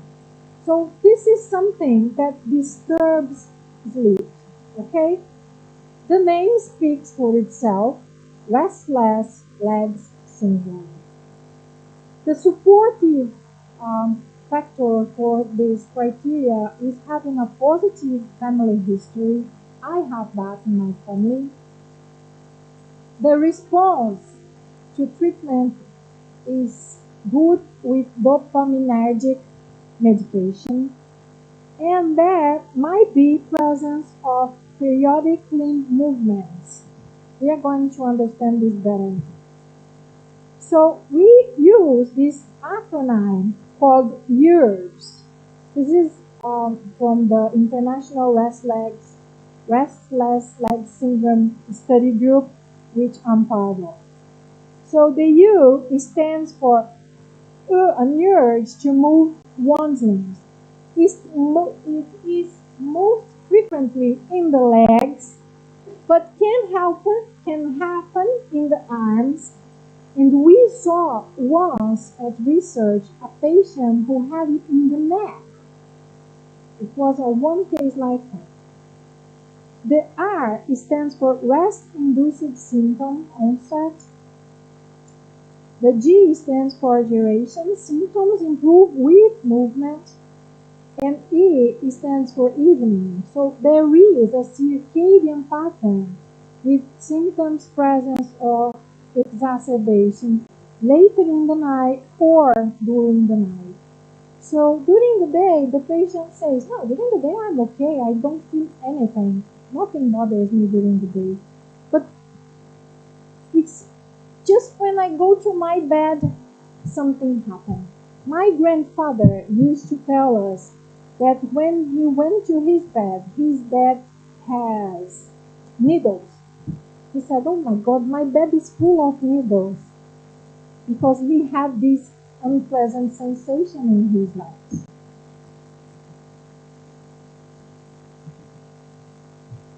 prevalence ranges between 2.1 and 19%. So it's not so common, but as the studies are showing more prevalence of these populations, of these disturbance, as the studies goes on. Again, there is a female predominance of these. RLS may begin in childhood or may begin in adulthood at 40s or 50 years old and increases with age. The ethnic background is a major risk factor. 10% of whites suffer from it, with rates higher than 15% in Northern Europeans and lower in Mediterranean groups. It's usually rare in Asians, so I think you're safe, and even rare in blacks. In Brazil, it's kind of a common thing. So here we have a patient complaining of itchiness, annoying discomfort, sluggishness, prickliness. Sometimes they say it's hot, sometimes they say it's cold. Shaky legs, the legs are moving by themselves like an involuntary movement. A feeling like insects are crawling beneath the skin. Legs move haphazardly. There's an urge to scratch. So that sometimes they say they have pain, but it's not common. The leg, the muscles spasms, and they feel like there is an electrical current, there's something going on over there. The clinical course of RLS can be a chronic persistent RLS, so the symptoms, when not treated, would occur on average at least twice a week in the last year. Or we might have intermittent RLS, that the symptoms will occur more than twice a week in the past year, with the presence of at least 5 lifetime events. So it's something that can be intermittent too. Can be correlated to any bad habits that impact sleep. So here is the first treatment for RLS. Avoid exacerbating factors. Can be a side effect of some antidepressants like fluoxetine or something like that. So if your patient is on serotonin recaptation medication, maybe they have this side effect. And RLS may be together, may happen together with other conditions such as peripheral neuropathy, radiculopathy, iron deficiency, kidney failure, spinal cord conditions, end-stage renal disease, and pregnancy. So be very aware of these populations. If you treat them, they might have RLS. The pathophysiology of this disease is still unclear. This is a big thing because if we don't know how this happens, how we treat it, so this is kind of very difficult thing. We do know that subcortical central nervous, there is a subcortical central nervous system dysfunction, mainly in the dopaminergic pathways, can be one of the mechanisms. And we do know that there is a brain iron deficiency. I'm not talking about systemic iron deficiency that we can see on blood draw. It's inside the brain, something that we cannot measure in humans. So this brain iron deficiency appears with no neurologic change in the dopaminergic neurons. There is studies showing to us that a decreased iron in the substantia nigra and to a lesser extent in other cerebral areas such as the putamen caudate and thalamus. There is an impaired iron transport through the blood-brain barrier into the brain combined with regional neuronal deficiencies. Is it brain? Oh, okay. I thought the word was. And all of this results in hypoxia and myelin loss. So, RLS can be present without systemic iron deficiency. This is an important feature for us to have. So, the explanations and theories that we have for the possible pathophysiological mechanisms of RLS are described in this giant picture. And what we have first is iron deficiency in the brain, iron deficiency. We also can have the contribution of genes that will lead this brain iron deficiency to a hypoadenosinergic state, a hyperglutamatergic state, and a hyperdopaminergic state. These will lead to an activation of the arousal systems, and the patient will have the hyperarousal. And also, we will have a dysfunction of the corticostriatal thalamic cortical circuits that will lead to two features: periodic limb movements of sleep, we are going to talk about that now, and akathisia. Okay? So this is very, very hard to understand, but I think this is the graphic, the figure that puts everything together. But we don't exactly know the mechanisms of what is happening in each one of these systems. The periodic limb movements of, well, the first thing I want you to know is that periodic limb movements of sleep and restless leg syndrome are different entities. Okay? Restless leg syndrome is clinically diagnosed. PLMS can be a feature of restless leg syndrome. So it's normal to have a patient with RLS that doesn't present anything in the polysomnography.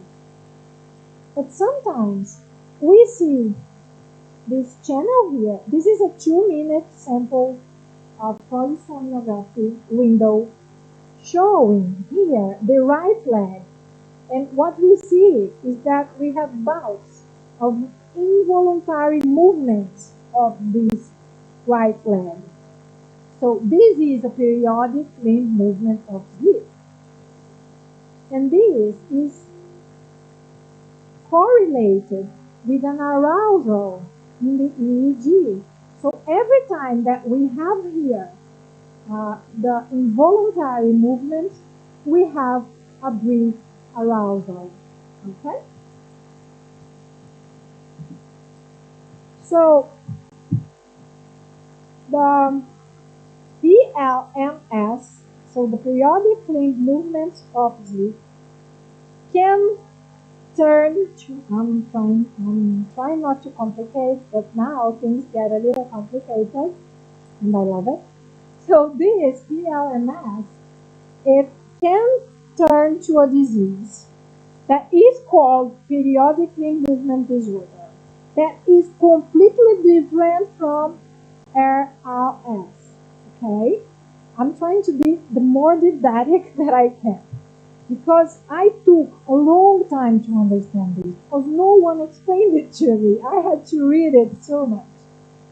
So, in the polysomnography, we will see a characteristic, periodical, recurrent, stereotyped limb movements. So we see here the limb movements coming, the pattern repeating, and we can also see the dorsiflexion of the ankle, and sometimes we can see the flexion of the knees and the hip in an interval of 2 to 40 seconds with 0.5 to 10 seconds of duration. And this mostly occur on non-REM sleep. First question, why it occurs in non-REM sleep and not in REM sleep? Yes, perfect. Perfect, you got it. For at least 4 consecutive movements. So the other characteristic is that it occurs most in RLS patients. So PLMD is related to RLS, but they are different diseases. Doesn't have to be correlated to RLS. Can cause daytime sleepiness. Why?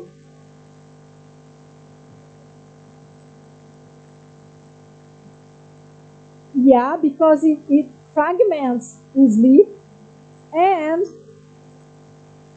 of course, the muscle should be resting and doing the restorative thing that it has to do, and it's not, because it's moving in an involuntary manner. Perfect. And can be a side effect of antidepressants. I already said that. So let's see how it looks like in a polysomnography. This has no sound anyway, so that's okay.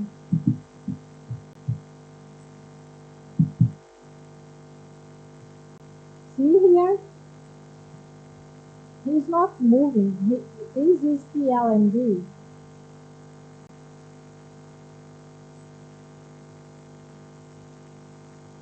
So if I just watch this video, I would say, oh, he might be moving, okay? But how do I know this is PLMD?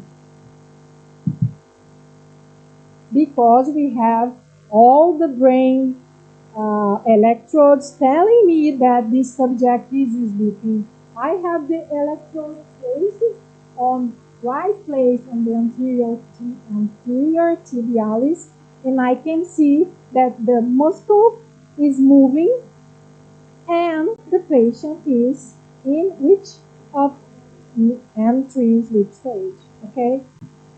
M3. So these things together is PLMD. Okay.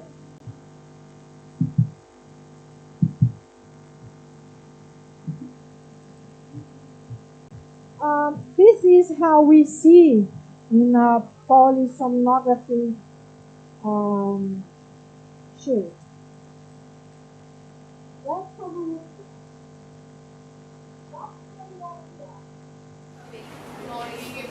So, wake, REM sleep, and 1 and 2 and M3. And above, you can see the time. Did this patient is left right when he went to bed? No. It took some time.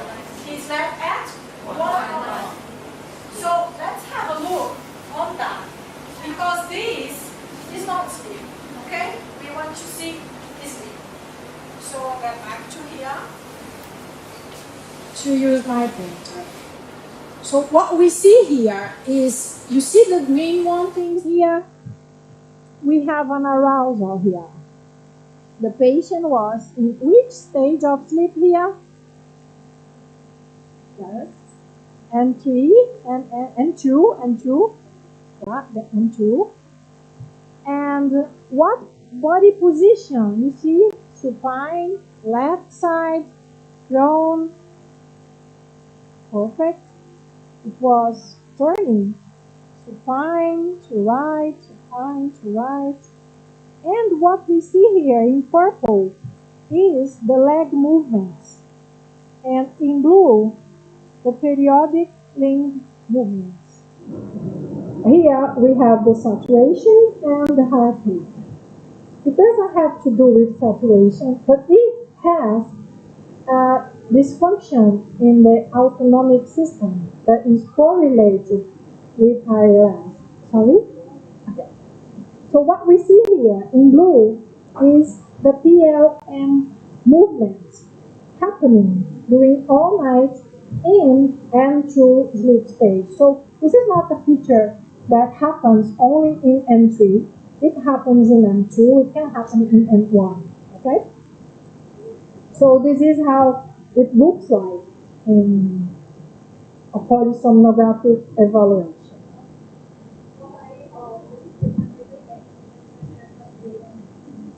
Yeah, because one is the index and the other one is just the number of the things that happen. Yeah, the second one is the index, is the number of the movements per hour of sleep. Okay? So, in restless leg syndrome, what we have is an urgency to move the limb. Rest or inactivity precipitates the sensation. The patients have anxiety, despair, distress, in all these symptoms here. Colic, irritation, pain, ticking, tiredness, and the desire to move. Some patients say that it's hot, some say that it's too cold, but something inside the bones. And in the PLMD, we don't have these complaints. We only have, during sleep, these repetitive spasms or tics, also refreshing, unrefreshing sleep, and sleep fragmentation. So this is to make them very clear to you. The periodic limb movements of sleep may be present in restless leg syndrome patients. They can both occur simultaneously, but they are different diseases, and the absence of RLS is a criteria for diagnosis of PLMD.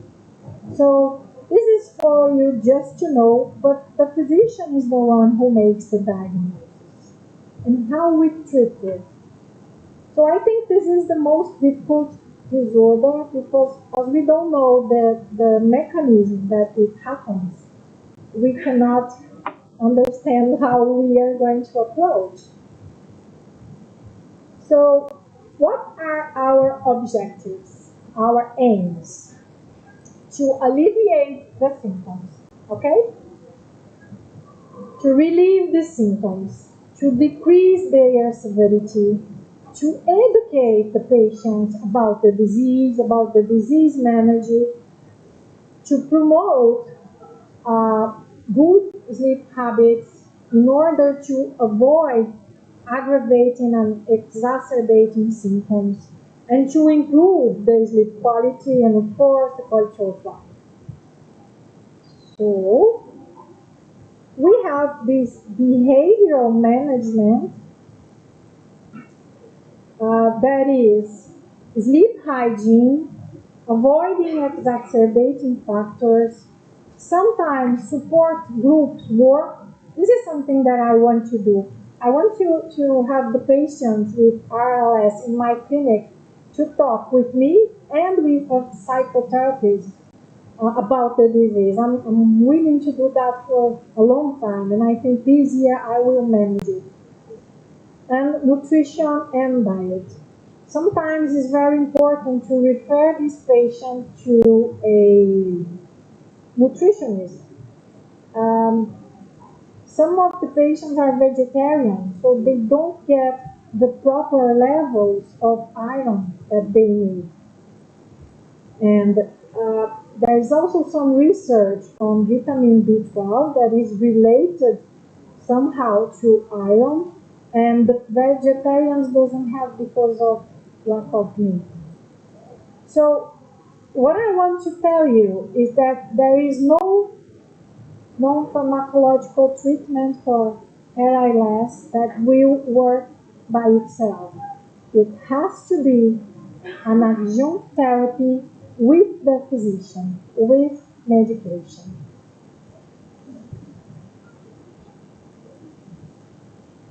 So last year, the American Academy of Sleep Medicine launched the latest clinical practice guideline for the treatment of RLS and PLMD, and they suggested the use of something that we know very well, bilateral high-frequency peroneal nerve stimulation, the TENS unit that we use.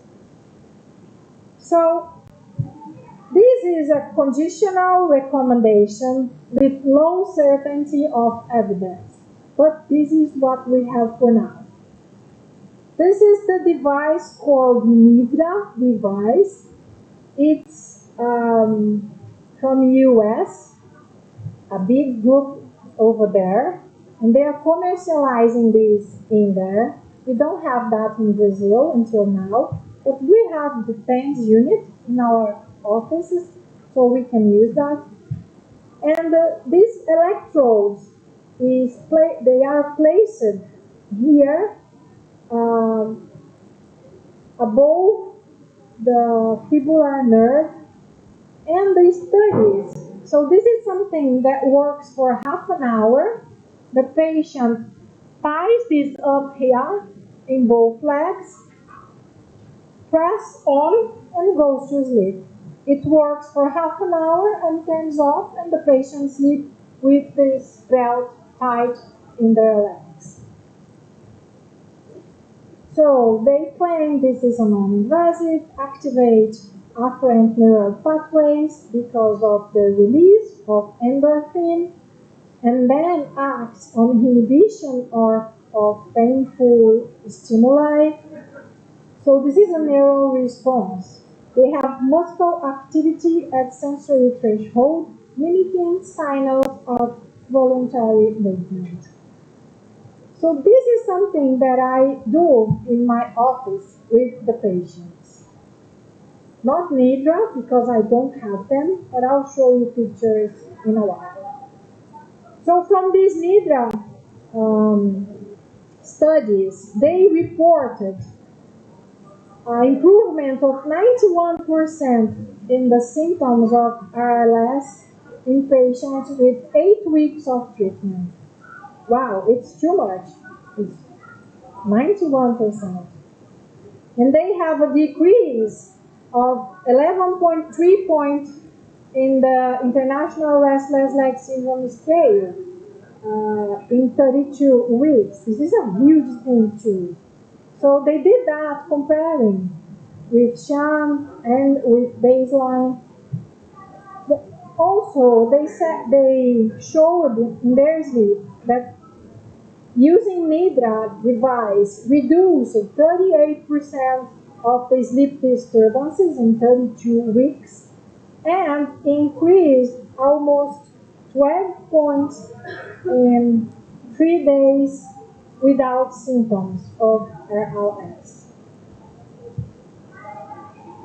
In this Brazilian consensus that I already spoke about we got this idea. Green is what works for RLS, so neurostimulation and exercise. What we think works, but we have few studies with small sample sizes, but I think these are going to change. So, might use with precaution and do not use, because we don't have evidence, is dry needling and cryotherapy. So, let's have a look in each of them. Regarding exercise, it's very difficult to say which type at what intensity, frequency, and time of the day and the duration of exercise will relieve these symptoms. What we know is that aerobic combined with resistance exercise, when compared to one modality alone, decreases the symptom severity and improves sleep quality and also the cardiovascular performance. Stretching also helps, and it needs to be from moderate to intense. But here we also have like those U-shaped curves that we saw yesterday. Not having exercise is no good, and having too much exercise also is no good. So the thing is, how much is good? So it varies from patient to patient. We need to test with them and to be with them as long as the treatment occurs. One thing that we know is that it needs to be every day, Saturdays and Sundays included. And at what time of the day do you think it's important for them? We don't know. We don't have this answer. And we don't even know what's the duration of exercise. So this picture here is from a chapter that I wrote for my book about the treatment of restless RLS in a woman. And I said to her this, I gave to her this set of exercise. So she does it every morning, every day, for her entire life. So at first, I showed her one exercise, and we practiced that a week. And then I showed the other one until she learned everything and know how to do it by herself. Okay? There is a meta-analysis showing us the effects of exercise on RLS. And what we see here is that it favors exercise. So this was done in patients in dialysis. They were exercising during the dialysis in a bike, and they also had stretch 3 times a week for about 30 to 45 minutes. And the exercise was effective for these patients on hemodialysis because it improved the severity of RLS. But by which mechanisms, we don't know. Well, this is then the light, the yellow light, okay? So use it with precaution. This is the pneumatic compression. It's just like those ones that the patients have at the hospital. This is the one that I use in my office, but we have to be very, very careful because this patient might have a problem in the legs and cannot wear this. So this study showed here, you can see at baseline, the symptom scores is high, and then after the treatment, 1 month treatment, the symptom score decreased from 24 to 8. So they use 1 hour a day, and they use the compression device 1 hour before going to bed in this investigation. Then this decreased the symptom severity. We don't know in longer periods or in another, if they use in another time during the day would relieve the symptoms. We also have some evidence, and here is a meta-analysis showing evidence that favors acupuncture for ALS. It decreased the severity of the symptoms, but it didn't change the sleep quality of the patient. So be cautious. I don't know here if you can, if you have training, of course, if you can perform acupuncture? No. In Brazil, we can, if we have the Chinese training. Other thing that is appearing more and more in literature is the photobiomodulation. So we have the low-level laser therapy, and we also have the infrared light. So there are some devices that we can use them, and there are some studies, you see, from 2010, it's an old one, showing that this infrared light improved symptom severity because it increased tissue perfusion, and therefore the oxidative generation. That might be a hypothesis in this endothelial dysfunction. So they improve the scores, but we don't know for how long, at what time of the day they can use it. So this is something I would love to investigate. If someone wants, please send me an email. I'll be very happy to collaborate. There is only one study showing that this kind of manual therapy called Mullington improved the symptom severity and also improved sleep quality. So we see here each of these lines is aligned for one patient, and here we see after treatment and here before treatment, contrary, before treatment and then after treatment, and we see that most of them improve. There are other studies combining massage by a device, not by hands, and hot, like this one here is a massage device, and this one here is a massage device combined with vibration. And they also show the same thing. So maybe manual therapies will have, maybe these will be a non-pharmacological approach. Oh, here we go. We have this Guruji that I am very fan of. We have evidence from 2013 that Iyengar yoga specifically, just Iyengar yoga, not other type, can improve the symptoms of RLS.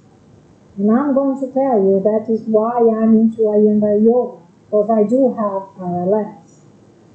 So this improves a lot.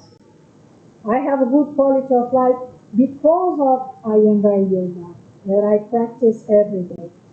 So you see, I'm more Indian than you. There are other possibilities, yes, but we need to investigate more. So there is this device called Hestifik. The device is the strangest thing that I saw in my life, but it helped the patient. And what this is a cushion, and then you put that, you have a gentle pressure in the abductor and the flexor hallux muscles. And this pressure will alleviate the symptoms. How come? We have no idea. But just think about the trajectory of peroneal nerve. There's something going on over there. So I never tried this. I think I could not sleep with something giving me pressure in my feet. But this is a non-pharmacological approach that is available in the US. There is also a vibrating platform that you have here. So the hypothesis is the endothelial dysfunction that we just spoke about, and this could lead to an increase in blood flux and maybe in nitric oxide. So there are, I think, two investigations showing that there are increases in blood flux at baseline and immediately after the use of the pentafluoride, but it decreases over time. So this, you see, these that I'm talking about is not green or yellow or red. These are possibilities that need to be studied. So these are open venues for research, okay, not for clinical practice. And there is another thing going on that is this hypothesis of a hot dysfunction.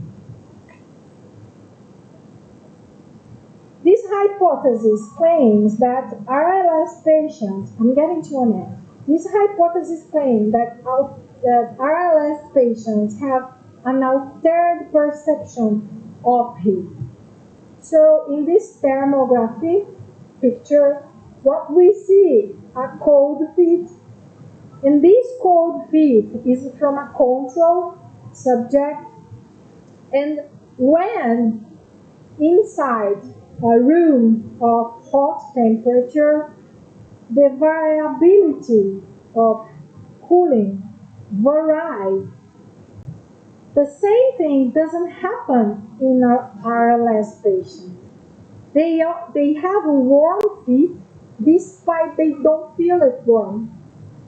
And they have absent cooling of these feet.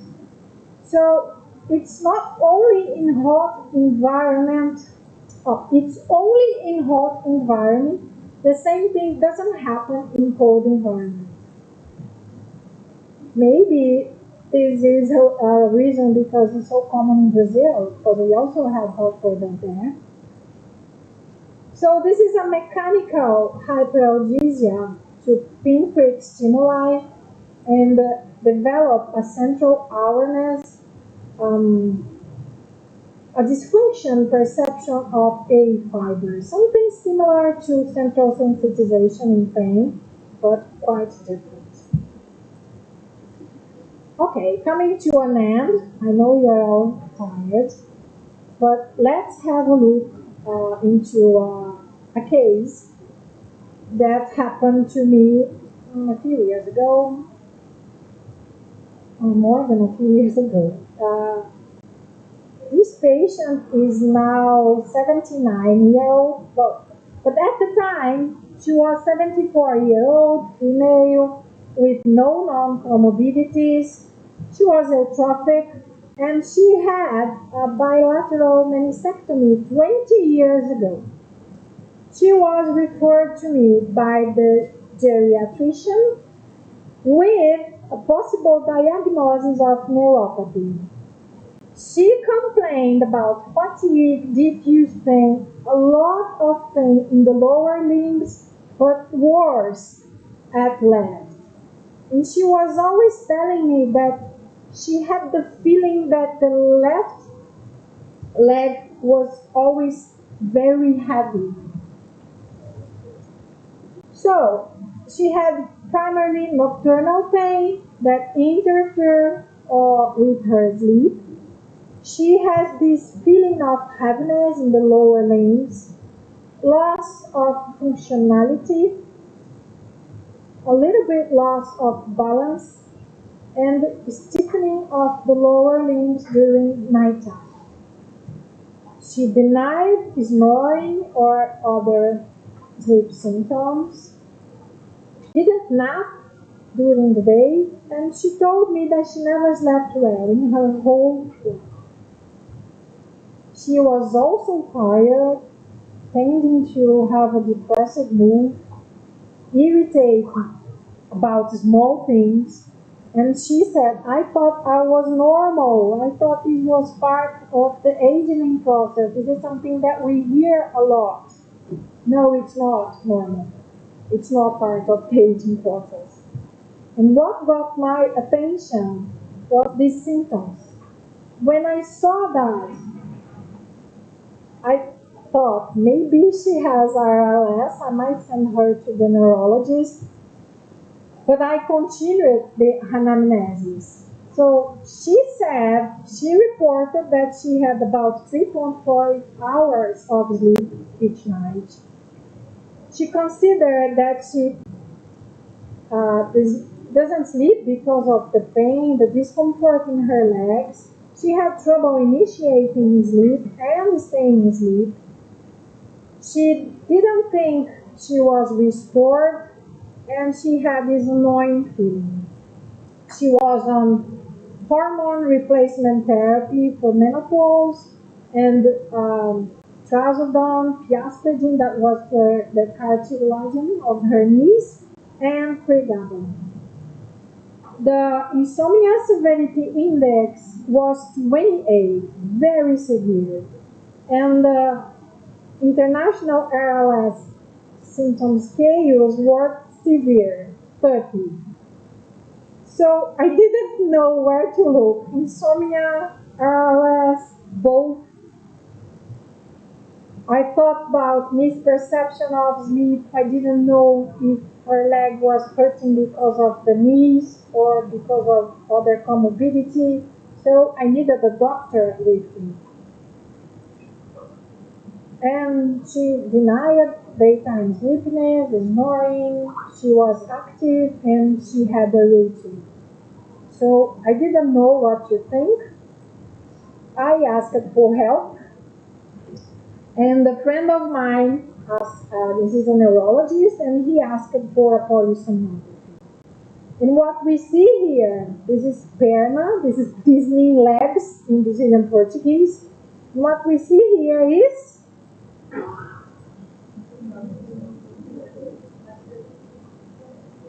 periodic limb movements of sleep, okay? Occurring with arousals that we can see here in these two channels.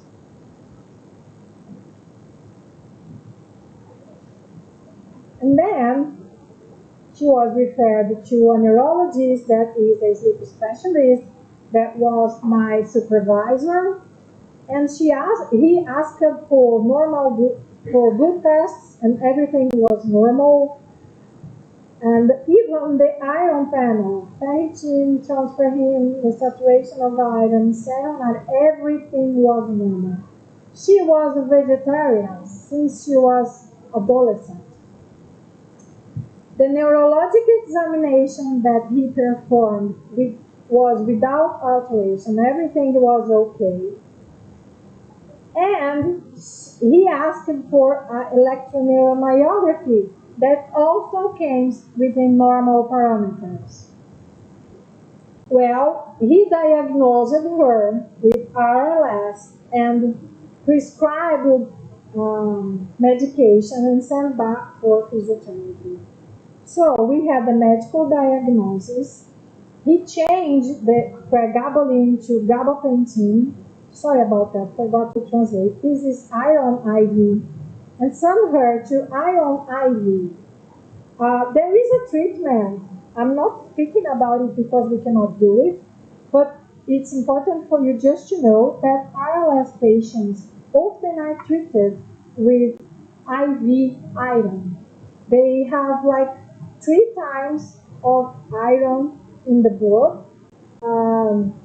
They take it one day, rest for another, take again, rest for another, and take it again. So take it 3 days that you have this iron to try to increase this. For some patients, this helps a lot. For others, it doesn't make a difference. For me, as a patient, helps.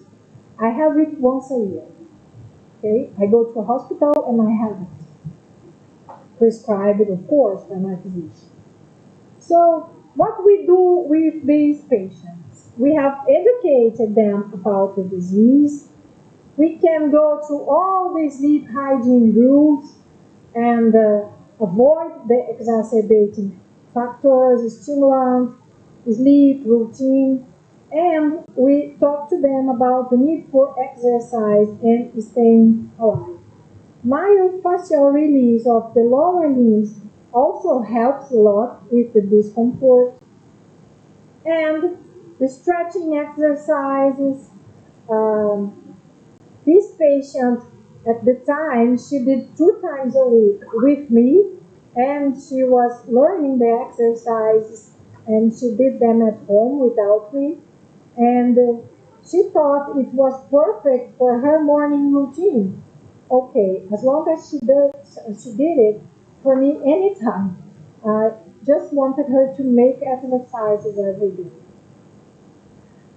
And I tried later this Nidra thing that I told you. So the 10 unit. So we started 1 time a week for 45 minutes, varying intensity and frequency. Because now you must know that PANS is good for pain and discomfort only if it changes its parameters during the treatment, because the patients can get used to it, just like opioids. I forgot the name.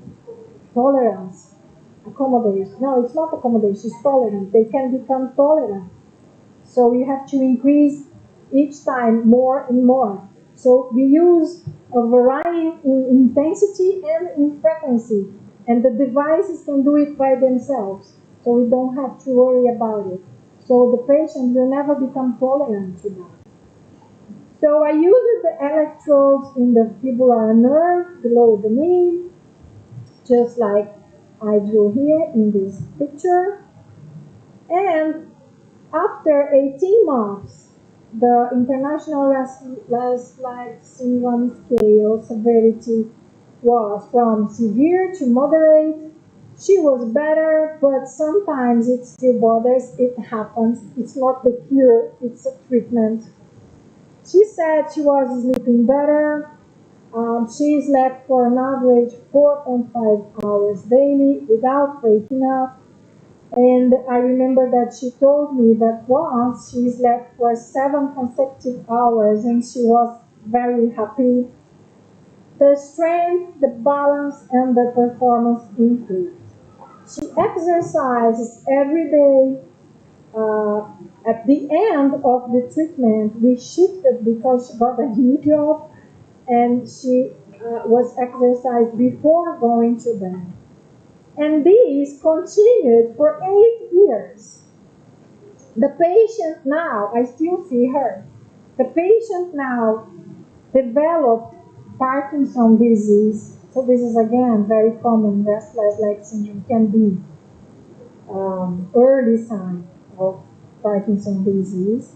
So she's doing nowadays she's doing neurologic physiotherapy once a week, Pilates twice a week, hydrotherapy twice a week, and doing the exercise by herself.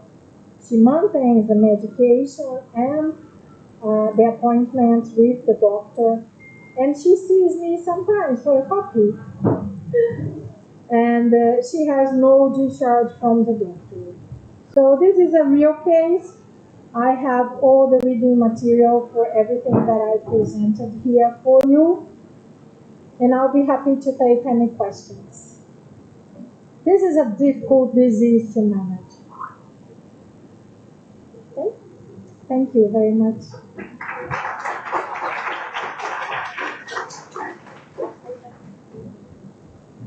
How do you measure the daylight? You cannot measure it. How are you saying that We don't see it. It's a hypothesis. We see in animal research.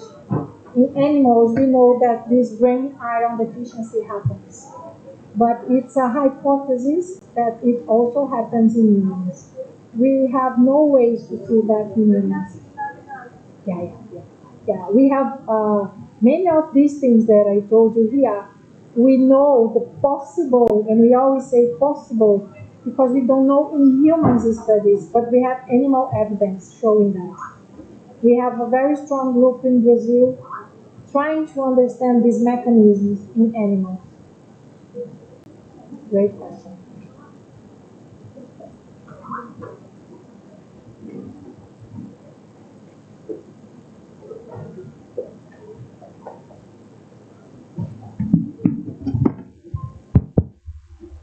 Thank you so much, Christina ma'am, for that incredibly informative session and for discussing clinical cases with us.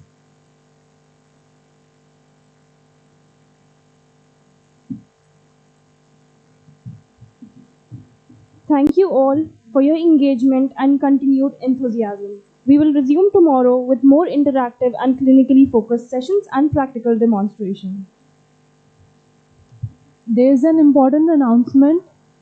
The venue for tomorrow's session will be Mir Anis Hall of Dayare Mir Taqi Mir building. The entry is from gate number 15 and the session will start from 9:30 a.m. So please try to be on time. The location is already shared in the group, so you can check the location and come accordingly. Thank you. And also one more thing, for second half post lunch, the PSG demonstration will be held in two groups.